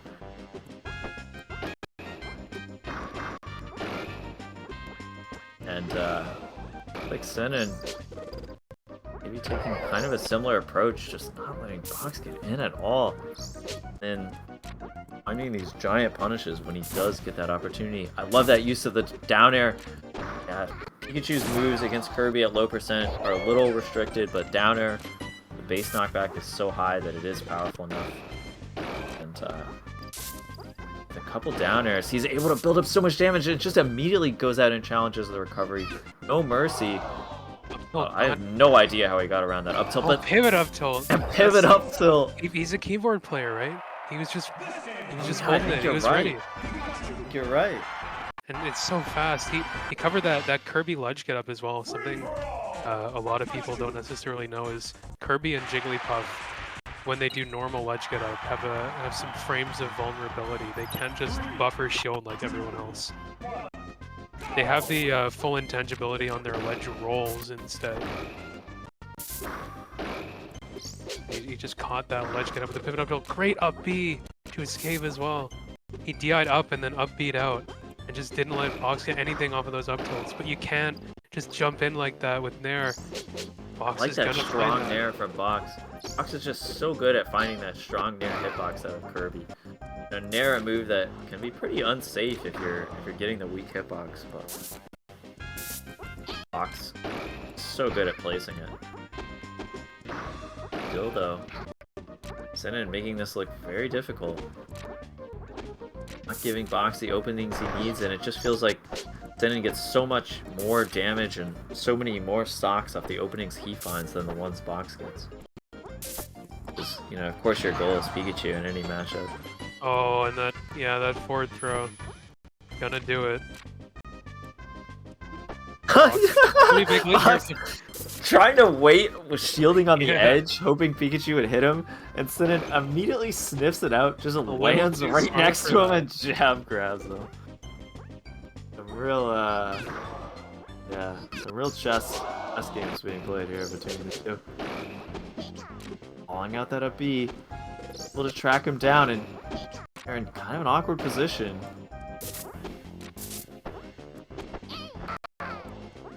Fox just grabs him. What is this offense for Fox?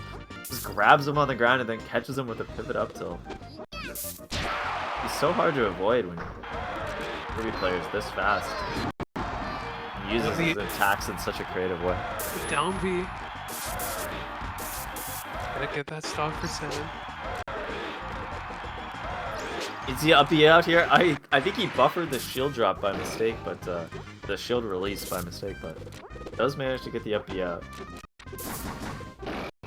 Ooh, Senin is so good at dealing with these shields on platforms. Can't make it work against him. Really precise player with his inputs. Nice safe up B. No reason to overextend and get too close to Kirby. You can see how Senin moves around a lot, but he kind of forces Kirby to make the first move. Fox is often happy to do, finds the grab there. Does take a bit of a stock lead. He's just gonna go. Okay, so here we see the counter. Box shielding in the same location. And then running at him. Forward smash, Just catching the forward roll in. smash catches No the way. roll. No way. Fox immediately jumps away to make that not gonna get jab grabbed this time, but he will get out smashed. Going for a lot of up tilts right now. Well, just finds the raw up smash, but it seems like even he wasn't ready for it to hit. Can't get a follow up. Yeah, it's worth noting, by the way. Presumably this match is played on Chicago, and like Senin I think plays like 3 or 4 frames of delay on there. It Like- says at the bottom, player 2's on 3 frames. So. Oh, okay, yeah, he's Oh, on misses 3 the frames. nair. It still makes it work. Up airing Kirby trying to greedily hit him from the ledge. With a pivot up Oh, tilt, man. just barely up, he's out. Okay, yeah, back here. Not gonna get too much off of that. But the forward smash, yeah. I mean, he landed right next to Kirby. Anyone's gonna hit that. Even last stock game here, Box has to hold on to this for his tournament life. This is to make top 8. He's going for these up tilts. Senin jumping around. It's so patient, but out of nowhere. Senin surrounding him. Falling in with that fastball back here. Oh, that's so risky. Oh, I think he wanted to up air. That could be one more like catch. Catches him with the up air. Box is in the wrong spot when he gets hit by another one of those up, and he missed the Z cancel. No Z cancel, but does get a Oh, constellation hitbox He's sitting just on fishing stage. too hard for the up tilt right now. Senin is ready for it. And That the calls backer. him out. That's gonna do it. Senin making Senin with top the 8. upset. Loser's side from being the 17th seed going into this bracket. That's so sick, man. And freaking love that because he's from like Dominican Republic, right? And we have these like pockets of players all over the world, you know, Japan, Peru, Chile, here in North America, and now these Dominican players, you know, I see them on Chicago all the time. I play teams with them, with Sandin and his friends, and it's so cool. He's like the cream of the crop among them, and seeing him make it into the top 8 here in this online tournament, it's so cool, I think. I'm really happy that he's doing so well. This tournament is just really showing the power. You know, if you have a region and you have a dream, someone from your team can make it to the finals, make it so far in these brackets. And we're seeing, you know, Rochester, we're seeing the Dominican Republic, seeing the Midwest, seeing PA. We're seeing so many different regions represented here. And man, is it so cool to see all the diversity of play styles, the diversity of skills these people are bringing to the table. And man, seeing Sinan in top 8, the way he danced around those up tilts, you could see just how badly Box wanted that up tilt, and Sinan was having none of it, circling him like a vulture, just finding that opening and immediately capitalizing. I think if we wanted, we could play Goon Fire Blaster as our last top 8 qualifier, or we could just get into the top 8. Probably have the option of doing either of those things now. Yeah, let me grab Fire Blaster Goon. If that was even posted. I see it. Oh, okay, yeah. Nice. Alright, so we'll watch that last one and then we'll get into top 8.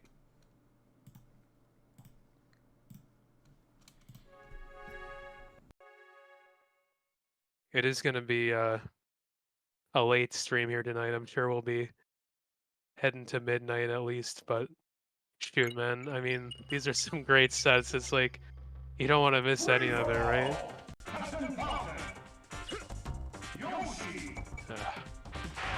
I'm here for it. I want to see as many of these sets as we can.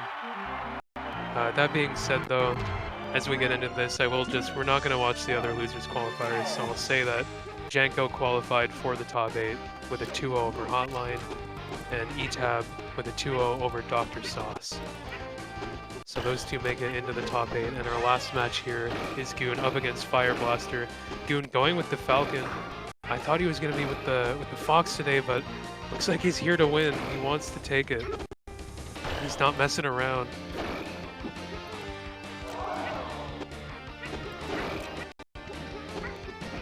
Going for the up B after the tech in place, just swinging that forward smash too. These guys are just going right at each other right now.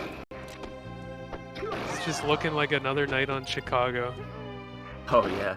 Personally, I feel like this is Supa's strongest character. Of course, Goon's Fox too. Also very powerful, but the Falcon will come out. This top 8 qualifier.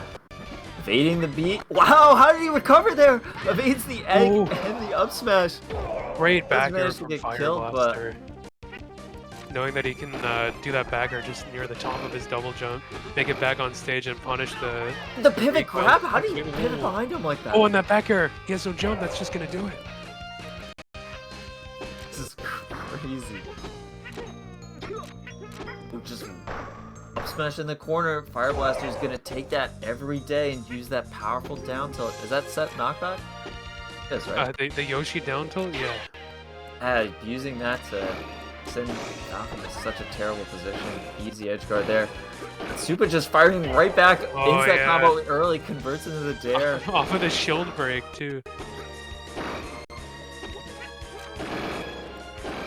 Got the brawl theme playing as these guys just ball it out.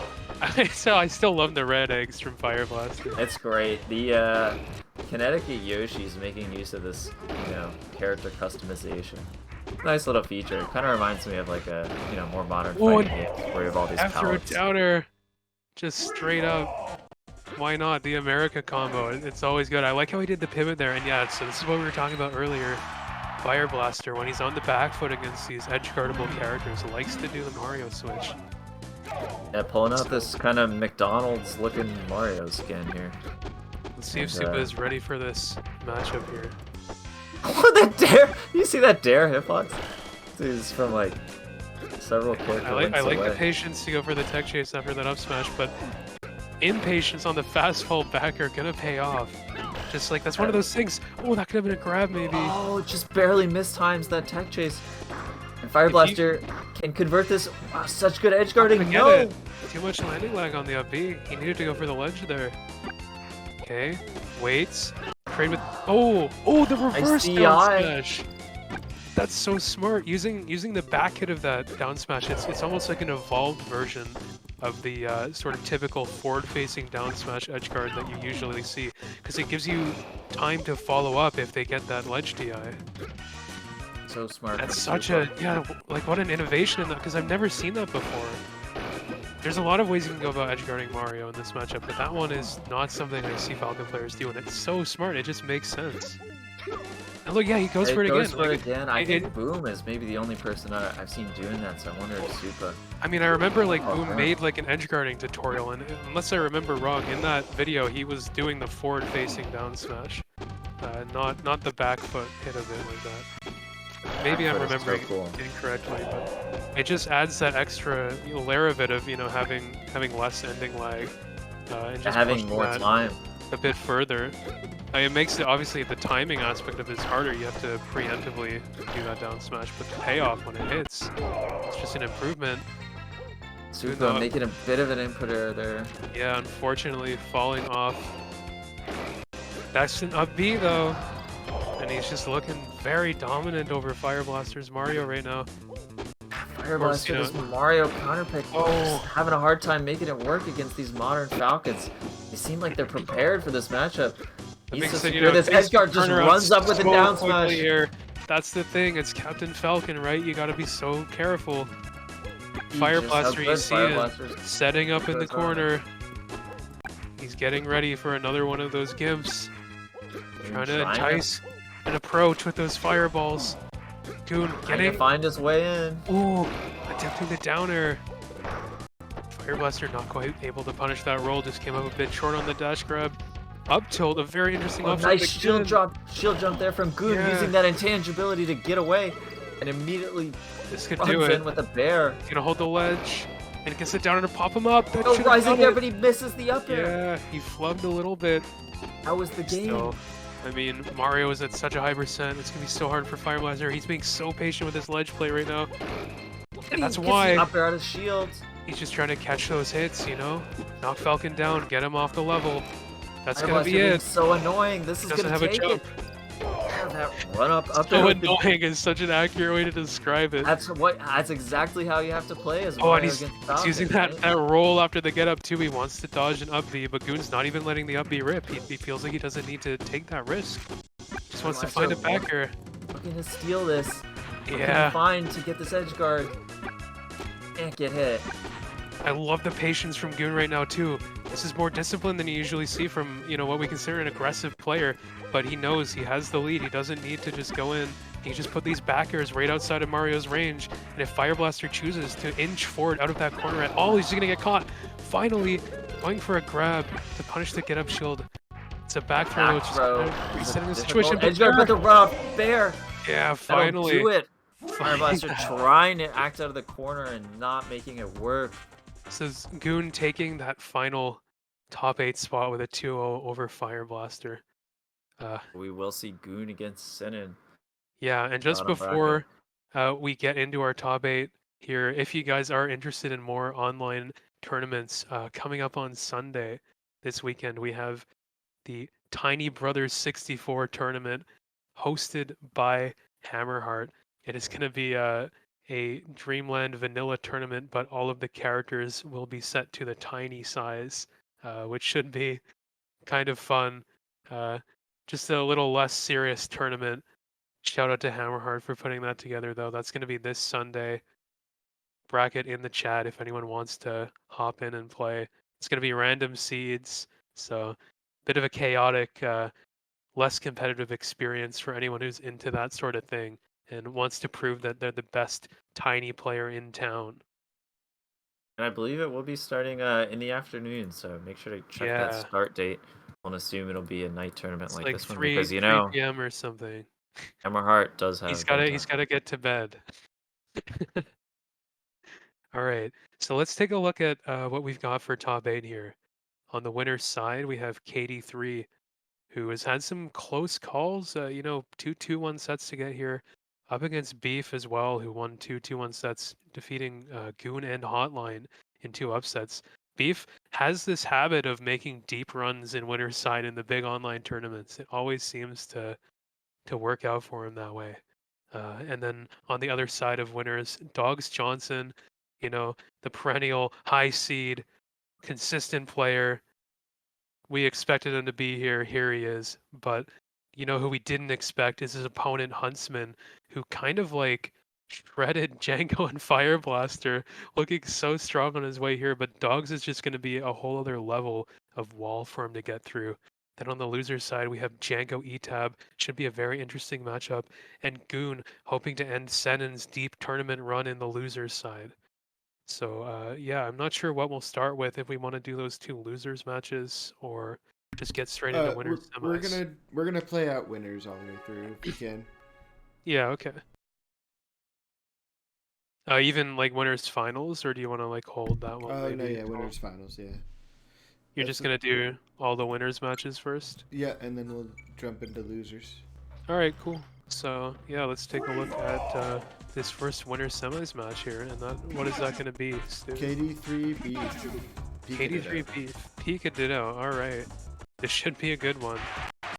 It seems like KD3 may be putting that Falcon away after some trauma early on in the tournament. Then okay. Let's stick with the Pikachu, play some Dittos. Looks like they're warming up on Peach's Castle, which is somewhat unusual. I don't know what's going on here.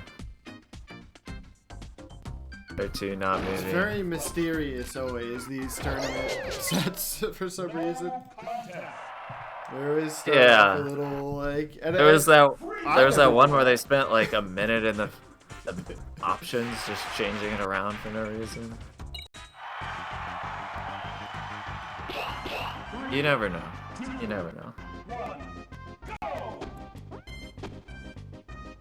Maybe getting into it. Or maybe we're standing around some more.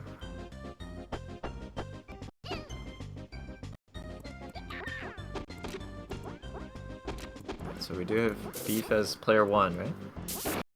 Always important asking these Dittos, but I think we did see KD3 playing the Red Hat Pikachu before, so that makes sense. I'm gonna go double check the recording title just to make sure we know who's who. Yeah, Beef is player 1, yep.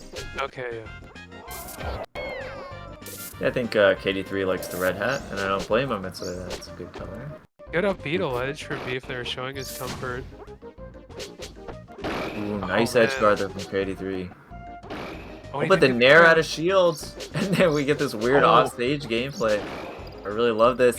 You see that how Beef jumped out there and tried to hit him out of the up B with the back air. That's something I feel like you see more and more these days is people waiting for the Pika up B startup and then hitting him out of it once he begins moving. Because it's a tight frame window, but you can do it. It didn't work out for him that time, but I like to see that he's going for that. Yeah, it can be so difficult to punish Pikachu once they, if you're waiting and trying to punish where they go, because the Pikachu players these days just have so many different mix-ups and so many good angles. So sometimes the most direct solution is just to hit them before they can start moving. 83's edge guards here have been looking really good, constantly keeping Beef off stage. I like that weight there, just jumps up near him, forces his opponent to jump, and then he can get the hit. Beef not allowing him to act out a shield. Weird hitbox there.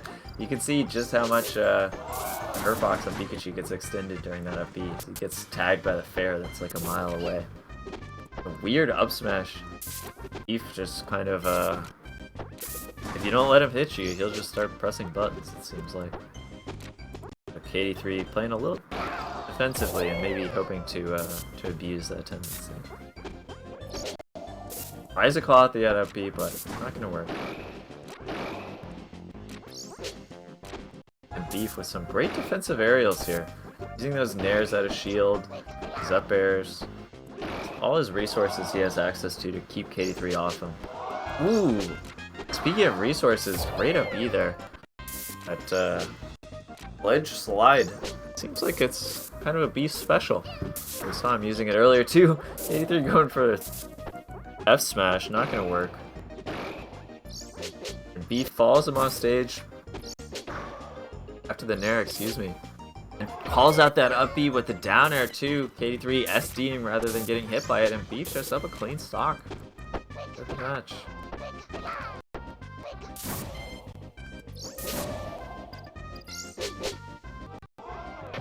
And wow, he just grabs the ledge, steals it without even taking damage on the final stock. What a play there from Beef. Game looked pretty close, and then he just robs him. Wow, KD3 is left considering his character. The Falcon, tricky earlier. Buff maybe worked. Pikachu worked against E-Tab barely. Going with the Falcon. Oh, Beef, of course, very experienced in this matchup. Yeah, the Falcon pick, not that surprising. I mean, we know how Plays a good ton it with is. dogs, but yeah, I mean, KD3's Falcon, of course, shown to be world class. The thing is, you just have to win 2 games, so It's interesting that he goes for up air downer there. yeah, it seems like ending the combo a little early, but I would have the expected master. second hit forward up air up B is generally what Falcons tend to go for. At that I love that percent. falling up there from Beef. Back throw, not gonna be enough. It's him far away from the stage zone. He had the right idea with that down tilt, just swung a little too early. Oh, the run-up Nair from Beef. Beef's so good with these Nairs.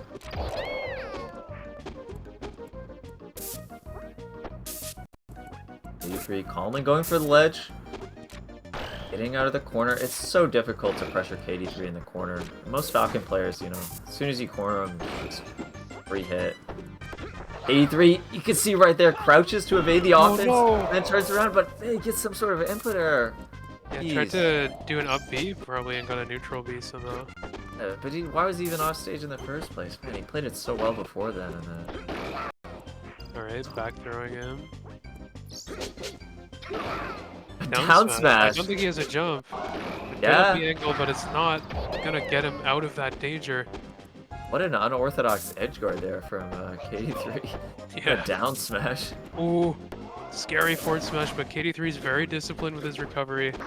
Able to just drift outside of that range, and that could be a big punish. If you're not I careful like that throwing those falling out fair there. Guys being Scramble so situation. careful. Beef just Ooh, strong dash down air. attack. This could be the stock. Well, look at that Yeah. DI down. That was some powerful Double DI, punish. but not quite enough. It was, yeah, honestly, extremely surprising DI. Yeah, I don't I associate think if I was Falcon, I Beef would with have that given kind of up. DI. I would have been spooked if I was Falcon. Down DI is like the rarest form of DI too. It's the most underutilized. Kind of the next frontier, I feel like. But, Yeah. The thing, you need to be such a strong DIer to make it work, and it's also for a lot of people one of the hardest directions to execute strong DI in. Beef getting him off, gets the up air, catching that up B startup Falcon, freezes in place for like maybe a quarter of a second at the start of his up B, and that always gives you a window to hit him out of it if you're nearby. But KD3 with the standard combo, making it look easy, finds that fair, and yeah. puts it into the kill. Like very, very smart and efficient placement of the uppers too. There's so many different ways you can decide how to jump and use the up airs with Falcon. You can do rising up air into double jump up air. You can do like a falling up air into another up air. You can use the platform in that position, but he just knew exactly where he wanted to go with that punish. Made it work. Evening things out and just staying with the Falcon, not really afraid of getting counterpicked by Beef. So we might see them just play out the rest of the set in this matchup.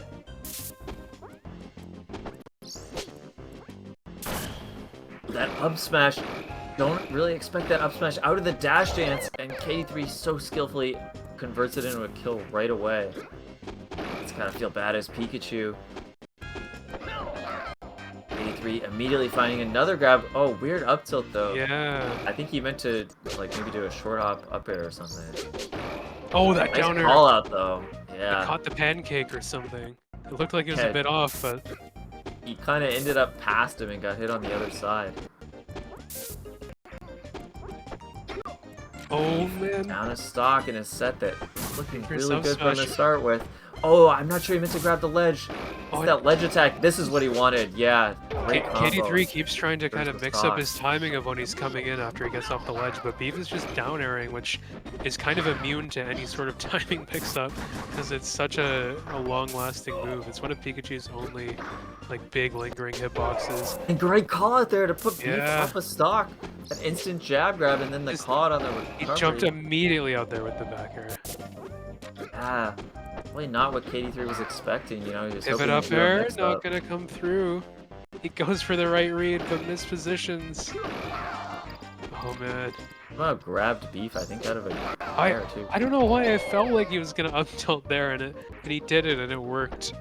I don't I even think think that- it was like the best option, but I think it made sense. Ooh, tough position for KD3, but he finds the grab under that oh, the up down air. DI And again. the down DI again. Maybe he saves it, but that up B, no! What's going on? KD3, no! What's happening? That's so disappointing. It's like his jump button didn't work. He was I certainly feel like we've actionable. seen that a few times now. KD3 missing those jumps. Yeah.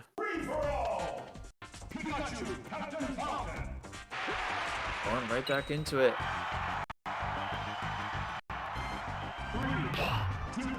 Needing one more game. Man, what a weird final stock there. Strange flub and Beef so ready to take Beef is up advantage of it. 2-1 on Oh, that KD3. rising dare. Not quite effective against Falcon at that percent, but a cool Oh, defensive tool. interesting nonetheless. up B. Going just straight ahead instead of for the ledge and really minimizing the landing lag. And just gets that up tilt catch. Do a full combo. Beef Yeah, up. just turns around and Full finds the stock up tilt. I don't like these rising dares when Falcon's at 0. It doesn't seem to work. That standard is not going to be enough to do it. Now he's in this tough spot where you got to find that Oh, kill the move. fair! I love that. What a way to turn around the recovery. Falcon not expecting some offense from Pikachu. Of course, his up B doesn't deal damage, but that fair certainly does. Oh, huge KD3 call just out. hogs the ledge. Okay, going for the upper again. Gets the tech chase down air. Cool I like tech the chase there. option. Pivot hook, not quite enough. How to steal this edge guard out. Beef doing it for him. Really creative angle and just barely coming up short on it. Oh, nice tech chase there. Finds that turnaround grab. The back air. Evens it up. Very, Two very stocks too. doable. Oh, for what's he Beef. doing? It had some nice platform movement there to escape the invincibility. Well, a little desperate, but maybe that was Rising planned. Oh, forward air, the one that's- off there. Oh man. Oh no. No KD3 hook. is so good. Just finds his Oh, wow. run off nair, immediately converts it into a kill. Even with when this it's not a crazy true edge guard. combo or a kill standard, it's like just finding those edge guards. Just jumps in with the nair. He approaches a different way every time. He Missing wanted the the up up air air. there. That would have been a kill. for Pivot sure. hook. That might just do it. Yeah. KD3 is taking it right back to game 5.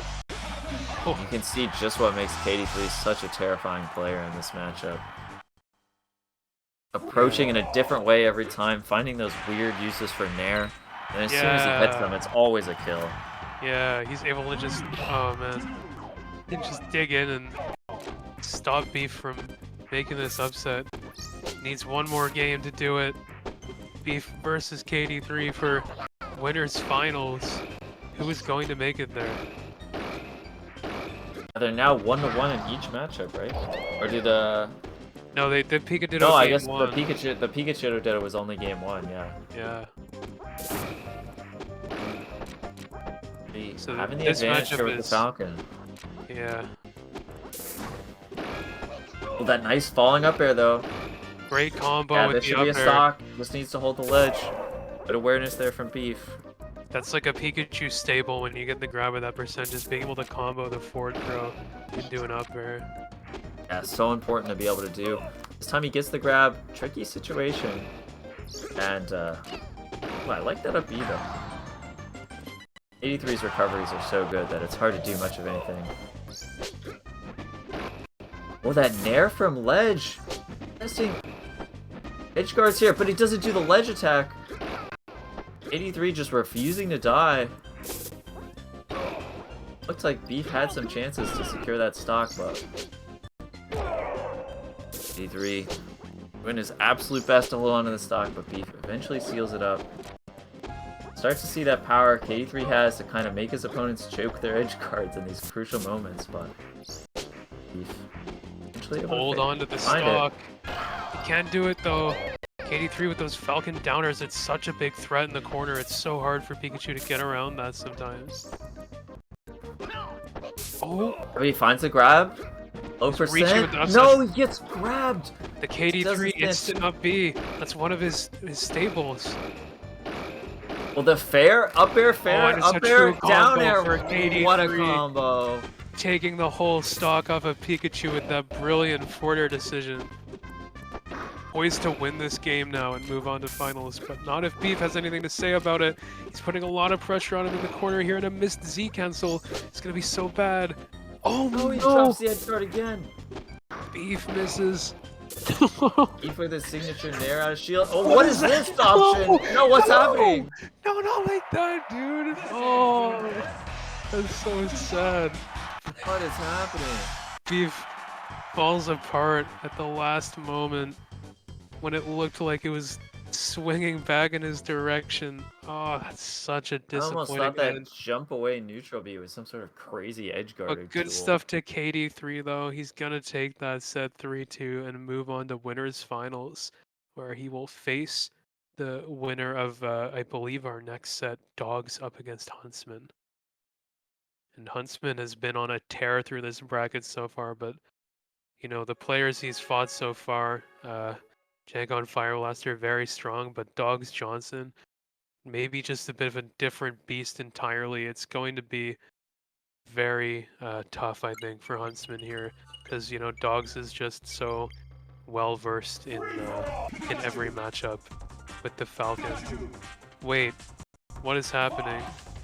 Dogs is going Pika. Okay, Yeah, he see, feels this like is what I was Pika's wondering better. about if he would pull out the Pikachu. That's interesting. I mean, the Pika has been looking so good today too, but I really thought like Dogs just knows the Falcon matchups, and you know he would just feel ready to take Huntsman on. But if he thinks that you know the Pikachu has a better shot at winning, because it's Pika Fox, right? He can't get thrown off and gimped 4 times in a row, like we saw Lord Tat do to KD in pools. Yeah, or Huntsman against poor Janko. Yeah, you just I mean you Pretty gotta quick work of him. You gotta put in a lot more work as Fox in this matchup, and I know Huntsman's capable of it, but again, like Dogs might just be that wall for him. That barrier We saw that's too just tough how to... good Dogs' Pikachu technique was against Kirby earlier. You can see how well he knows this matchup. Dogs plays a really top platform heavy style of Pikachu, and it's a little weird in the Fox matchup. It's not, you know, the normal style that you see Pikachu's use. Huntsman looking pretty Kinda clutch taking that cursed. first stock. I like the fast fall on the recovery, just to make things a little tougher, but Dogs is able to still follow him down there and even it up. Well, up tilt instead of jab grab, interesting. Calls him out in the air. Laser up smash, he goes for it. It was the Dang. setup. Rising Nair as a combo tool. Didn't quite work out for him. Oh no, and I think he wanted a fast fall aerial maybe. Dogs naring him into the stage. Gonna be enough to do it. Well, the fair from Ledge. Not gonna win against Fox's moves. Ooh, Huntsman But he being does very manage to- cautious right now. Yeah, lets Dog sneak back onto the stage unscathed.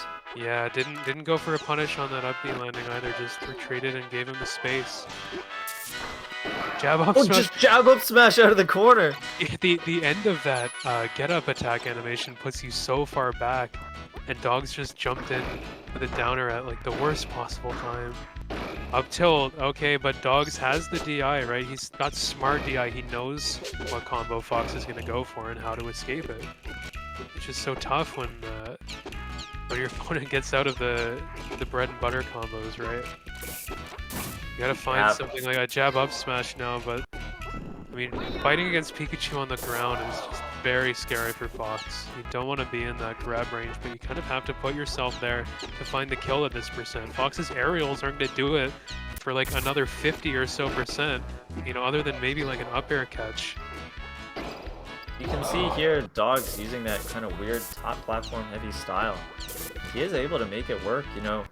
Oftentimes, finding a grab on these platforms is not quite as good for Pikachu, and it can be harder to convert into a kill, but so far, Dog is making it work in this shield drop dare. This could be the game right here. Very Can patient Huntsman with his recover? space He can! aerials. Dog's finding the way in the up tilt call out. Just stuffing out that approach. Yeah, I see Huntsman going for those up airs. He wants to catch it. Get Pikachu out of the air, take the stock. Oh man, Dog's just so threatening, approaching from above that way. It's so Like hard that to up air out of the corner. time something around that downer, and the fast fault there from Pikachu. Oh, but he messes up the up It B! He doesn't jump! gets too Suddenly it's flat shallow of stock. an angle there on the second zip. But Fox off stage. Oh, and gets the wrong up B.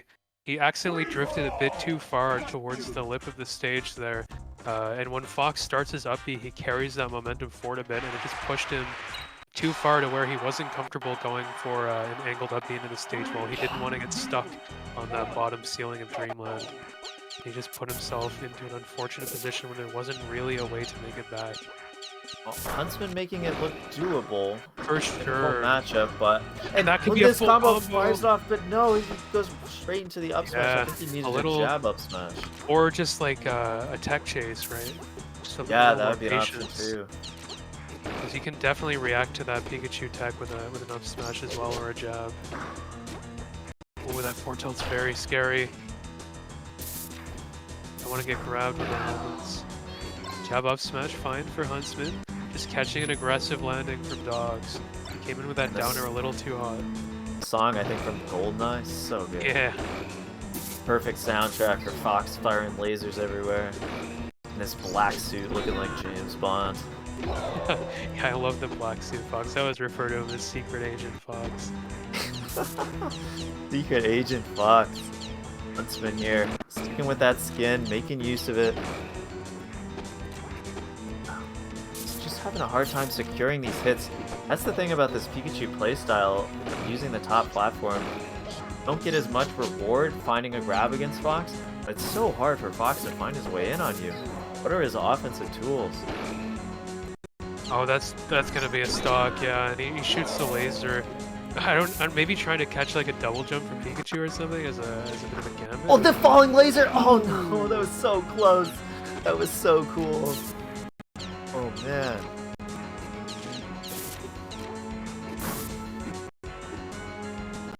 This is tough now because he just staled his up air.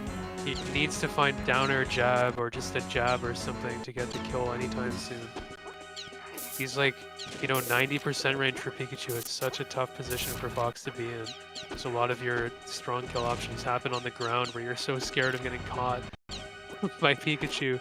He can just kill you anytime he gets a grab. Oh, and Dog's just running in. Very aggressive play. It pays off well for him. Bugs is so happy to just dance and dance around him. Wait till he finds an opening and run in. That kill off the stage. Yeah, You can this really one's gonna tell be, Dogs knows exactly what he's looking for. be careful using these platform lasers because, if you do a laser too high, it's a really big commit. If you're not landing with it, you're stuck in that animation for a real long time. And you're kind of just defenseless if the laser's not hitting them. Getting around lasers is such a vital thing. And, Pikachu's really good at it because of his small size. Huntsman finally Calling out sniped that him. jump. Yeah. I love the weight. But very smart up B from Dogs. That Dog's just taking no chances here.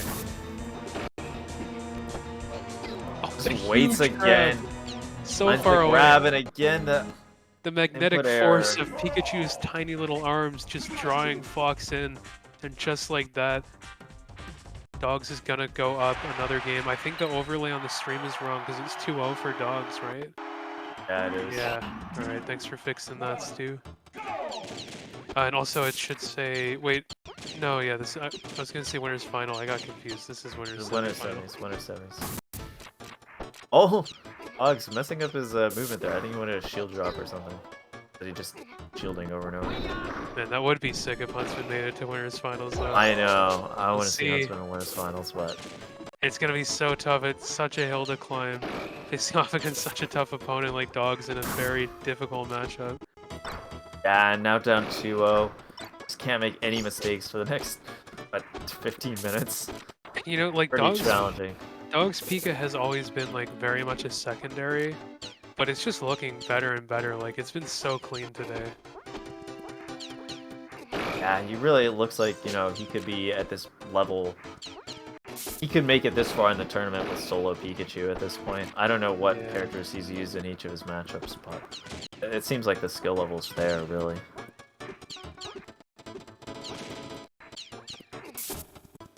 I think it's interesting. It doesn't feel like Dogs, you know, wants to scrap with Fox like in every situation.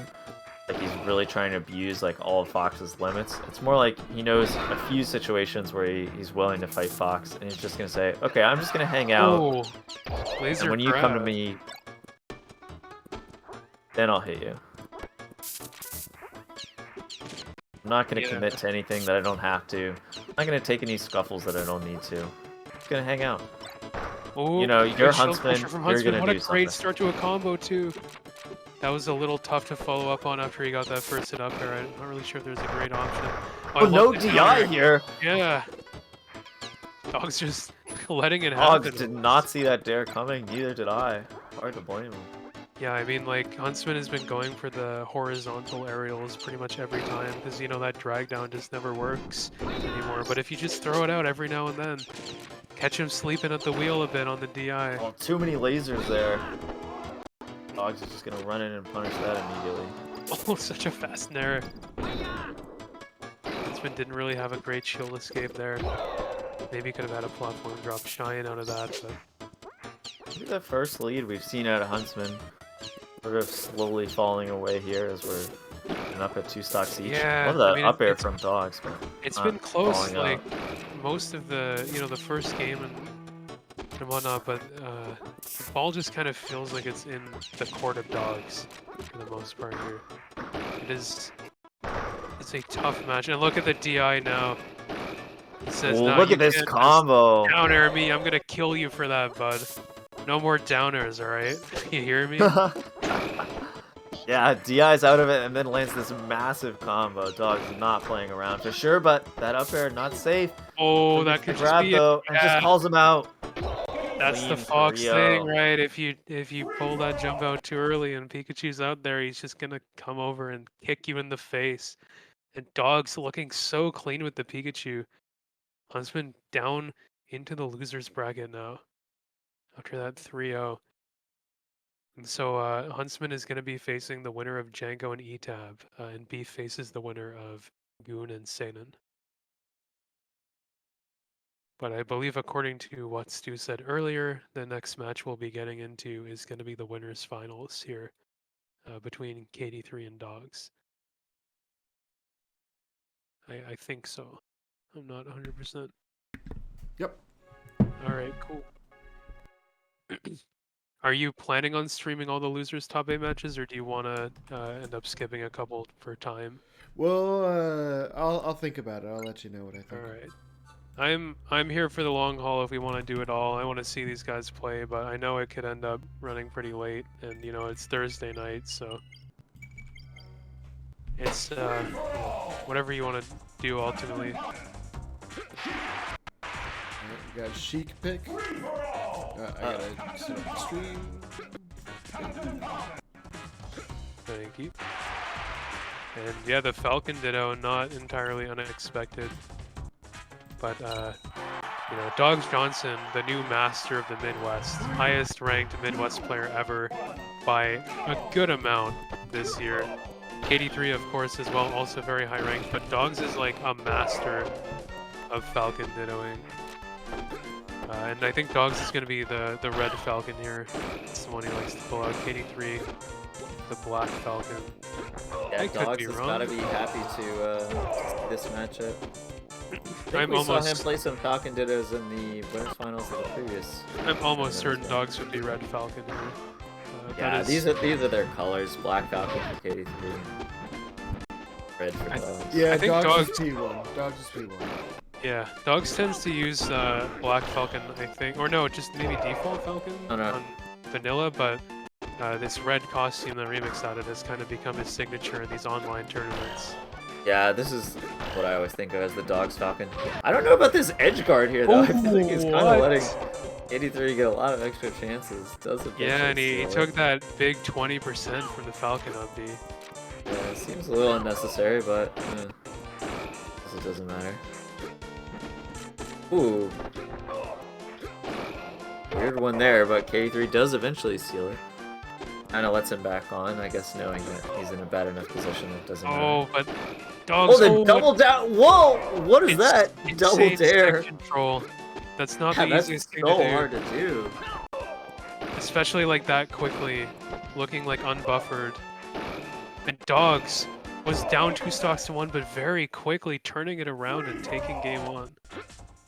It makes that comeback so fast, it's hard to even realize that it is a comeback. 83, I guess sticking with the Ditto. I'm surprised. I kind of figured he would go Puff. Yeah, I was expecting the Puff here, but it's just okay with the Falcon Ditto. Maybe Raz told him to do it. Who knows?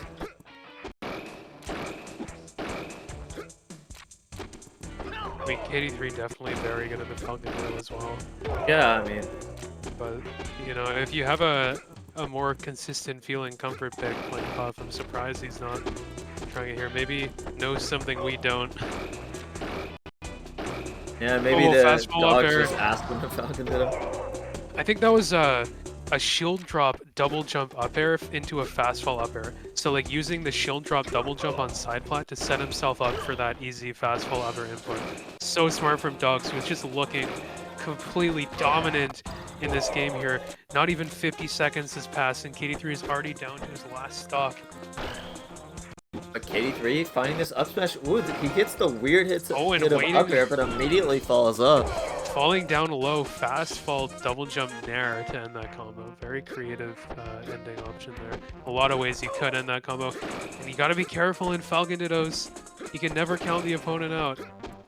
Dogs with kind of a signature Especially move when your there. opponent's KD3. The rising up air from ledge is something you will see Dogs do a lot. And What a calling way to them take that stock. out.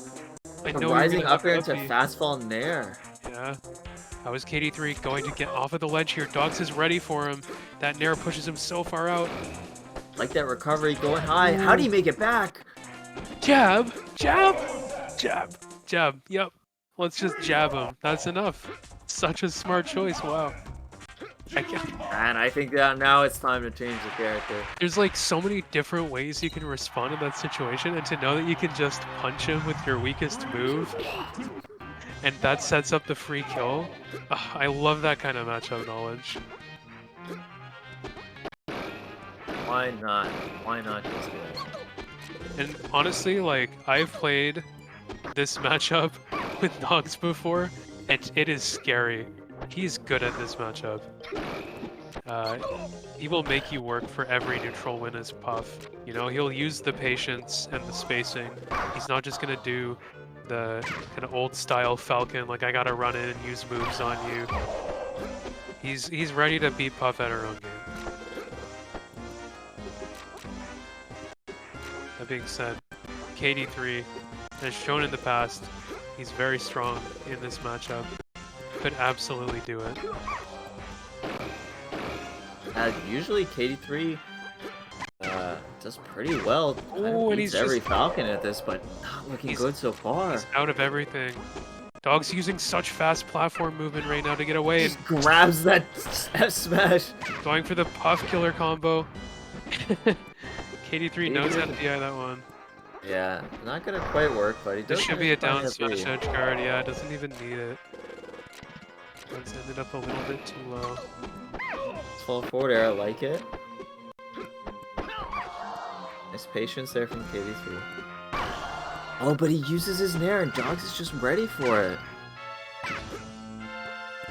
Man, Dogs is just playing so well today. Yeah. Looks ready for all of KD3's approaches, just throws out the bear at the perfect spacing. I mean, that's He's the thing. When you get down to it, like, Falcon can kind of just outrange Puff.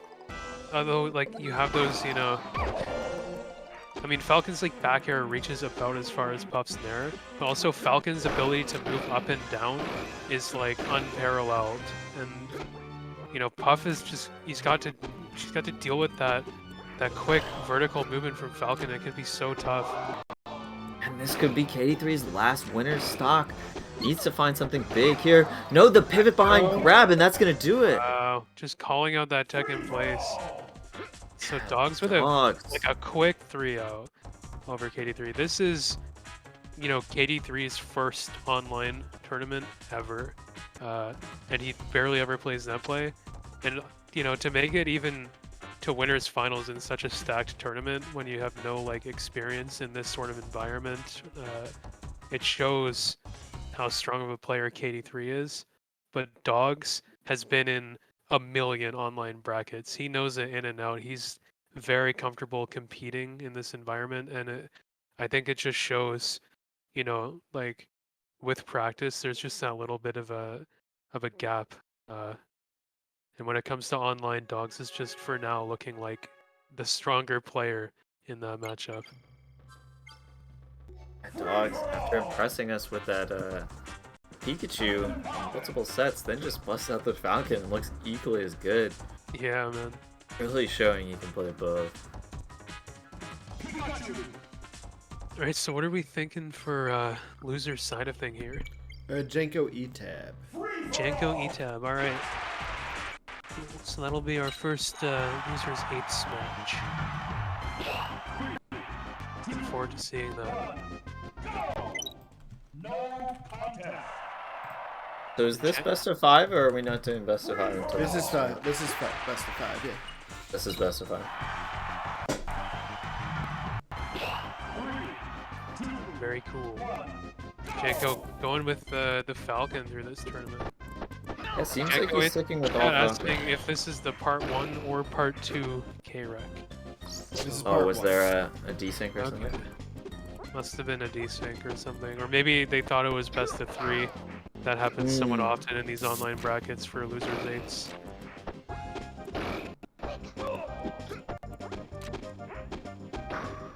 Who calls out the following? Switch servers. There. Which servers? Interesting. S-Smash? I don't know about that S-Smash from E-Tab, but he did not get punished for it.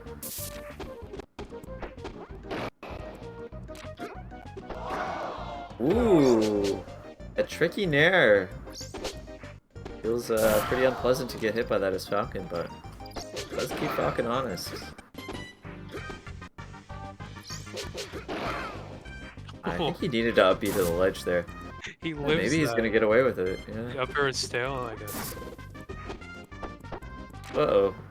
Crazy scramble situation. Okay. The fastball nair will do it. Yeah, you can just nair. Falcon is so heavy. Up air, that percentage is not going to be safe. Ooh, how did he find that? Oh, what a That find! didn't look like a yeah. true combo, but it's just to sniff it out. And that's gonna be the whole stock. What a Wow, quick what hook! a sequence there. Man, E-Tab maybe not prepared for this type of offense that we're seeing from Janko. Some unorthodox combos. What I was saying earlier is Janko, it just feels like no matter what character he's playing, he's gonna do stuff you haven't seen before. Ooh, this is that grab though. Oh, but he just finds the dare to trade stocks. Definitely favors Falcon. yeah, going. But then for right off the 3-2 and- respawn platform. Oh no! Oh, Yeah, man. he goes for the ledge attack when it doesn't quite work, but yeah, E-Tab just taking this stock with no damage on him right off the ledge, right off the respawn platform. So quickly negating the effects of that stock trade. Oh, but he tries for the up air, not quite the right distance. Lands on the top Wow. platform, but can't get away, and that That's might the just full be it. combo, Yeah. Attack The in 7 place hitter. not working out. Okay, they're taking game 1.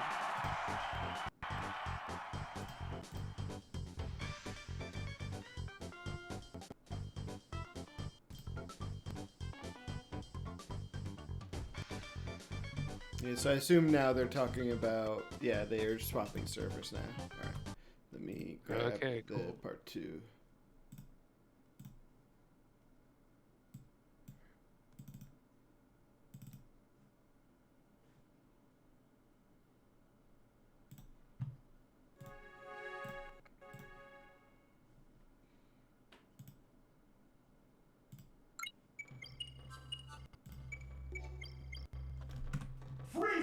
Alright, we're going into part 2 of the saga here. Mm-hmm.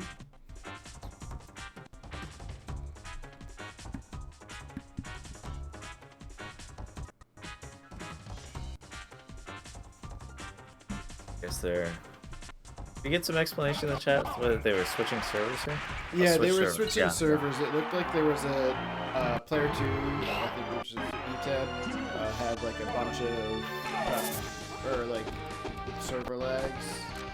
And they were saying this might have been due to the server.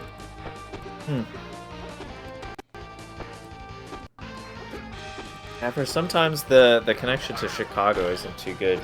No, Oh, Rochester, great it's really DI. not that far away. Oh, both these guys with some cool DI. I think I think Jaco was trying to do the pivot to ledge there, but it didn't quite work.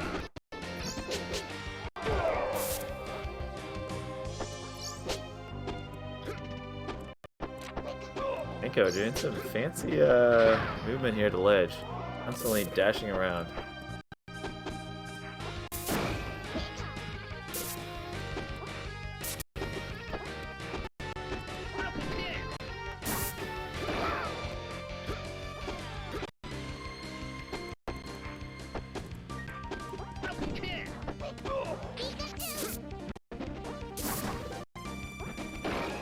Getting that back air, that's gonna be so vital, yeah. Just sealing out the And nice edge guard. ETAB looking much stronger in this game.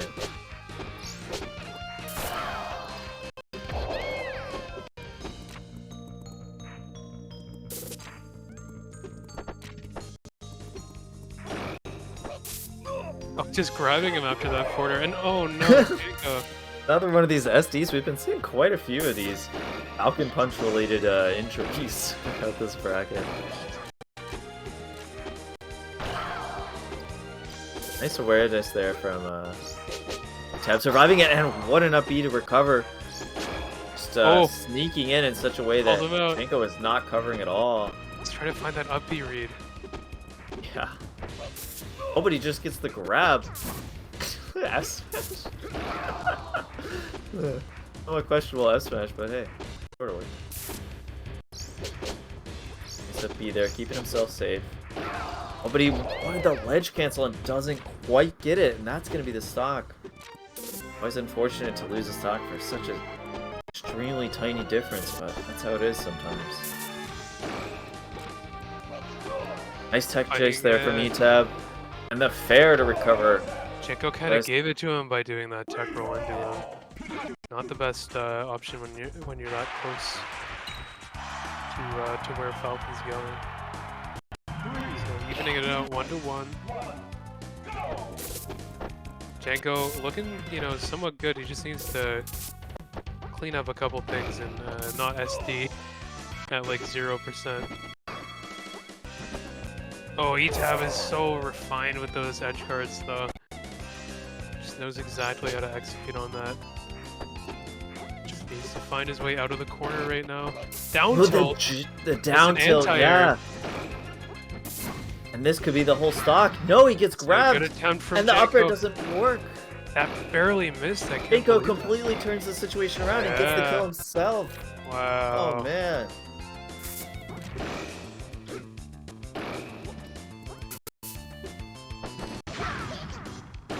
Oh, and yeah, why not just down tilt?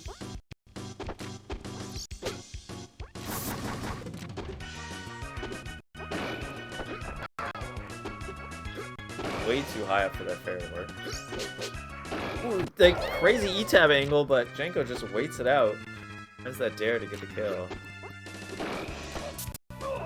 Both these guys just firing right back and forth. Yeah, he just came right down off the platform and grabbed him. feels like this game honestly has been very ETAB favored, and just What a that crazy one... pivot from Janko. He pivoted off the stage and then double jumped back on with a nair. Maybe, you know, not the most advisable way to handle that scenario, but ETAB going up 2-1.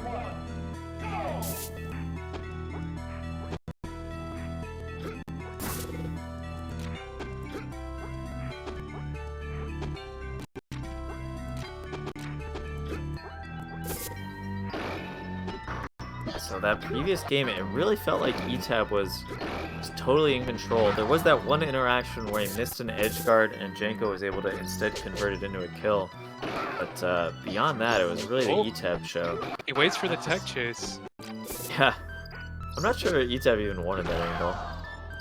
I think after that down air, Janko could have just done an up B, but he finds the stock eventually. Just had to do a little bit more work in order to get there. Wow. Nice awareness there. Janko dashing away on like the very first frame he was actionable after getting hit by that bear. Managing to avoid the grab.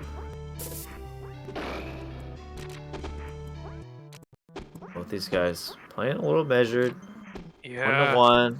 Janko all of a sudden is being like very patient with this aerial drift and just kind of landing on the platforms. You see ETAB there trying to cut it off, but Janko decides to go down to the floor at just the right time. I think he lost his jump somehow. Yeah, he didn't know. What a weird pseudo combo. On that forward air after the forward throw. Ooh, Janko tried to get a little fancy with that shield pressure, and it did not work. And it really looked like he was going to get the up B there, but Pikachu zipped out just in time. Janko still 2-3 stock lead, doesn't have any real reason to approach right now other than his love for hitting the other person's character, which does seem to be a driving force for Janko a lot of the time. I have a feeling he will eventually be the one to crack and go in. Maybe not though. ETAB just running across the stage with a wild, aggressive grab. Janko catching that landing. The upper is stale, so the combo doesn't come through. He hasn't pushed deep into the corner here. Just kind of letting him out. Oh, no jump. Oh, what? That was a crazy find on that hook after the back air.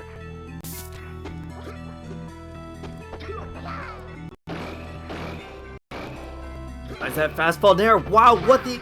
I can't believe he found that extension. Yeah. He was so far away, but he still gets the up there. That like no ETAB's frustrated by that one. Falling nair into like runoff double jump up air is like a Falcon classic, but it's really tough to find the right percentage for that on Pika. You know, any amount of up DI could have saved ETAB from that. Or if his percent was a few bits higher, like. Oh no, Janko put himself in such a dangerous spot straight off the bat there. He went for such a deep back air that really did not have enough reward to make it worth his time. Janko just lost his stock off of it.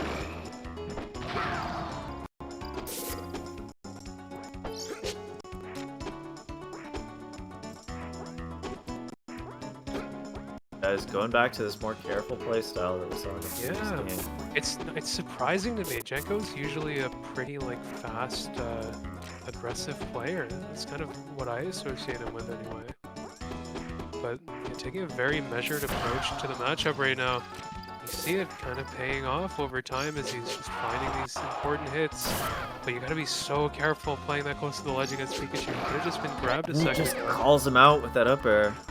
Yeah, that's a great hook. Reminds me of the kind of hooks we saw KD3 getting earlier in this same matchup. He goes really very good with him as well. These guys are just playing so far away. Janko's playing a really aerial game plan here. Not something you usually see when Pikachu's at 0, but what he's going for. Oh, not so interested in getting a grab. Yeah, finding a pivot grab. Back air into an up smash and nearly the full extended combo. It doesn't quite kill. He's gonna have to find an edge guard here. Oh, Falcon downer is so good in the corner there. It was like, what was ETAB's option to get away? He only really could have. I mean, he needed to nair out a shield, I think, but it just the timing on it is very tight. Up B out of shield. I mean, it would like trade, I guess, with the down air if you nair out a shield. Yeah, it's probably good. Oh, I love that. Man, is the window small. Janko hit him with the downer, saw that it didn't knock down, and just added in a little dash dance into his punish because he knew that ETAB would Oh, up tilt just out catches of the combo. ETAB running in. Inko's starting to run away with this. Runs away immediately there. Oh, I don't know about he's that F swinging with the smash. forward smashes. He's Yeah, feeling that- confident now. That might have been the stock if ETAB was a little faster to Ooh. react. But If he could just up B any of these dangerous landings that ETAB's going for. Or doesn't just seem a normal Janko's grab. a huge fan of that. Yeah, just runs up and gets the grab. That's good enough too, I guess. Oh, misses up the... Good jump Good here. TI. Surviving a little bit longer, but ETAB is able to seal out the edge guard. Still has 2 whole stocks to go through though. Yeah, ETAB's still in the game, but needs to clean up he neutral a little missed bit. his Oh, this might be it. cancel. The fair up air. He's too high. that's He's too yeah. high. And he went for it. He didn't recognize it. That's so unfortunate. Janko has put That's himself in a Sunlight's really last tough stock. position all of a sudden, yeah. But, you know, if he gets the grab near the corner, I think the pivot hook will do it. Oh, the dare. He just keeps Oh. punishing these run-ins from ETAB, and he Oh, gets that. no. And the hook is going to do it. It was not a true combo, but ETAB had a very small window to escape with the up B there and wasn't able to hit it. What a very close set between those two. Janko, the final Rochester player in this bracket, or ETAB, I mean, the final Rochester rep here has fallen, and the Canadian Janko moves on. Yeah. And yeah, so Janko's Janko so good at punishing those run-up grabs that ETAB was like Taking really down relying on. ETAB in the game 5 set, moving on to play Huntsman next, which I think that's a rematch, right? They played in the round of 16 winners, and Huntsman came in on top there. So that'll be interesting to see. But yeah, GG's to ETAB. Another good performance, making the top 8 here. You know, always seem to be able to count on ETAB to get a good run into the bracket. I'm looking for Goon Senin. I don't see it, so I guess I'll just move on. Well, here, I'll take a quick look. I feel like I saw that one. I see Senin versus Box, but that's the last. Here, I'll ask him. I will ask Goon. I think he's available at the moment. Because Okay. I would really like to see both of them play. All right. Well. He does have it. So we'll just take a sec. All right.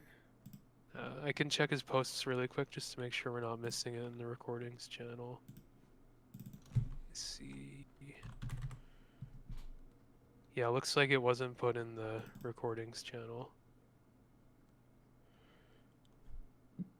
So we will just have to wait a second to get that one. But yeah, I mean, like I said earlier, I think, you know, Senin's performance in this bracket has been so cool to see. We're not used to seeing players from Dominican Republic making runs in our brackets.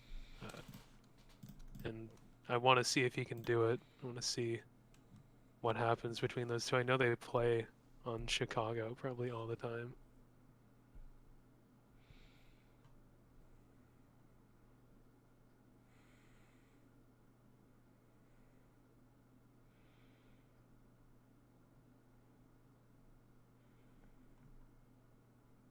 Okay, I've got a recording here. I'll pass it to you, Stu. We think this is the correct one. So Yay! we'll take a look. All right. Who's player 1? Yeah, we don't know, but we can probably identify it pretty quickly when we start to watch. Okay.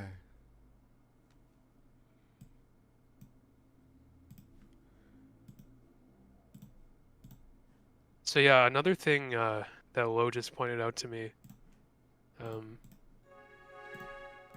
Janko and Goon were both knocked into like losers in that round of 16 by Beef and Huntsman, and they've made it all the way here into top 8, which is pretty cool to see.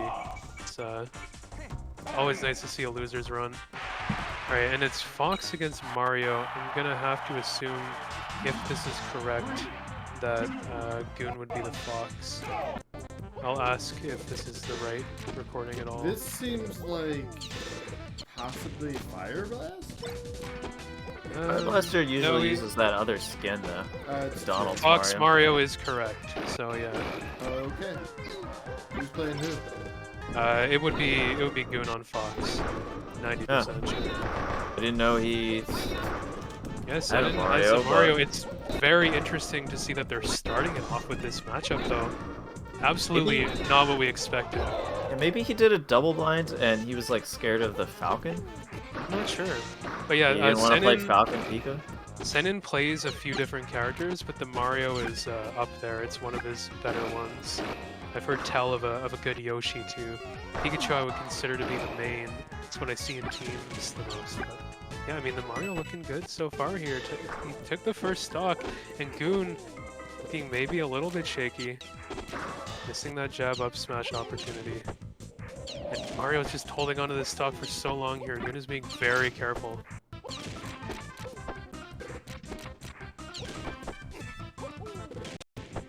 Oh, I love that laser.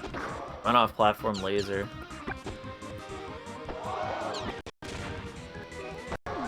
See, Goon knows the stakes here.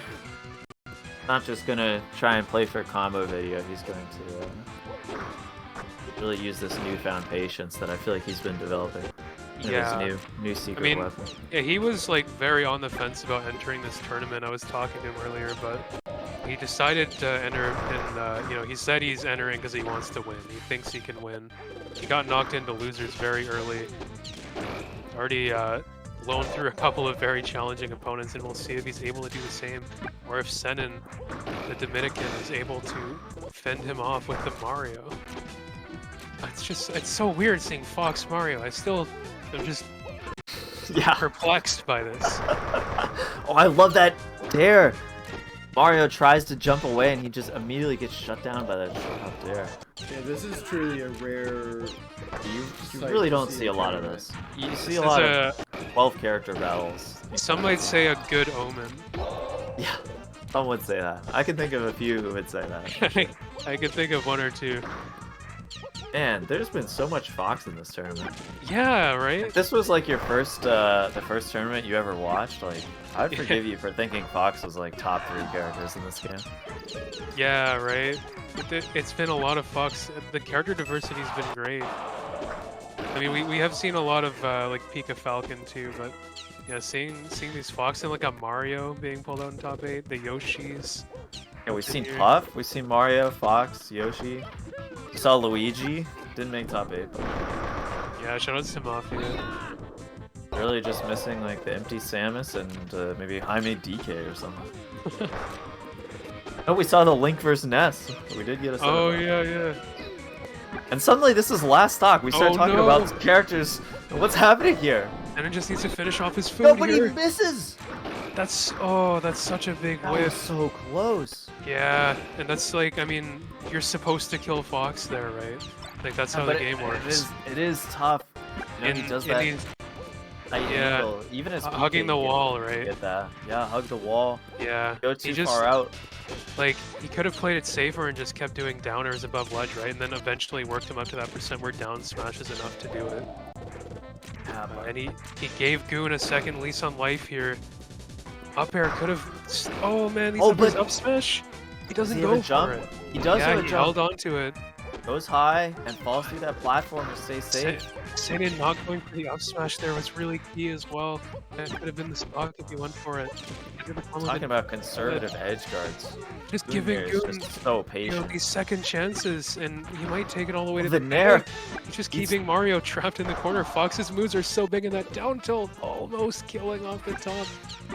Senin actually retreating back to the ledge off of that. Surprisingly, I thought he might go for center stage.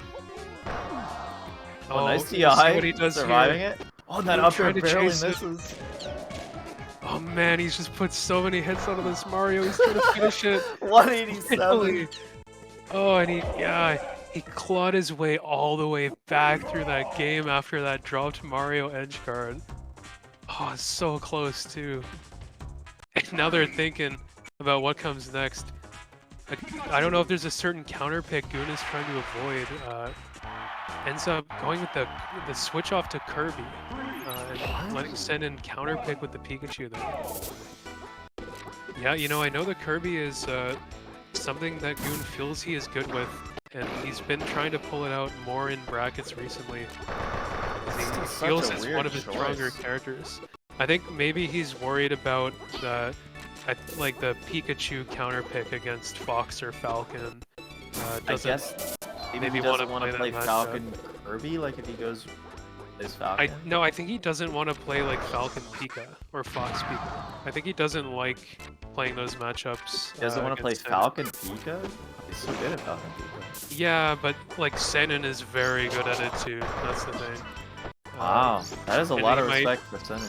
Yeah, well, that's the thing, right? Because Goon is one of those server grinders. He's the one who's on there on Chicago playing these guys like Senin who are on the come up, and he knows just how strong he really is. He knows that, you know, he belongs here in this top 8. Yeah, maybe Goon can be the person to take down Senin because he's the one that knows to give him that respect. He Exactly. knows what he's capable of and what he's dealing with. Kirby Pikachu, though, not an easy matchup to play from that side. Definitely will be giving him a run for his money in this match as we see Senin taking the first stock. Forward throw, absolutely gonna do it there, though. Evening things up pretty quick. A hard matchup to be playing on the counter pick. Especially for Supo, who's someone, you know, has been developing the Kirby, but it's not like he's been playing a lot of Kirby in this tournament, at least that we've seen. Yeah, I know. But I mean, really, like, he's a player with a fairly rounded cast these days. He's For been sure, for sure. working a lot on his other characters. I doing love that alt Nair to speed. catch the up E. Oh, gets that bad turnaround. And you know, I think with Senin, like, Senin is very good. He's been improving a lot.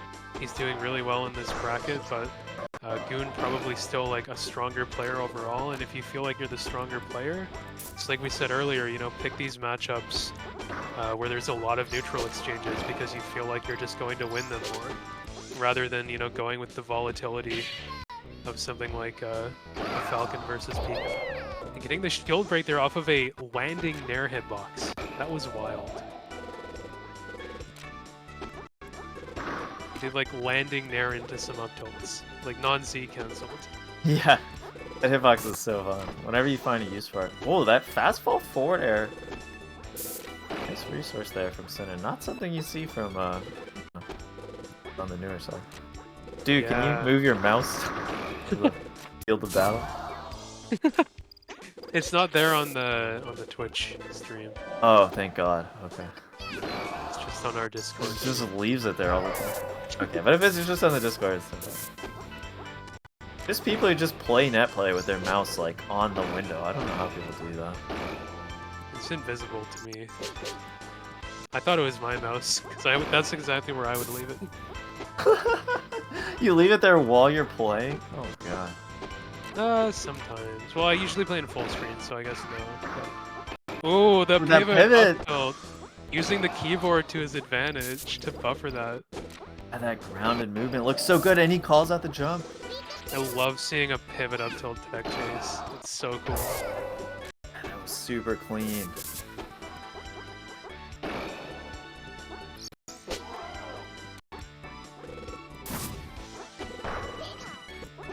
Oh, I thought he was about to let the forward smash rip there. Nair, though, that's such a strong one. Not quite gonna be enough. Backer should do it, though. Evening it up pretty much, like 28%, that's not too bad. You gotta watch out, approaching from above or not. Just go in, why not? This is why, this is so tough. Can he make it back from, there's no way, yeah. Oh, what? Senin just blocked it, he didn't contest.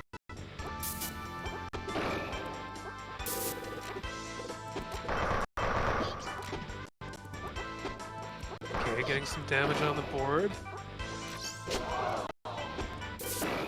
Oh, that up tilt. Caught him from so far away. Can he seal it out here? No, giving Sen another opportunity.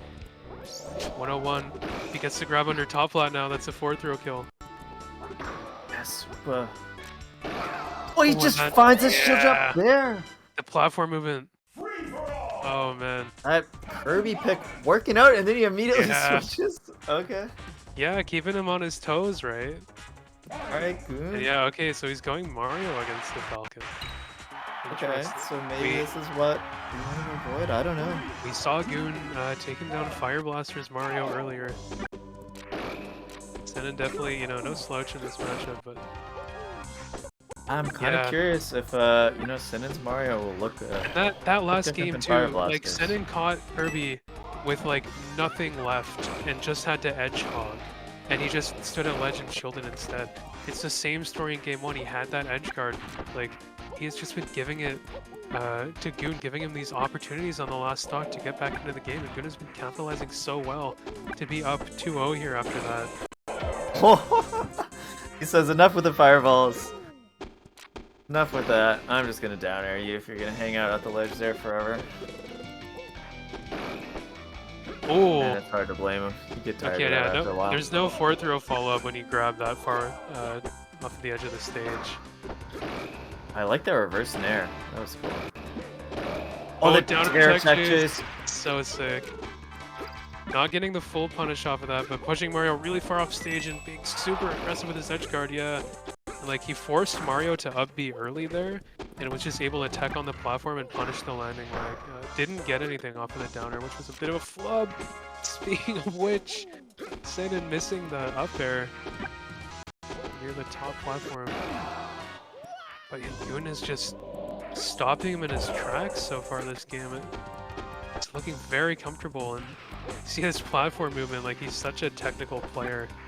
When he needs to go fast, he just goes fast. He's so fast. Yeah, it's I so love the cool up seeing air. him evolve as a player. He's always someone that was super fast, but now he's like paired it with his discipline and Fast and choosing smart. exactly when to use that speed. Yeah. Makes him so scary to play against. Oh, just what was that? The pivot dare? Oh, up tilting by That's- accident. It's okay though. Senin tried to draw through and punish it and put himself in a bad position. This could be an edge guard. We'll see if he goes for that reverse down smash we saw earlier. No, just Oh, I thought he would just F smash him there. oh god. Airs right through the fireball. Oh, it's a little too slow. on the Wispy ledge saved block. him. Wispy pushed him back on the edge. Senen's got another chance. Can he maybe get back? Oh, No. no. And Goon taking it 3-0 over Senin, looking comfortable. Goon looking so good at that Mario matchup. Yeah, and he's gonna move on and get a rematch with Beef. So, oh man, a lot of rematches happening in this losers bracket just because of how it played out. Like we got Well, that's what happens when So, you like, have these massive losers runs. so in the first round of winners, Huntsman knocked Django into losers, and Beef knocked Goon into losers. And now here in losers quarters, we have Django rematching Huntsman and Goon rematching Beef. That's kind of sick. I'm kind of down for that. Just because the way those upsets happen and how the bracket played out. It means that yeah, both Janko and Goon are gonna get their rematches. It looks like we're going right into the next set, and this will be Janko getting his chance to redeem himself against Huntsman, and taking the quickest first stock. Shades of that like double shine Huntsman did to Fire Blaster earlier, just like within 10 seconds. It's already gone. But this time it's Huntsman losing the stock so quickly.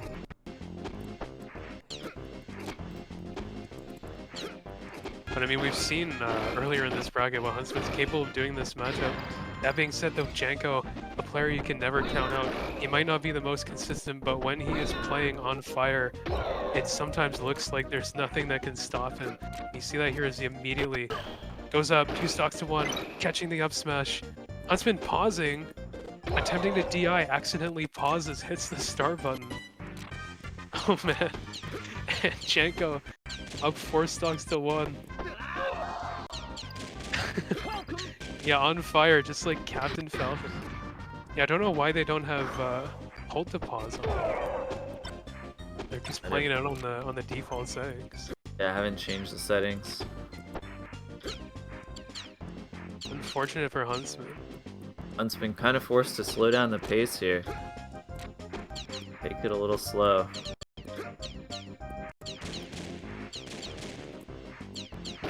Oh, Janko is just running. Oh, what? The reverse bear. Dude, What? you cannot Okay, do you made it reverse back? aerials on Fox. That's not real. He's too small. That's like frame perfect. What? Why? What? Janko's feeling himself.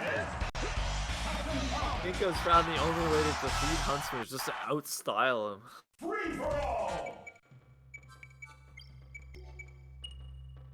That was, yeah. And it looks like he went and turned on hold to pause after that. Wise man. Fair enough. Yeah, like, jeez.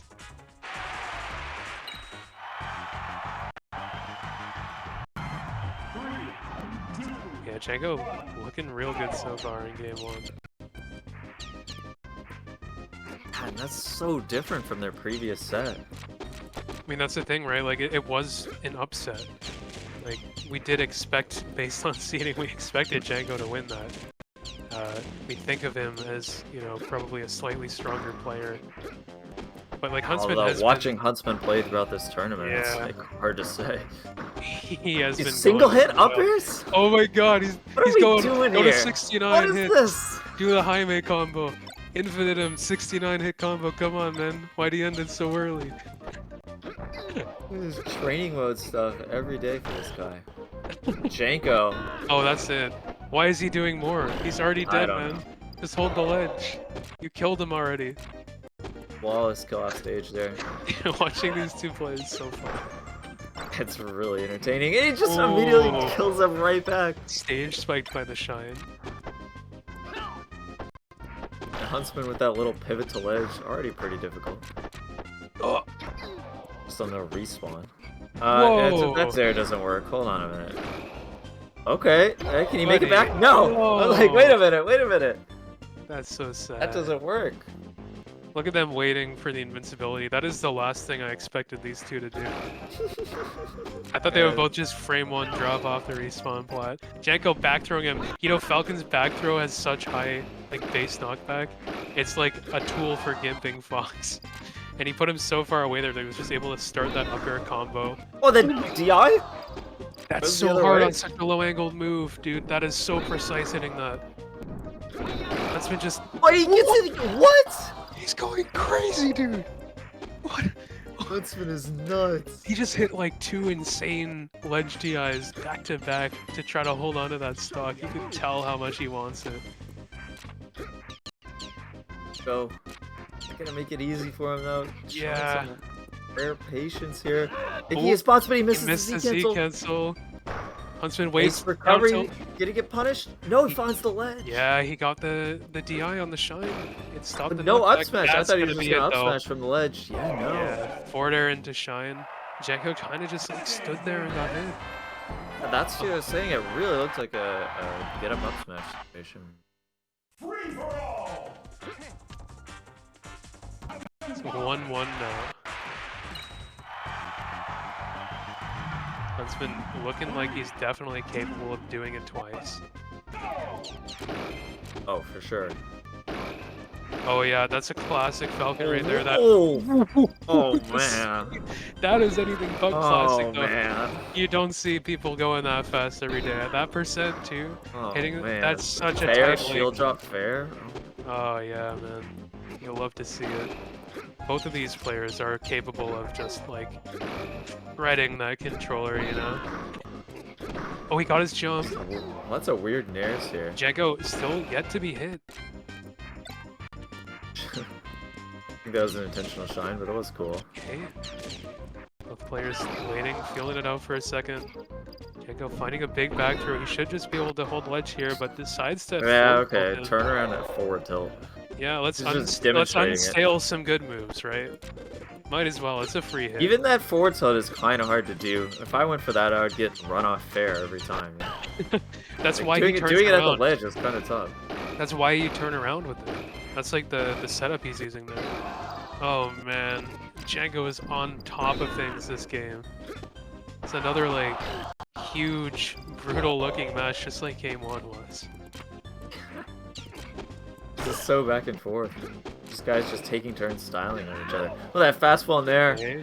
He's Been ready trying to set for up it. the edge guard. Oh, Down but the smash is down a little smash. early.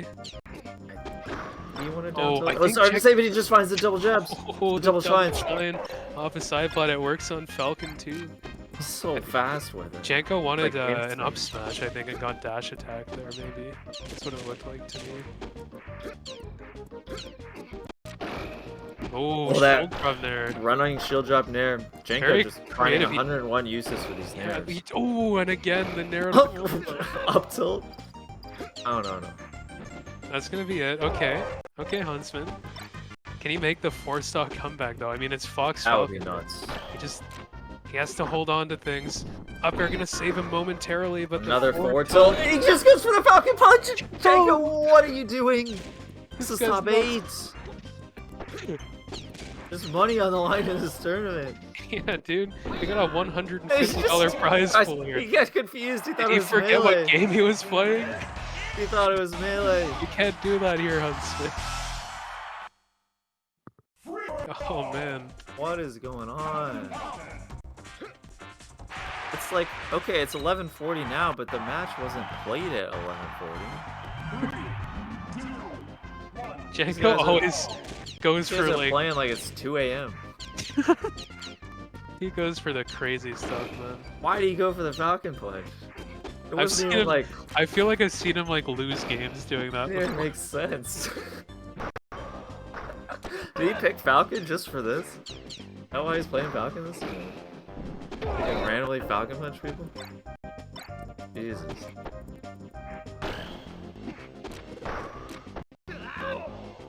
And then we're back into a Huntsman game.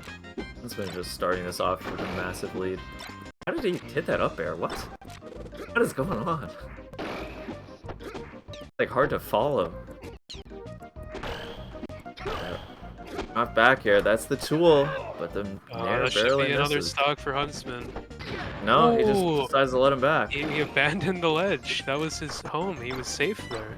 With the double Yeah. shine. I think it was hard to tell on the invincibility if it was gonna last like that. Okay, that back air's enough. He caught him without the jump. Huntsman, like, reached a little too far with his up air. It's like the nairs are his heart, but the bears are his brain. Janko. Oop, I don't think he meant to turn around with that up tilt.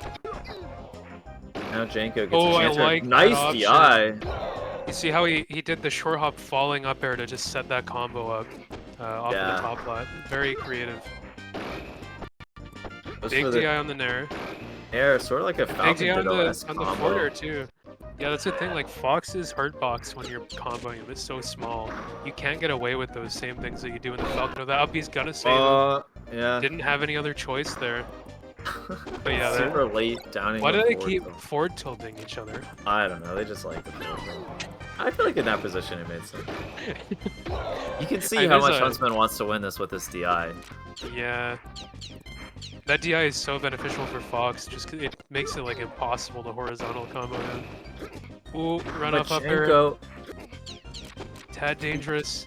Oh, this could be it. Machenko's He doesn't chance have a, to take the doesn't have a set. true follow-up. Oh, Huntsman. but that was almost Had a a stock shine. for Huntsman. Yeah, just a shine there.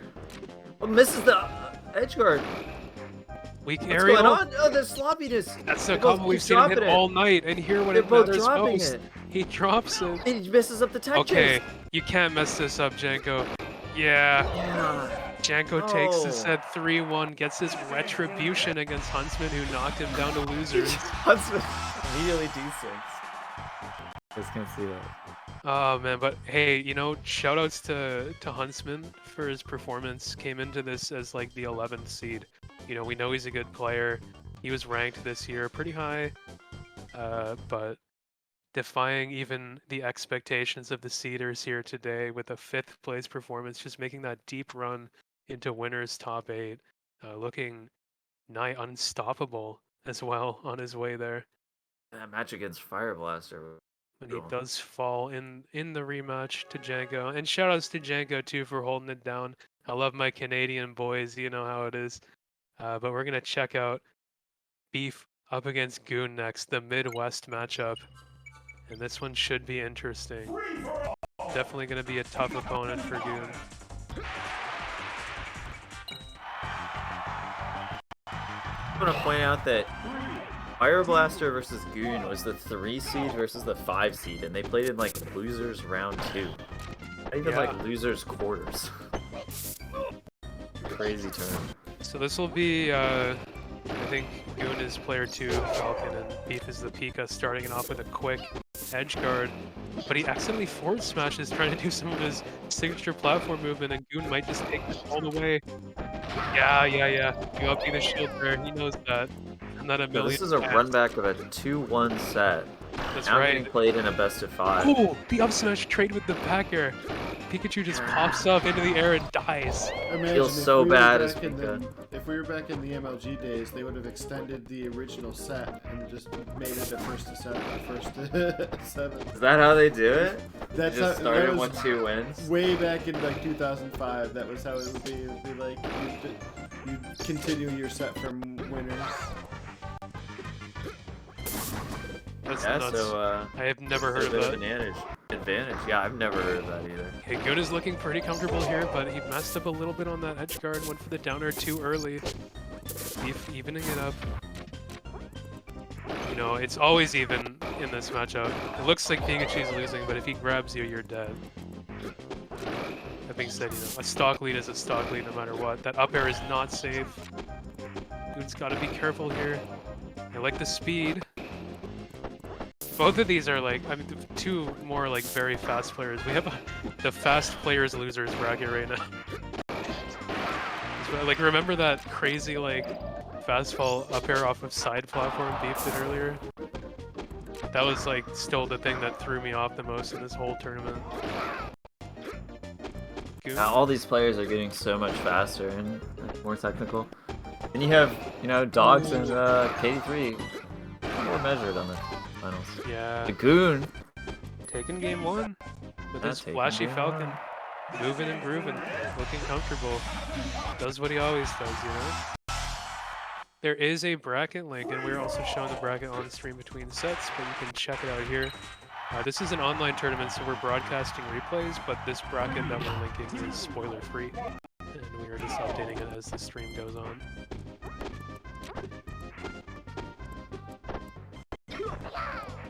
So yeah, I mean, A Goon bit of a looks scuffle here. Both guys trying to find a grab. good in the game 1, but I've seen Beef, you know, just tear Falcons apart before. I know he can do it. But, you know, Goon might just prove to be too much for him. Goon is looking good today.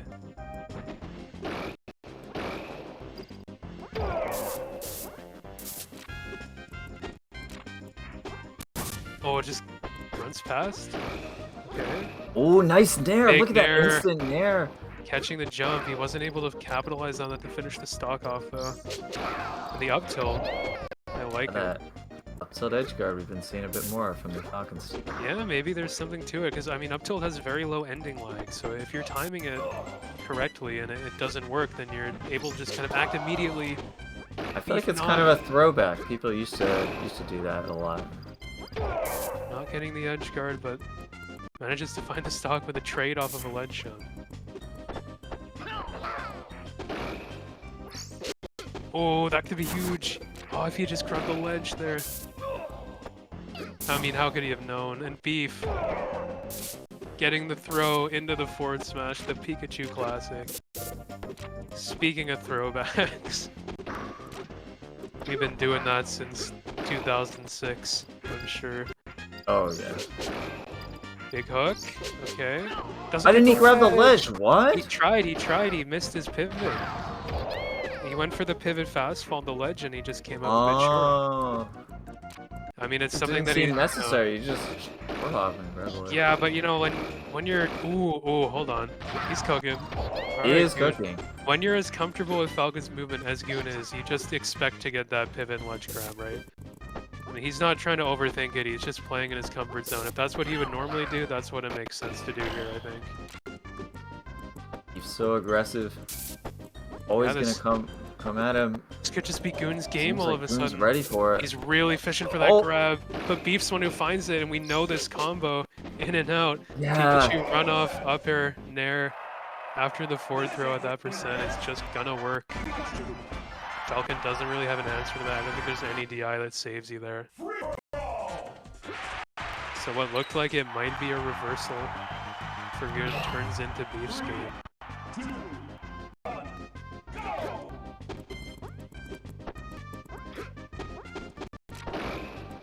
Oh wow, that grab missed and he just swung out with the up smash.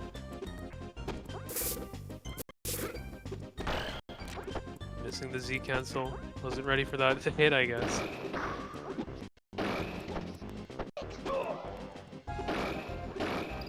That's gonna be the stock. Oh, this is starting to get scary. Oh, especially when that happens. Oh, the forward tilt. What a smart idea. I love that from Beef. What a clean edge guard, wow. He's looking so good. Poised to go up 2-1. Oh, Oh, and Goon is needed to clubbing hit a that little. instant grab, but he doesn't do it. Eve That is so ready to punish that.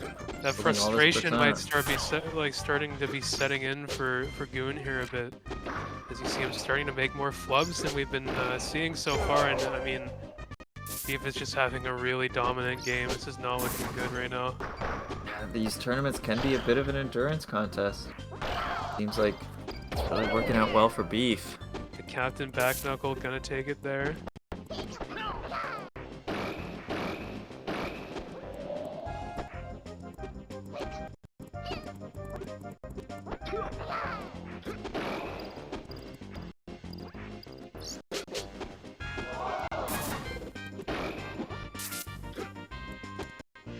Ooh, how did that up air hit? Did you see that? That was so weird. Just finds the run up E. Man, he did like a fastball up air that hit a grounded Pikachu. That was so weird. Eve able to easily combo him off stage.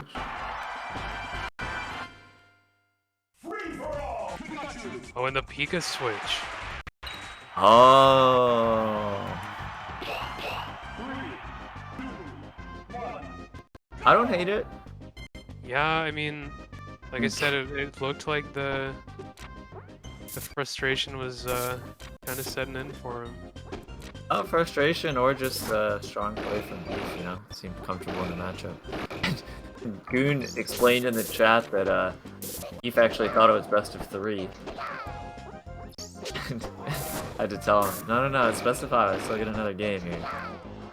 Yeah, so Goon basically when this counter pick's saying like, you know, sure, you can beat me in this volatile matchup, but I'm just gonna do your character better.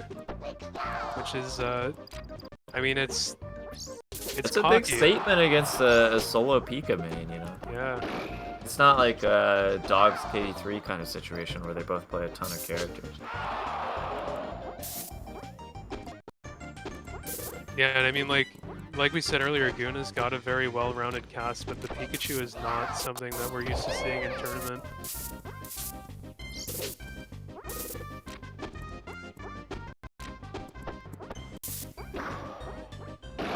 Yeah, that's a great point from SKG in chat too, is that Beef is very well practiced in this matchup.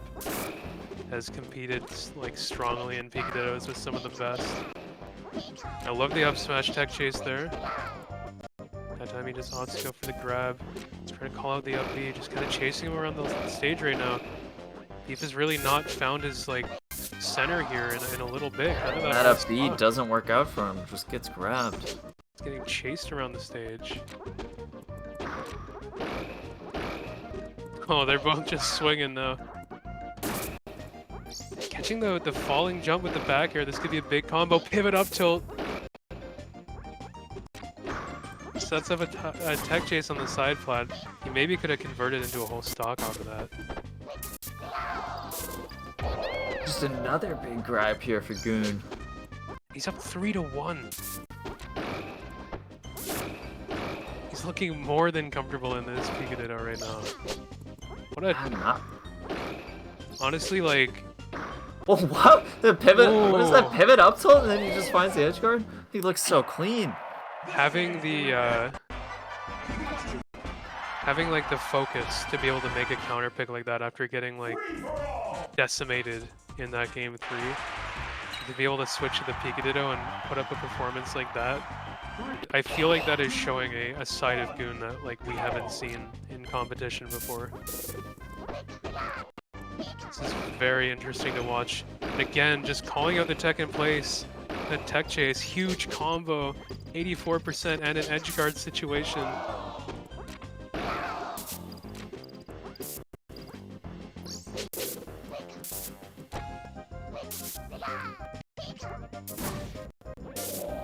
Okay, Beef kind of flubbing a little bit. Putting himself too far off the stage there.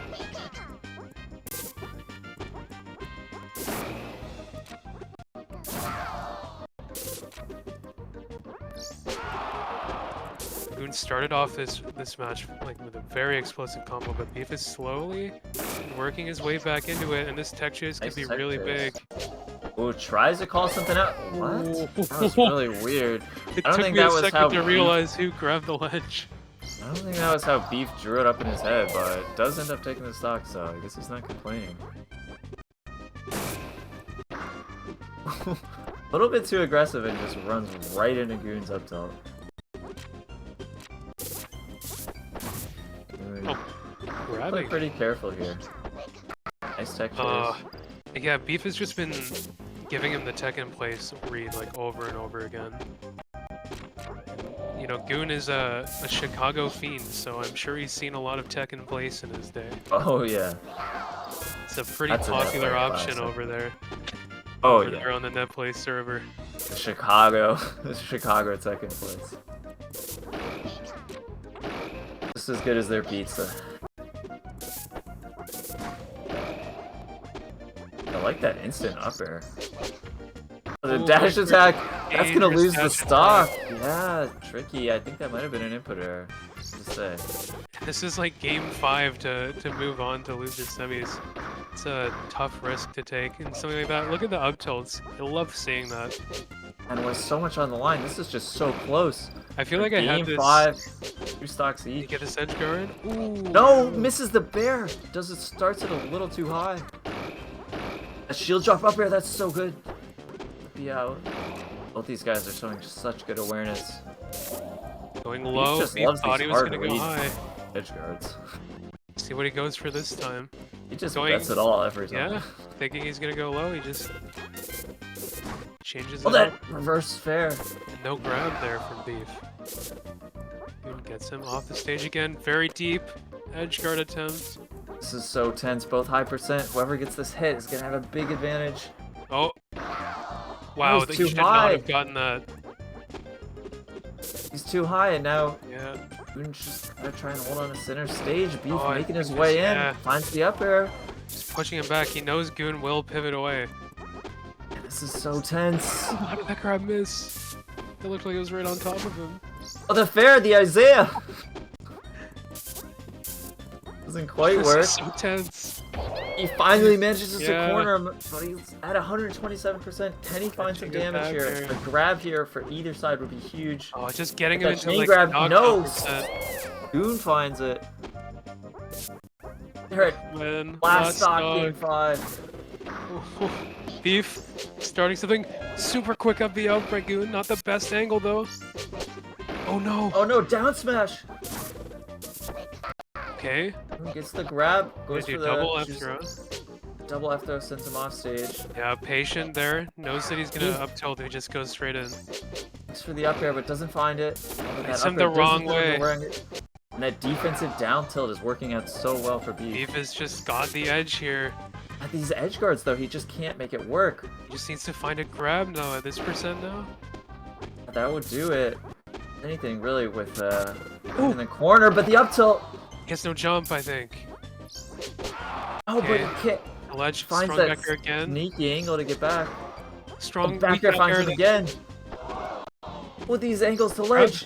He He goes goes high, for but he doesn't get the ledge cancel. reverse back air this time. This Beef back air is the getting the ledge. stalest back He's- air in the world. Oh, he's doing such a good job of getting the ledge with that up B over and over. The That stalest back air in the world, do but it. that'll do it! At 127, he catches him and Goon defies all logic, somehow switching to his opponent's main, dittoing him, and barely making that game 5 comeback. What a performance! Wow. So Goon now moves on to face Janko in losers semis. What a That was match. yeah. Oh man. So many backers at the end.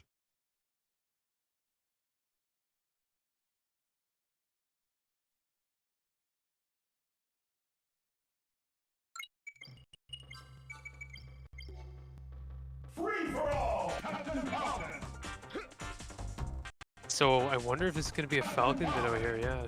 Janko been going all Falcon today. Is all Falcon? I wonder if we could see a Kirby switch. Don't forget to scene switch on the main stream. Okay, good. Just making sure. Yeah, hopefully hopefully as well as too as the ports for this. I think both of these players have been using Black Falcon, but Yeah, I actually have no idea who's who. Oh, player one is Super. okay, it looks like you have it the wrong way on the stream right now. Yeah. Alright, cool. And Janko using... Oh, I thought Janko was using Black. Alright. Falcon Punch combo! Yeah, I think that one's a... I think that one's Janko. Janko loves the style. Really does. I mean, if is it even style if it's optimal? Is it optimal though? I don't know. I mean, it's a combo. It might not be the easiest way to finish that stock. Oh, so slow! What is this combo? That looks like a Jaime combo. What the heck? He It's did. like He took something it like I was doing in 2014. he took it one hit too far. If he had just done up air up B one hit earlier in that combo, it would have worked out. Okay, great DI from Goon to get out of that. Is it gonna be enough though, or is Janko just gonna finish it off? Looks like that's gonna do it. Oh, sorry, no, Goon's finishing it. I got them mixed up. So Goon takes game one.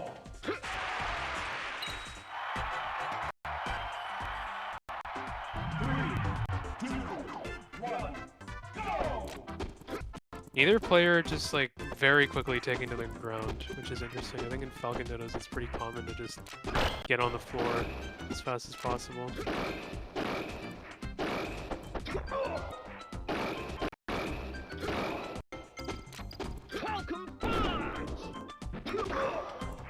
Oh, the down smash. Something we saw from Goon earlier. Falcon kick, hard read. Just calls him out across the whole stage. Janko, what are you doing, man? He ran across the stage one way and dash attacked, and then ran across the stage the other way and dash attacked. Oh! Finds them with the up B. Yeah, he dropped the edge guard a little. And finds them again, but it can happen in these Falcon Dittos. Sometimes neither a person can make the edge guard work out. Maybe a bit too optimistic going for that down smash there.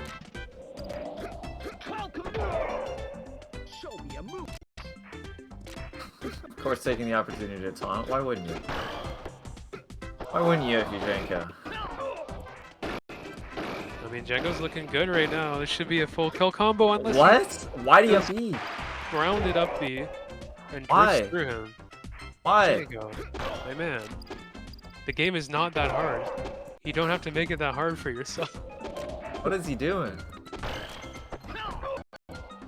I mean, ultimately, you know, I've said this a few times today, but like, at the end of the day, Janko's doing his thing, and I think that's the best thing you can do in a competition is just play to your comfort zone. Dupa is definitely doing a different thing than Janko is. Extremely standard, perfect flowchart there with those nairs. And he turns it around! Yeah, Dupa taking absolutely doing his thing. game 2.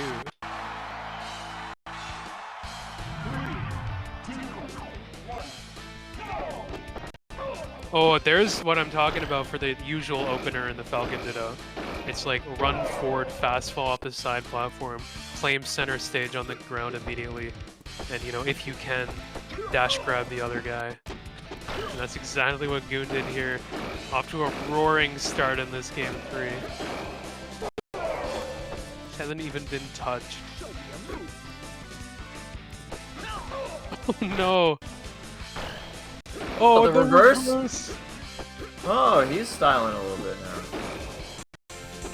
He's feeling himself. Weird dare, but I guess it works. Man, 4 stocks in 1. Truly a Goon. What is this match? Oh, and that's it. A fastball in there. I know it. Yeah, okay, okay. He's gonna doing kill this it. reverse fair nonsense. He's Now fucking just around. styling. He's Oh just my god, styling. Falcon Punch! He's trying to reverse fair. He runs to the other side of the stage and taunts. Dude, he's trolling This is truly Jacob. 2 a.m. rules. You have to win with Falcon Punch. Those are the rules. Oh my god. You were just saying, like, not 30 seconds ago about how Goon's playing very standard. Yeah, and then no. Look I at was playing after that. See, that doesn't win. He didn't win with Falcon Punch. it's like a foregone conclusion at that point. You start fucking around on the last stock. You're like, yep, I got you. Easy win for me. Yeah. Oh man. So a quick 3-0. Goonery going on there for sure. Some goonery. And so Goon now moves on to play against KD3.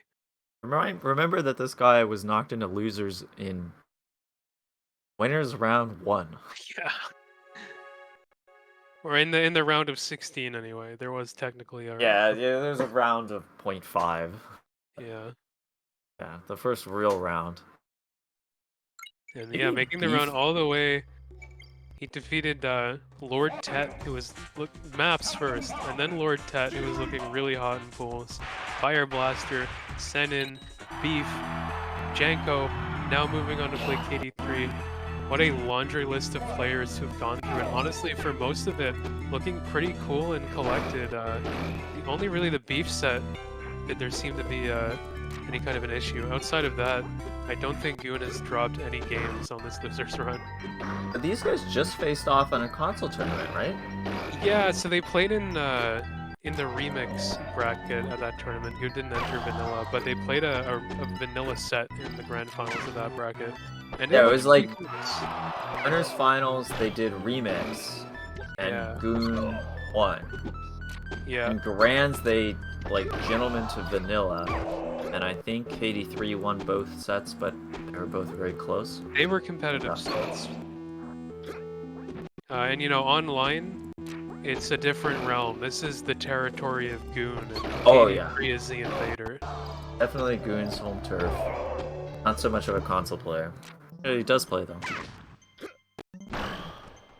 Backer catching a lot up tilt. Great use of that up tilt. Losing jumps with every one of these interactions, and now, yeah, he recognizes he's just not gonna make it back. Giving Goon a lot of respect, honestly, by opting to SD there, because that is a situation where you could try to make it back and puff and hope the opponent messes up. Kind of an unusual edge guard too there. The up tilt and F smash. He just hit him sideways until he was no longer a threat. Seems to be working for him so far. Ooh, that's scary. Oh, rough position. KD3, no fear, just runs at him. Oh, surely he could have killed him off that rest, right? Just up there? Saw that from Dogs, I feel like. And so that is a good point, right? Dogs was able to take out KD3 in this matchup. KD3 not messing around with the Falcon Ditto, just going straight into Oh no, that's not a combo. That doesn't work. I thought that would work. Honestly, I thought it did. But it's close. Oh, KD3 had like no jumps there. Goon's all over him right now with the downers. Approach canceling the backer. You can see how much KD3 loves those pounds away. That was the most disjointed downer hit. Did he go for a nair off ledge or something and extend his foot out? No, I think he was just trying to jump to ledge. Either way, crazy downer hit to seal out that game 1 for Goon.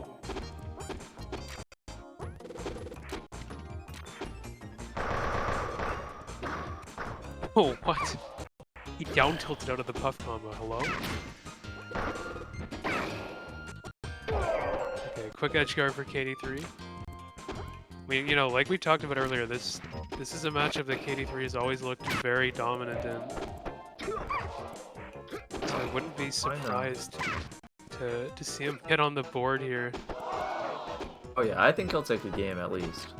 I mean, he won in this very matchup against Goon in the past. Yeah, that, like, again, like as we said, that was the offline console competition. It's a different territory, you know, the circumstances have kind of been swapped. Now, like, KD3 is the person competing outside of their comfort zone. Yeah, it's kind of like a home field, you know, home team advantage. I mean, there's like a lot of He's used to things, playing on right? clay, and now he's on grass, right?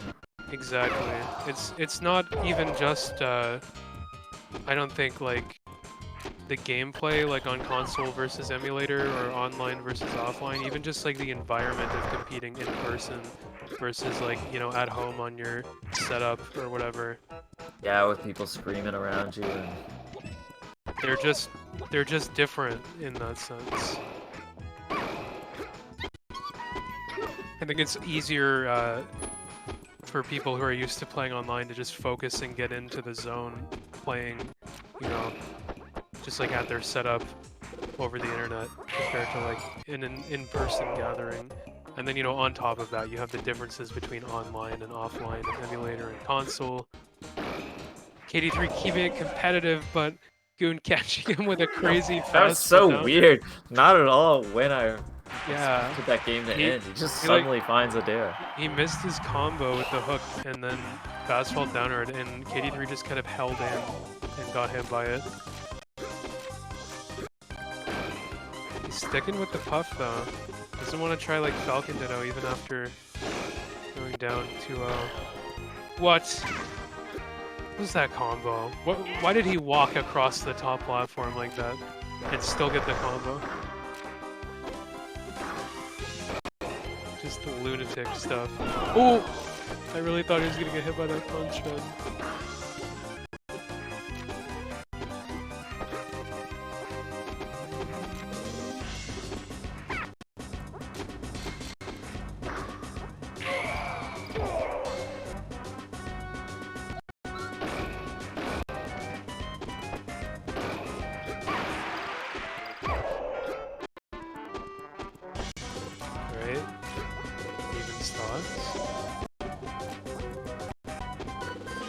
With the fastball dare, it looked like it was gonna hit from so far away. Super just stands there and says, "That's not hitting me. Come on." Yeah.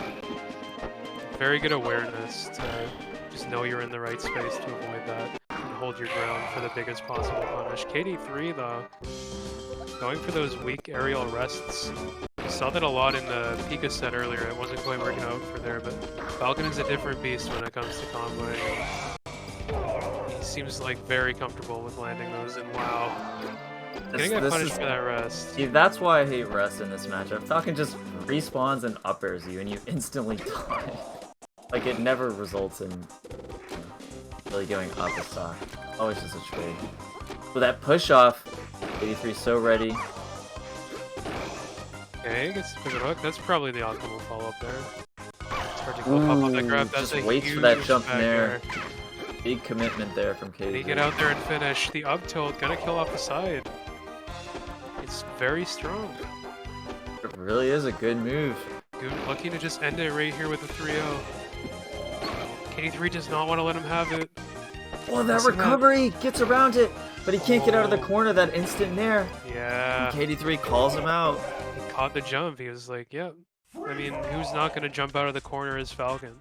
What other option do you have? You can just jump or like maybe stand still or crouch. You're not going to roll, because Falcon's roll is like terrible. And we see the Fox counter pick. Interesting. I think the Fox was actually used in pools, but it hasn't come out for probably most of this bracket.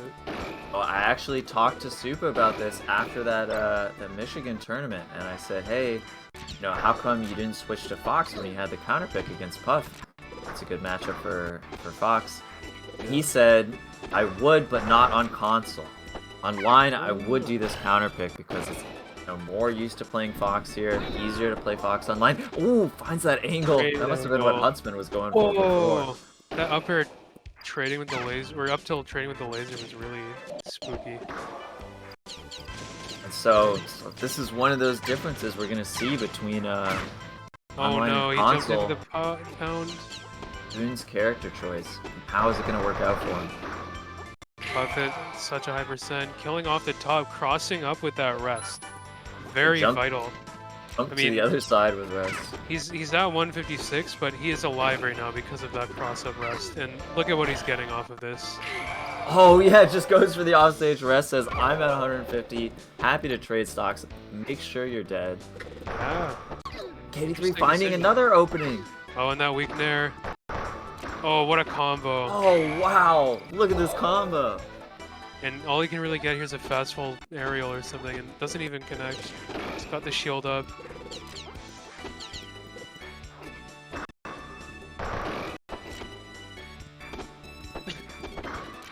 Three. So good against this Fox. Apparently he's very ready for this matchup. Well, the Okay, dare that could be though, a that shine. is not where you How want to be would as that miss? Fox.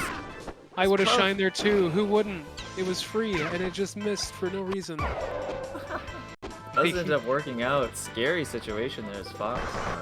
Oh, the fast fall. K3 getting so much off these Wii spawns. Just seems like he hits them every time. Yeah, I love to see some Puff Fox in the losers finals though. Oh god, I love this matchup so much. It's so fun. It's fun from both Okay, sides. great pressure. The Nair gonna knock him down. Oh no. This is so tough for Goon.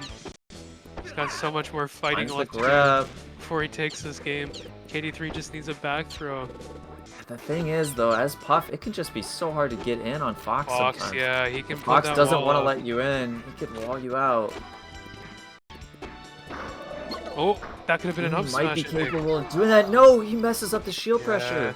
and you hold the ledge here, and that's it. Yeah.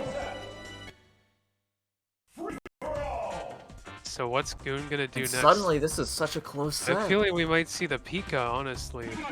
Yeah, we Yeah, almost saw 3-0. and yeah, now in game 5, the Fox counterpick didn't work. Instead of going back to Falcon, he goes with the Pika. Wonder if he should have just stuck with Falcon, although that's hard to say. Thought the Fox would have been warmed Ooh. up. Ooh, Edge this- cancel. Oh What my is God. happening? Give it up tilts. He did an edge cancel nair into an instant nair, and then like pivot up till combo. Oh my, looking like beef or something with this crazy fast play. It did win the Pika, did alright. A weird Yeah. neutral B, actually kind of good. If that Oh. 0 to death like panned out, it would have been gorgeous. But finding the roll, he caught it with that calls back. him out. How does he switch characters like this, man? I can't. Takes me like a week to play a different character. This Gotta is play just 3 another in night one on bracket. Chicago for him. Oh yeah. Uses to just get the grab instead of going for more up tilts. Looking very comfortable right now, up almost to full stock. Sneaky pivot up tilts there from KD3. Can't count him out. Single one of those pivot up tilts. That'll be the start. Up there? Okay. 83 is sneaky good at this. He has beaten Josh and lots of good players with this Puff. Like I said, maybe the best Puff player in the country.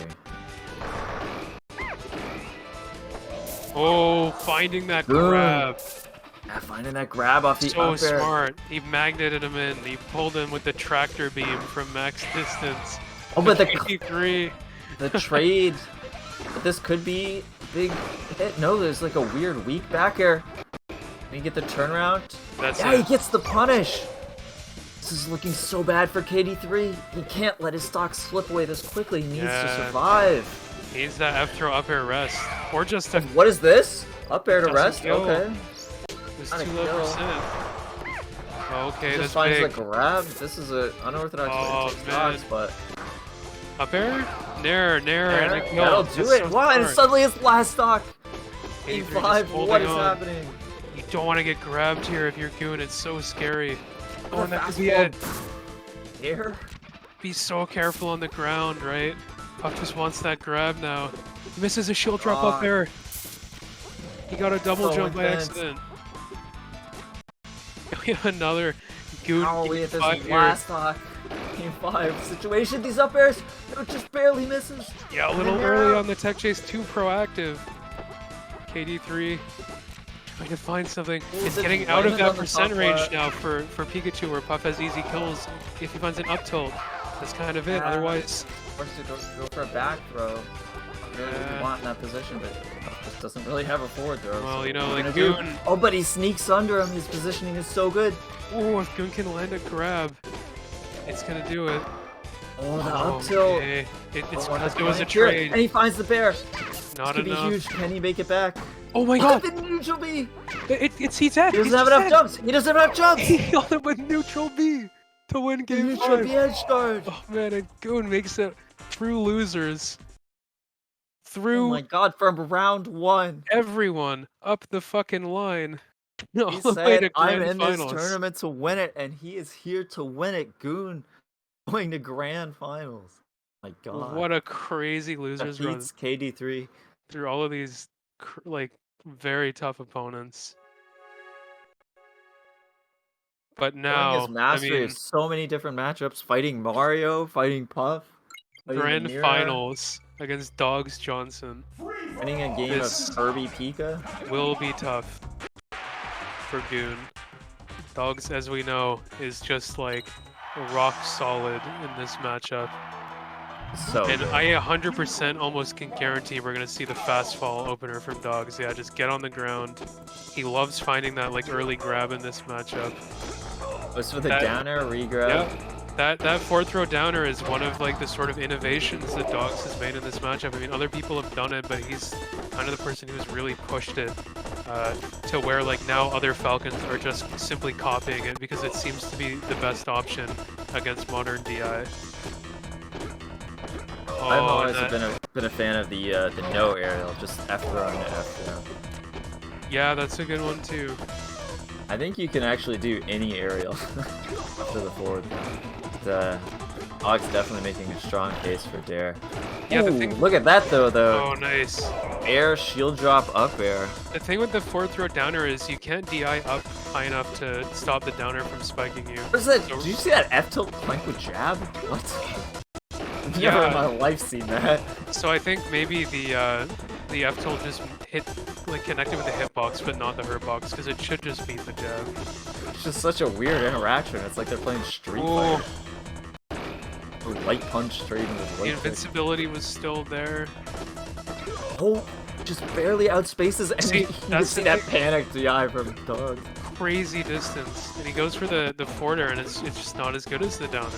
You just go for the downer these days, or else they'll DI out. Oh, so careful. This is not those crazy Janko Falcon Dittos that we saw before. They're both playing so precise. Using their whole moveset. Trying to optimize Finds another everything. grab. Finds that dare, can't DI it, and this should be the kill. Yeah, I mean, he just got this combo down so well. Exactly, he says in the chat, late dare, react to DI, right? Because they can only DI left or right, so you just need to either like dash grab or turnaround grab or a standing grab, and it's simply Yeah, and by doing the reactable. dare late, you just give yourself that maximum amount of time, you know? Yeah, so Goon contemplating a bit here if he wants to counterpick. He's shown at least 4 different characters throughout the course of this tournament. Really have to wonder which is going to be the best choice to use Really, against like, Shotgun. taking Could his play the time Kirby. here. Could play Fox, Pikachu. He's following his heart and picking Fox. So Alright. Doug's up 1-0 here. Fights his way to grand finals, and this is what he's going to bet it on. Bet it on the Fox. It wasn't feeling the Falcon, did I? I don't blame him. Dogs. Hard to see who can beat Dogs in the Falcon Ditto, really. Defeated Zero at Super Smash Con. He's always been very confident in his skills in that matchup. Oh, big up Dogs smash. and Kira have played the Falcon Ditto. Kira's very good. Oh, what? Ooh. I wonder if he could up smash there. He definitely could have up smashed there. He wanted to extend the combo onto the side plat with a Why'd he weak back jab? What are these jabs? Just down air. smash, Oh right? no. He's at 130%. Yeah, I think he's just, you know, he's just vibing. He's doing what he knows. I mean, the jab's cool. Feels like down smash. I don't know.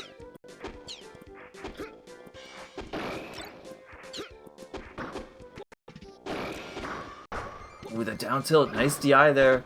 Get back on with the Just back making air. it as hard as possible for him. So safe. And then- Dogs misses the tech chase, barely. Okay. Even on stocks here. Oh, Dogs just fell But off. he's no jump. That's He's so just far it. off. You should just kill off of this. Just F tilts him. Oh, Down smash, but no. this time it sends him the wrong way. That situation. Okay, So tough. big F throw. Yeah, Dogs isn't even gonna try. Knows when he has not got anything left in the tank on the recovery. Yeah. Well, that up air though, since he has a bit of percent. Ooh, you see how far he spaces away, knows that Dogs could do that up smash or grab out of shield and doesn't want to get hit by it. Dogs respecting it and doesn't throw it out. See just how high level both these guys are. Their awareness of these options. Oh, Goon is That's looking so Goon. comfortable right now. Finds his edge guard, really proving that Fox might have been the right choice here. The thing is, though, even if he does take this game, Dogs has that Pikachu counter pick and a whole Yeah. set cushion to work with being on the winner's side of things. It's so nice to be the one on winner's side and winning that game one in Oh. these situations where both sides Crouch have cancel the multiple up counter smash. picks available. Yeah, weird. I like crouch cancel, especially at low percents. Dogs is Oh. starting a comeback. Fair! That This is catches the him and thing. suddenly it's last stock. It's not even, it's completely even. Like, Fox can just blow up. He hasn't even taken any lasers. Okay, tech chase, yes. He got those last stocks Oh, so and the quickly. patience. He's confident in his tech chase. Oh, but he just lets calls him out. land. He assumes he was going on stage. Okay, that's a big back throw. Down tilting into the forwarder, that's gonna do it. Oh, he got his jump, but it's still Yeah. enough. And he knows to hog the ledge. That was really ambiguous. Yeah, so Goon evening it up 1-1 with the In these Fox. situations where both Yeah, now players are Dogs is so saying- capable with counter picks. And it looks like they're just sticking with it. Kinda It was surprising. pretty close. It was a nice comeback there from Dogs, but man, I'm surprised he doesn't go with the Pikachu. I mean, he looked strong in Oh. Pikachu Fox earlier. He does the 2014 combo and Goon doesn't DI out. I probably didn't expect it.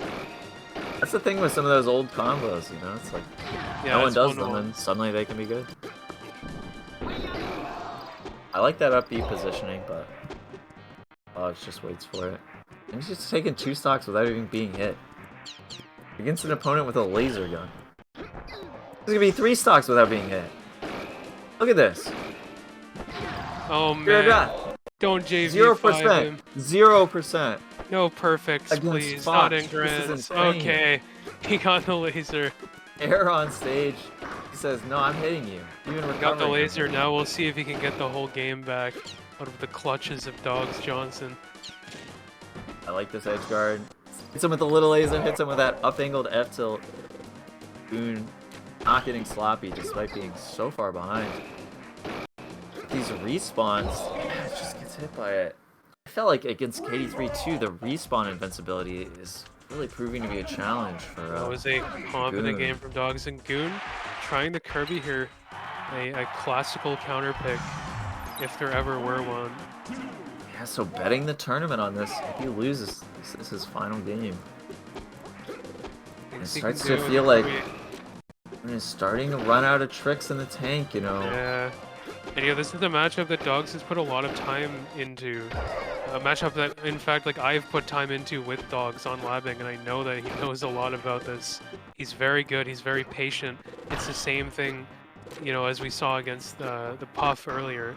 Dogs is like prepared for these Finds that back air. floaty matchups, and he knows how to just abuse Falcon's properties against these characters. You see his game plan. He's very aerial, right? But then he can just find those grabs and Oh, run off love up air that, there yeah. could have been another 0. Dogs is just seeming to be on fire right now, looking unstoppable. Oh, Goon misses the ledge. Goon That's might so just be rough. out of steam here. It's tough when you have to play through that massive losers bracket for hours, you know? Yeah, and just like maybe not as much patience as you want to see from the Kirby, because like here we are a minute into the match. He And he's keeps already... attacking him on top platform, which is just not how you win this matchup with Kirby. But yeah, Goon was yeah, very tired. I've heard. I can't blame him one bit. Yeah, I know he's Jeez. been going to bed at like 9 or 10 o'clock, and you know this tournament ran until 12 Yeah. or so. Just catches Very him with much a hard read of E. past his bedtime, and Dogs is gonna clean it up here. Looking nearly Sending him to bed. unstoppable in this bracket. He dropped 1 game to Goon and 1 game to Baba Ganoush, and other than that, just kind of cleaned everyone up. Looking very, very powerful. And so we have our tournament champion, Dogs Johnson. No Caleb Shoutouts. here to contain him. And Running loose. We're gonna have a little interview here. Hello? Yeah. I guess we can interview Dogs. Did anybody want to do this, or did you guys want me to? Oh, I just thought you would want to. I remember. I mean, I that. personally, I really don't want to. Just Oh because. yeah. No, I'm gonna be honest. I'm gonna be honest. Last time I tried to interview Caleb, and it did not work out that well. He didn't give me anything to work with. He's low. Oh yeah, that one was a I little mean, rough. Dogs is not Caleb. Yeah, Dogs will give me more, but I also feel like you guys are better at talking to. You made it sound personal though. It's like, I don't fucking interview him. I don't No, it's not that I don't want to. I don't think I would do you justice, and Yo, for that shout out reason. so like real quick to Low for running this series and promoting it, and you know gathering everyone to put this production on. For real. It was awesome tonight. We had a real stacked bracket, 36 people for an online tournament. That's like in like the top like 4 or 5 like online brackets ever in terms of entrance. And you know I'd love to see this thing just go uphill from here even. Thank Big you. thanks I to did Stu want. as well, of course. I did want to say a few words before I let you guys like just take over. Just like to highlight some things that happened in bracket before we like say everything. Like shout outs to I want to give a huge shout out to KD3 for joining because like Yeah, that it takes a lot of balls to like play when you're not comfortable. Like putting ego obviously, aside for real. yeah, you put your ego aside. He just got ranked 6th in the the 64 U version PR. And that's just like it takes a lot of courage just to get on here and know you're not going to play your best, know you might lose, and still do it anyways. He did the show match with SKG, and then he ended up getting 3rd here. But I just want to say shout outs to him. I also want to give shout outs to Janko for going from losers round 1 all the way to 4th place. And then an even bigger shout out to Supa for going from losers round 1 all the way to losers finals. And Supa didn't even really want to play because he was so tired.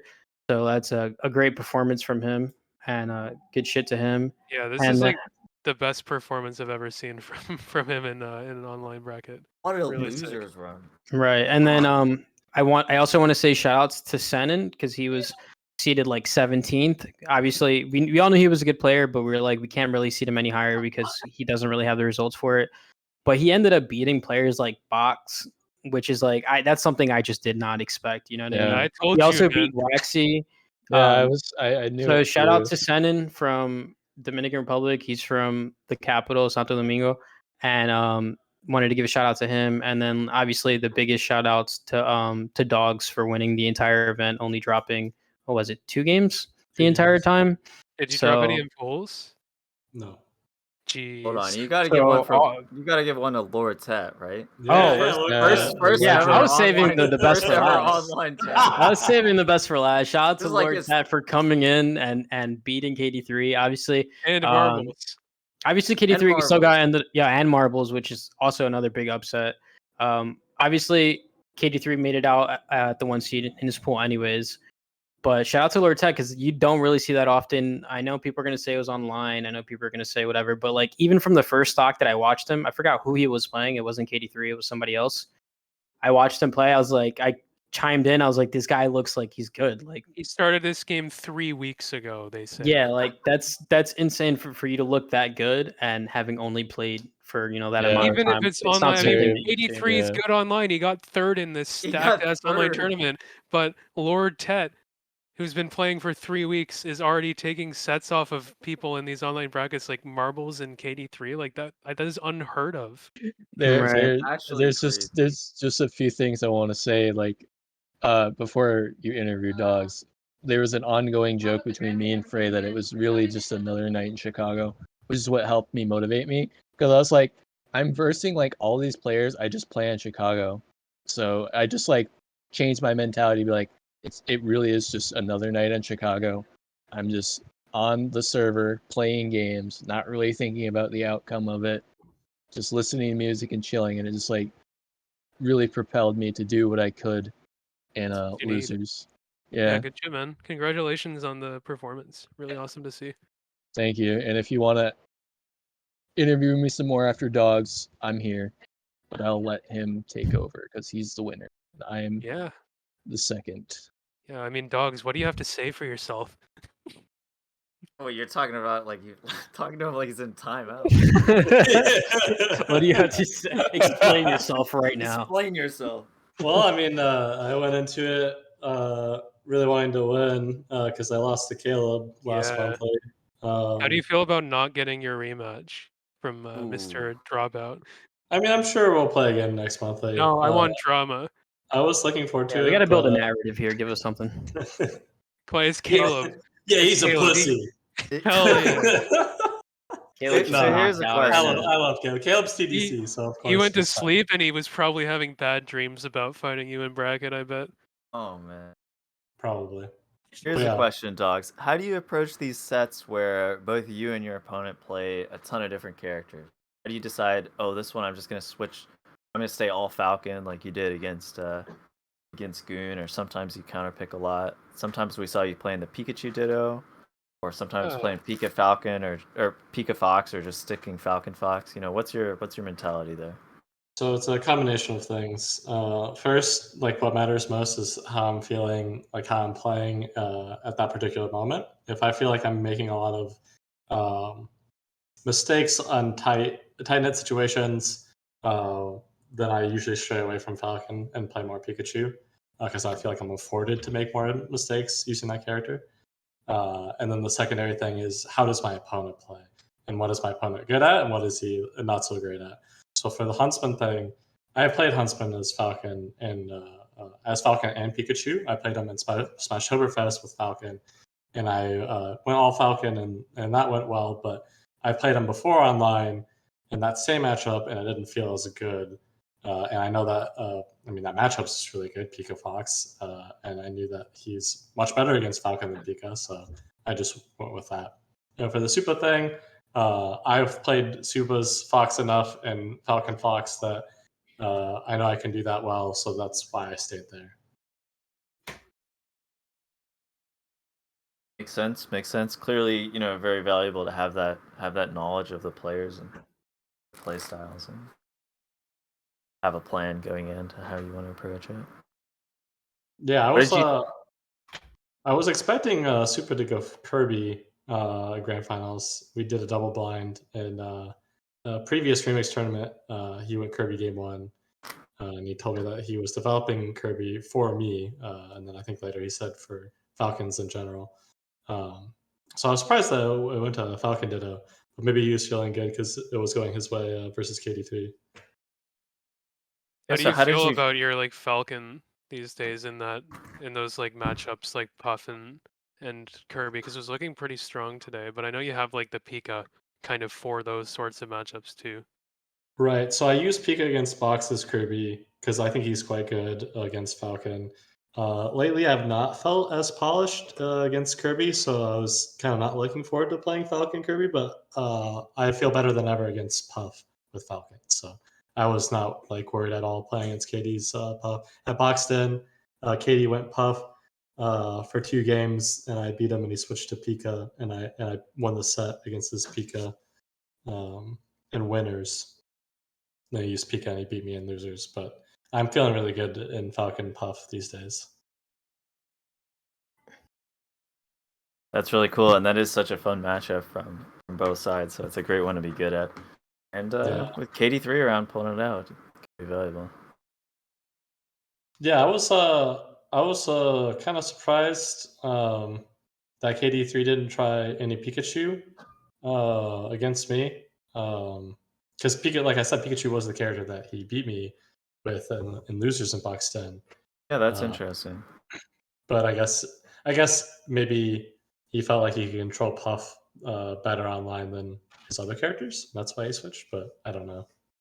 How did you feel about playing against KD3? I think it's super cool that he made it out and was able to enter this online tournament. I think it's Yeah, probably his first ever, right? Yeah. yeah. I thought that was super cool. Obviously, he's not as strong on online as console. I played him multiple times on console and definitely closer sets.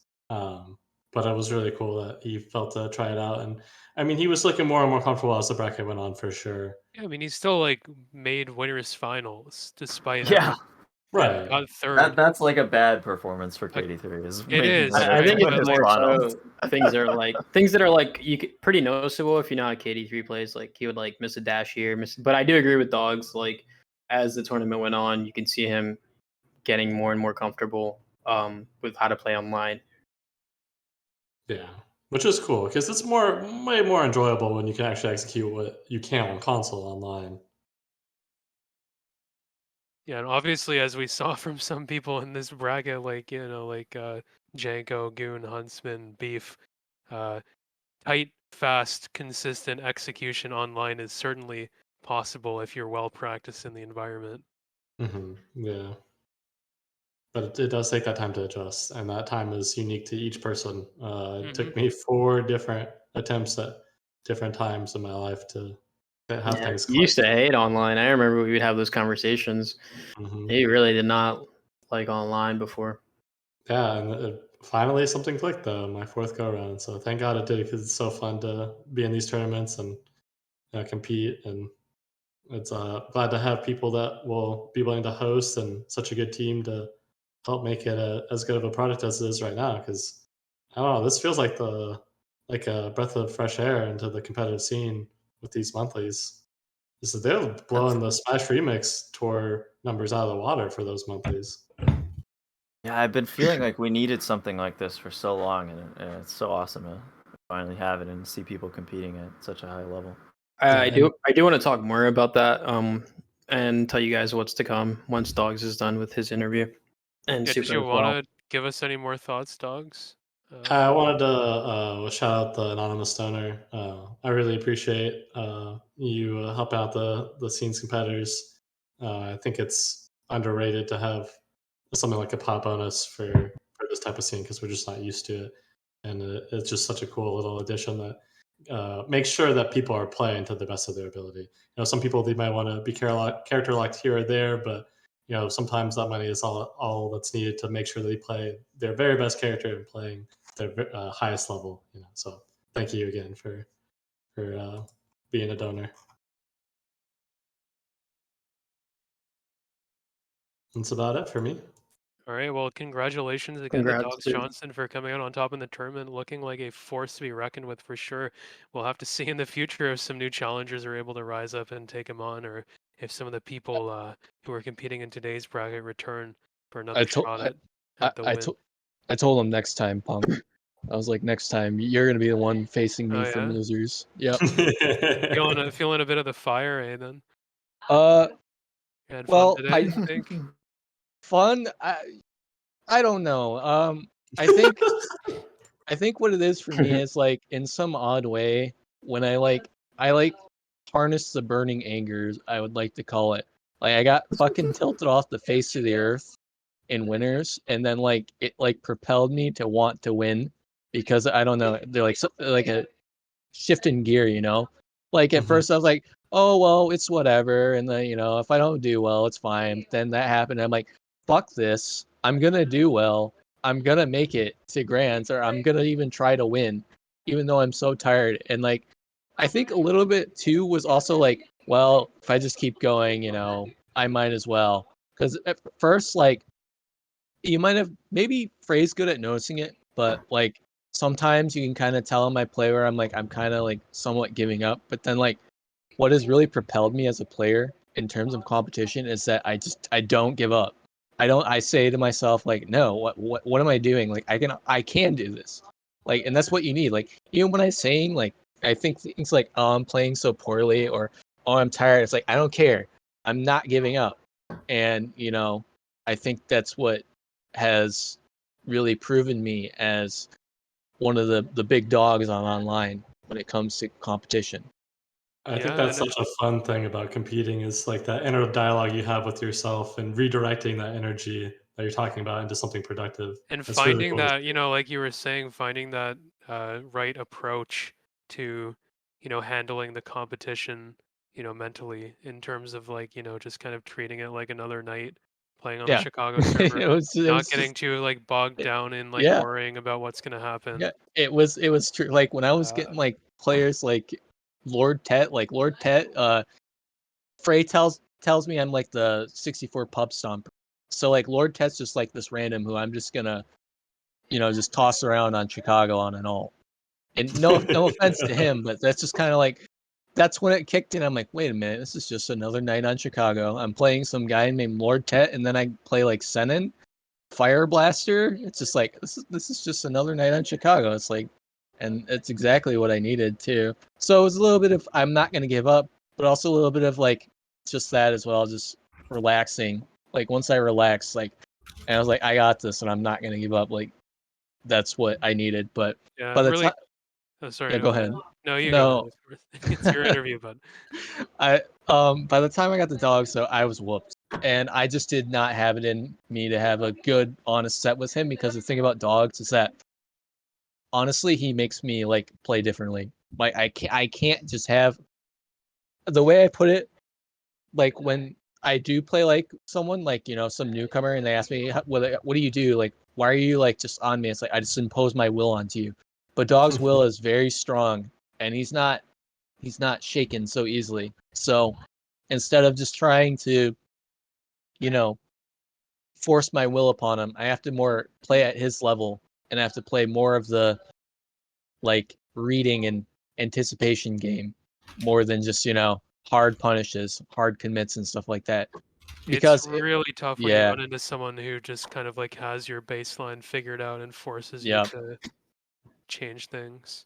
But I think at the macro, I think that I do have an edge sometimes in those punishes because sometimes they'll just do something dogs doesn't expect, and he's like, "What the fuck is this bullshit?" And that's what makes our sets so exciting when we're both playing really well. Is like I'll just do some stupid shit. I'm sure maybe tilts him a little bit, but like hopefully he respects me for it because secrets out. Like I'm not as dumb as people think I am. Like I feel like for a while I was like kind of clowned on for like stuff like the boom, Reddit stuff and things like that. And to be honest, like that really was another fuel for me because I am like, okay, everyone thinks I'm just like this clown who, can't play the game. And now, what?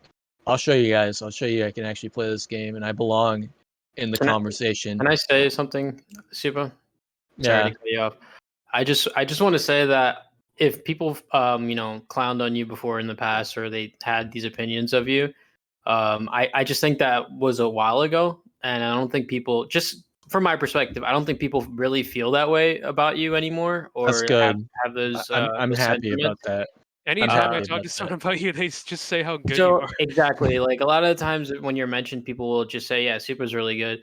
So, not saying that like your feelings and your thoughts aren't valid. I just think that you should really realize that like you do belong in the community and like people like you and that you are good at the game. And That that's all I wanted to say. You can that continue helps. going on Yeah, what you want to say. I'm really just that happy to helps see me a you lot. put up a performance you can be so proud of, like beating all these people in one bracket. Like I Yeah, said, I think it's the best I've ever seen you do in an online I tourney, and I just don't give up. it's very cool. It's just I just Uh, don't give up. I'm It's glad that just you that's what finally changed. found an approach that like works for you in terms of, retaining the mental edge and playing in your comfort zone. Yeah, Yeah, it's well, I want to say that for whatever judgment was passed, was put on you from the past, was probably a misassessment by people that were just watching you not be as disciplined as maybe you needed to be while you were playing. And you've yeah, gotten a lot better at playing really yeah, disciplined. And yeah, you wouldn't have had this losers run if it weren't for that. So like not only is that kind of like a misassessment from them, but you've also like clearly worked on that so much that you're able to do something like this. Some I people just also can't think make losers runs. Like a lot of good players. I also think that people's opinion of Supa has changed over time because I feel like even outside of the game, how he has handled situations and how he has like spoken to people or like dealt with like maybe confrontation, you've definitely worked on it and become more mature as just a human being overall. Of course. And I think that you should definitely be proud of that as well, not just the game. I appreciate that. Yeah, sometimes I like if I'm like tilted up like this game fucking sucks. I hate this game, but like deep down I know that's not true. It's just kind of like old habits kind of die hard, but I'm not sitting there like hating my opponent or anything close to that. It's again, I just reframe it more like I look inside and as cheesy as it sounds, and it just like, that's what propels me. But yeah, I almost didn't enter just because it's stressful and just a little bit of like there's a bit of a fear, like an honest fear, and I'll try to explain it. The fear is that like I almost like want people to think I suck because there's like now I have a target on my back, is what I would tell like what I told Katie, and he kind of actually helped me because I actually saw him at the Michigan Monthly, and he's like, that's just gonna happen, Yeah, I mean, he knows that better than anyone knows. He's ranked number 6, right? Yeah, people are just gonna want, and like a little bit, like I think what also helped me is that I realized, wait a minute, this person really wants to beat me. Like he's respecting the shit out of me right now, so I should do the same. Like that's something that also really helps me when I recognize that, like, because I've been so used to that clown mentality of Reddit and stuff like, and it's not fully the reason, but like it's something that I can recall in the back of my head sometimes. And just to say, I those sets with or those games with Boom were like really fun to me. Like I was just playing my friend, and there happened to be a silly moment. So We've all been clipped by Boom if we've played him enough. yeah. I'd like to get some final words in. If you have anything else to say, Supo, you can say it. No, that's it. I'm glad I had the time to kind of explain my mentality and you know Yeah. stuff like Well, that. again, All right, dope. congratulations to Sipa for his second place finish in the tournament. Do what? Congrats. Yeah, congrats. You played awesome. Congrats, man. Incredible losers, man. So I just Thank you. wanted to give a couple of shout outs. Obviously, like thank you to Frey and Robert. You guys have been commentating for so long. It's 1 a.m. Hopefully in the future we can like try to make this a little bit more efficient. I thought today was going to be the day, but clearly I have some things that I need to work on, and some people have given me some ideas to make it run a little bit better. But going forward in the future, I do want to say we have some things working, like cooking up. So as you saw with the show match today with SKG and KD3, winner takes $50. I want to do something like to that effect every month. I don't know if $50 will be the prize. It'd probably be something around there, and it also doesn't need to be a best of 5. We can do like 12 character battles. We can even do like a teams match. I'm open to a lot of ideas, and I have some ideas for next month. Outside of that, though, we do have some incentives, basically. So as some of you saw, like every 8 people that were entering the tournament, it was like another $50 or something like that was added to the prize pool. But going forward, what we are going to do is at 16 entrants, $50 are going to go to the prize pool immediately, and then another $50 are going to go to whoever is commentating. It'll be divided. If it's 2 people, it'll be 25 each to the commentators, and then for every 8 people after that, another $25 will be added to the prize pool until it gets capped at $100 for the prize pool. So we're looking at around $100 for the prize pool, $50 for whatever show match or side event we have for the monthly, and then $50 for the commentators. And if we break like a crazy tier, like 40 entrants or something very high up, I will personally put up more money for whoever is helping run the stream, commentating and things of that nature. And the last thing I wanted to talk about was what's going to happen for the person who is the best performing player throughout the series. So I was coming up with a lot of ideas on what I want to do, but I came up with this idea where like also Frey helped me with this idea. The best performing player up until SmashCon, whoever performs the best up until SmashCon, I will pay your registration. It'll probably be something around like upwards to $100, and you will also, and not you, but whoever performs the best throughout the entire year, if it's the same person, you will win a trophy with PTSD, some kind of graphic in that way.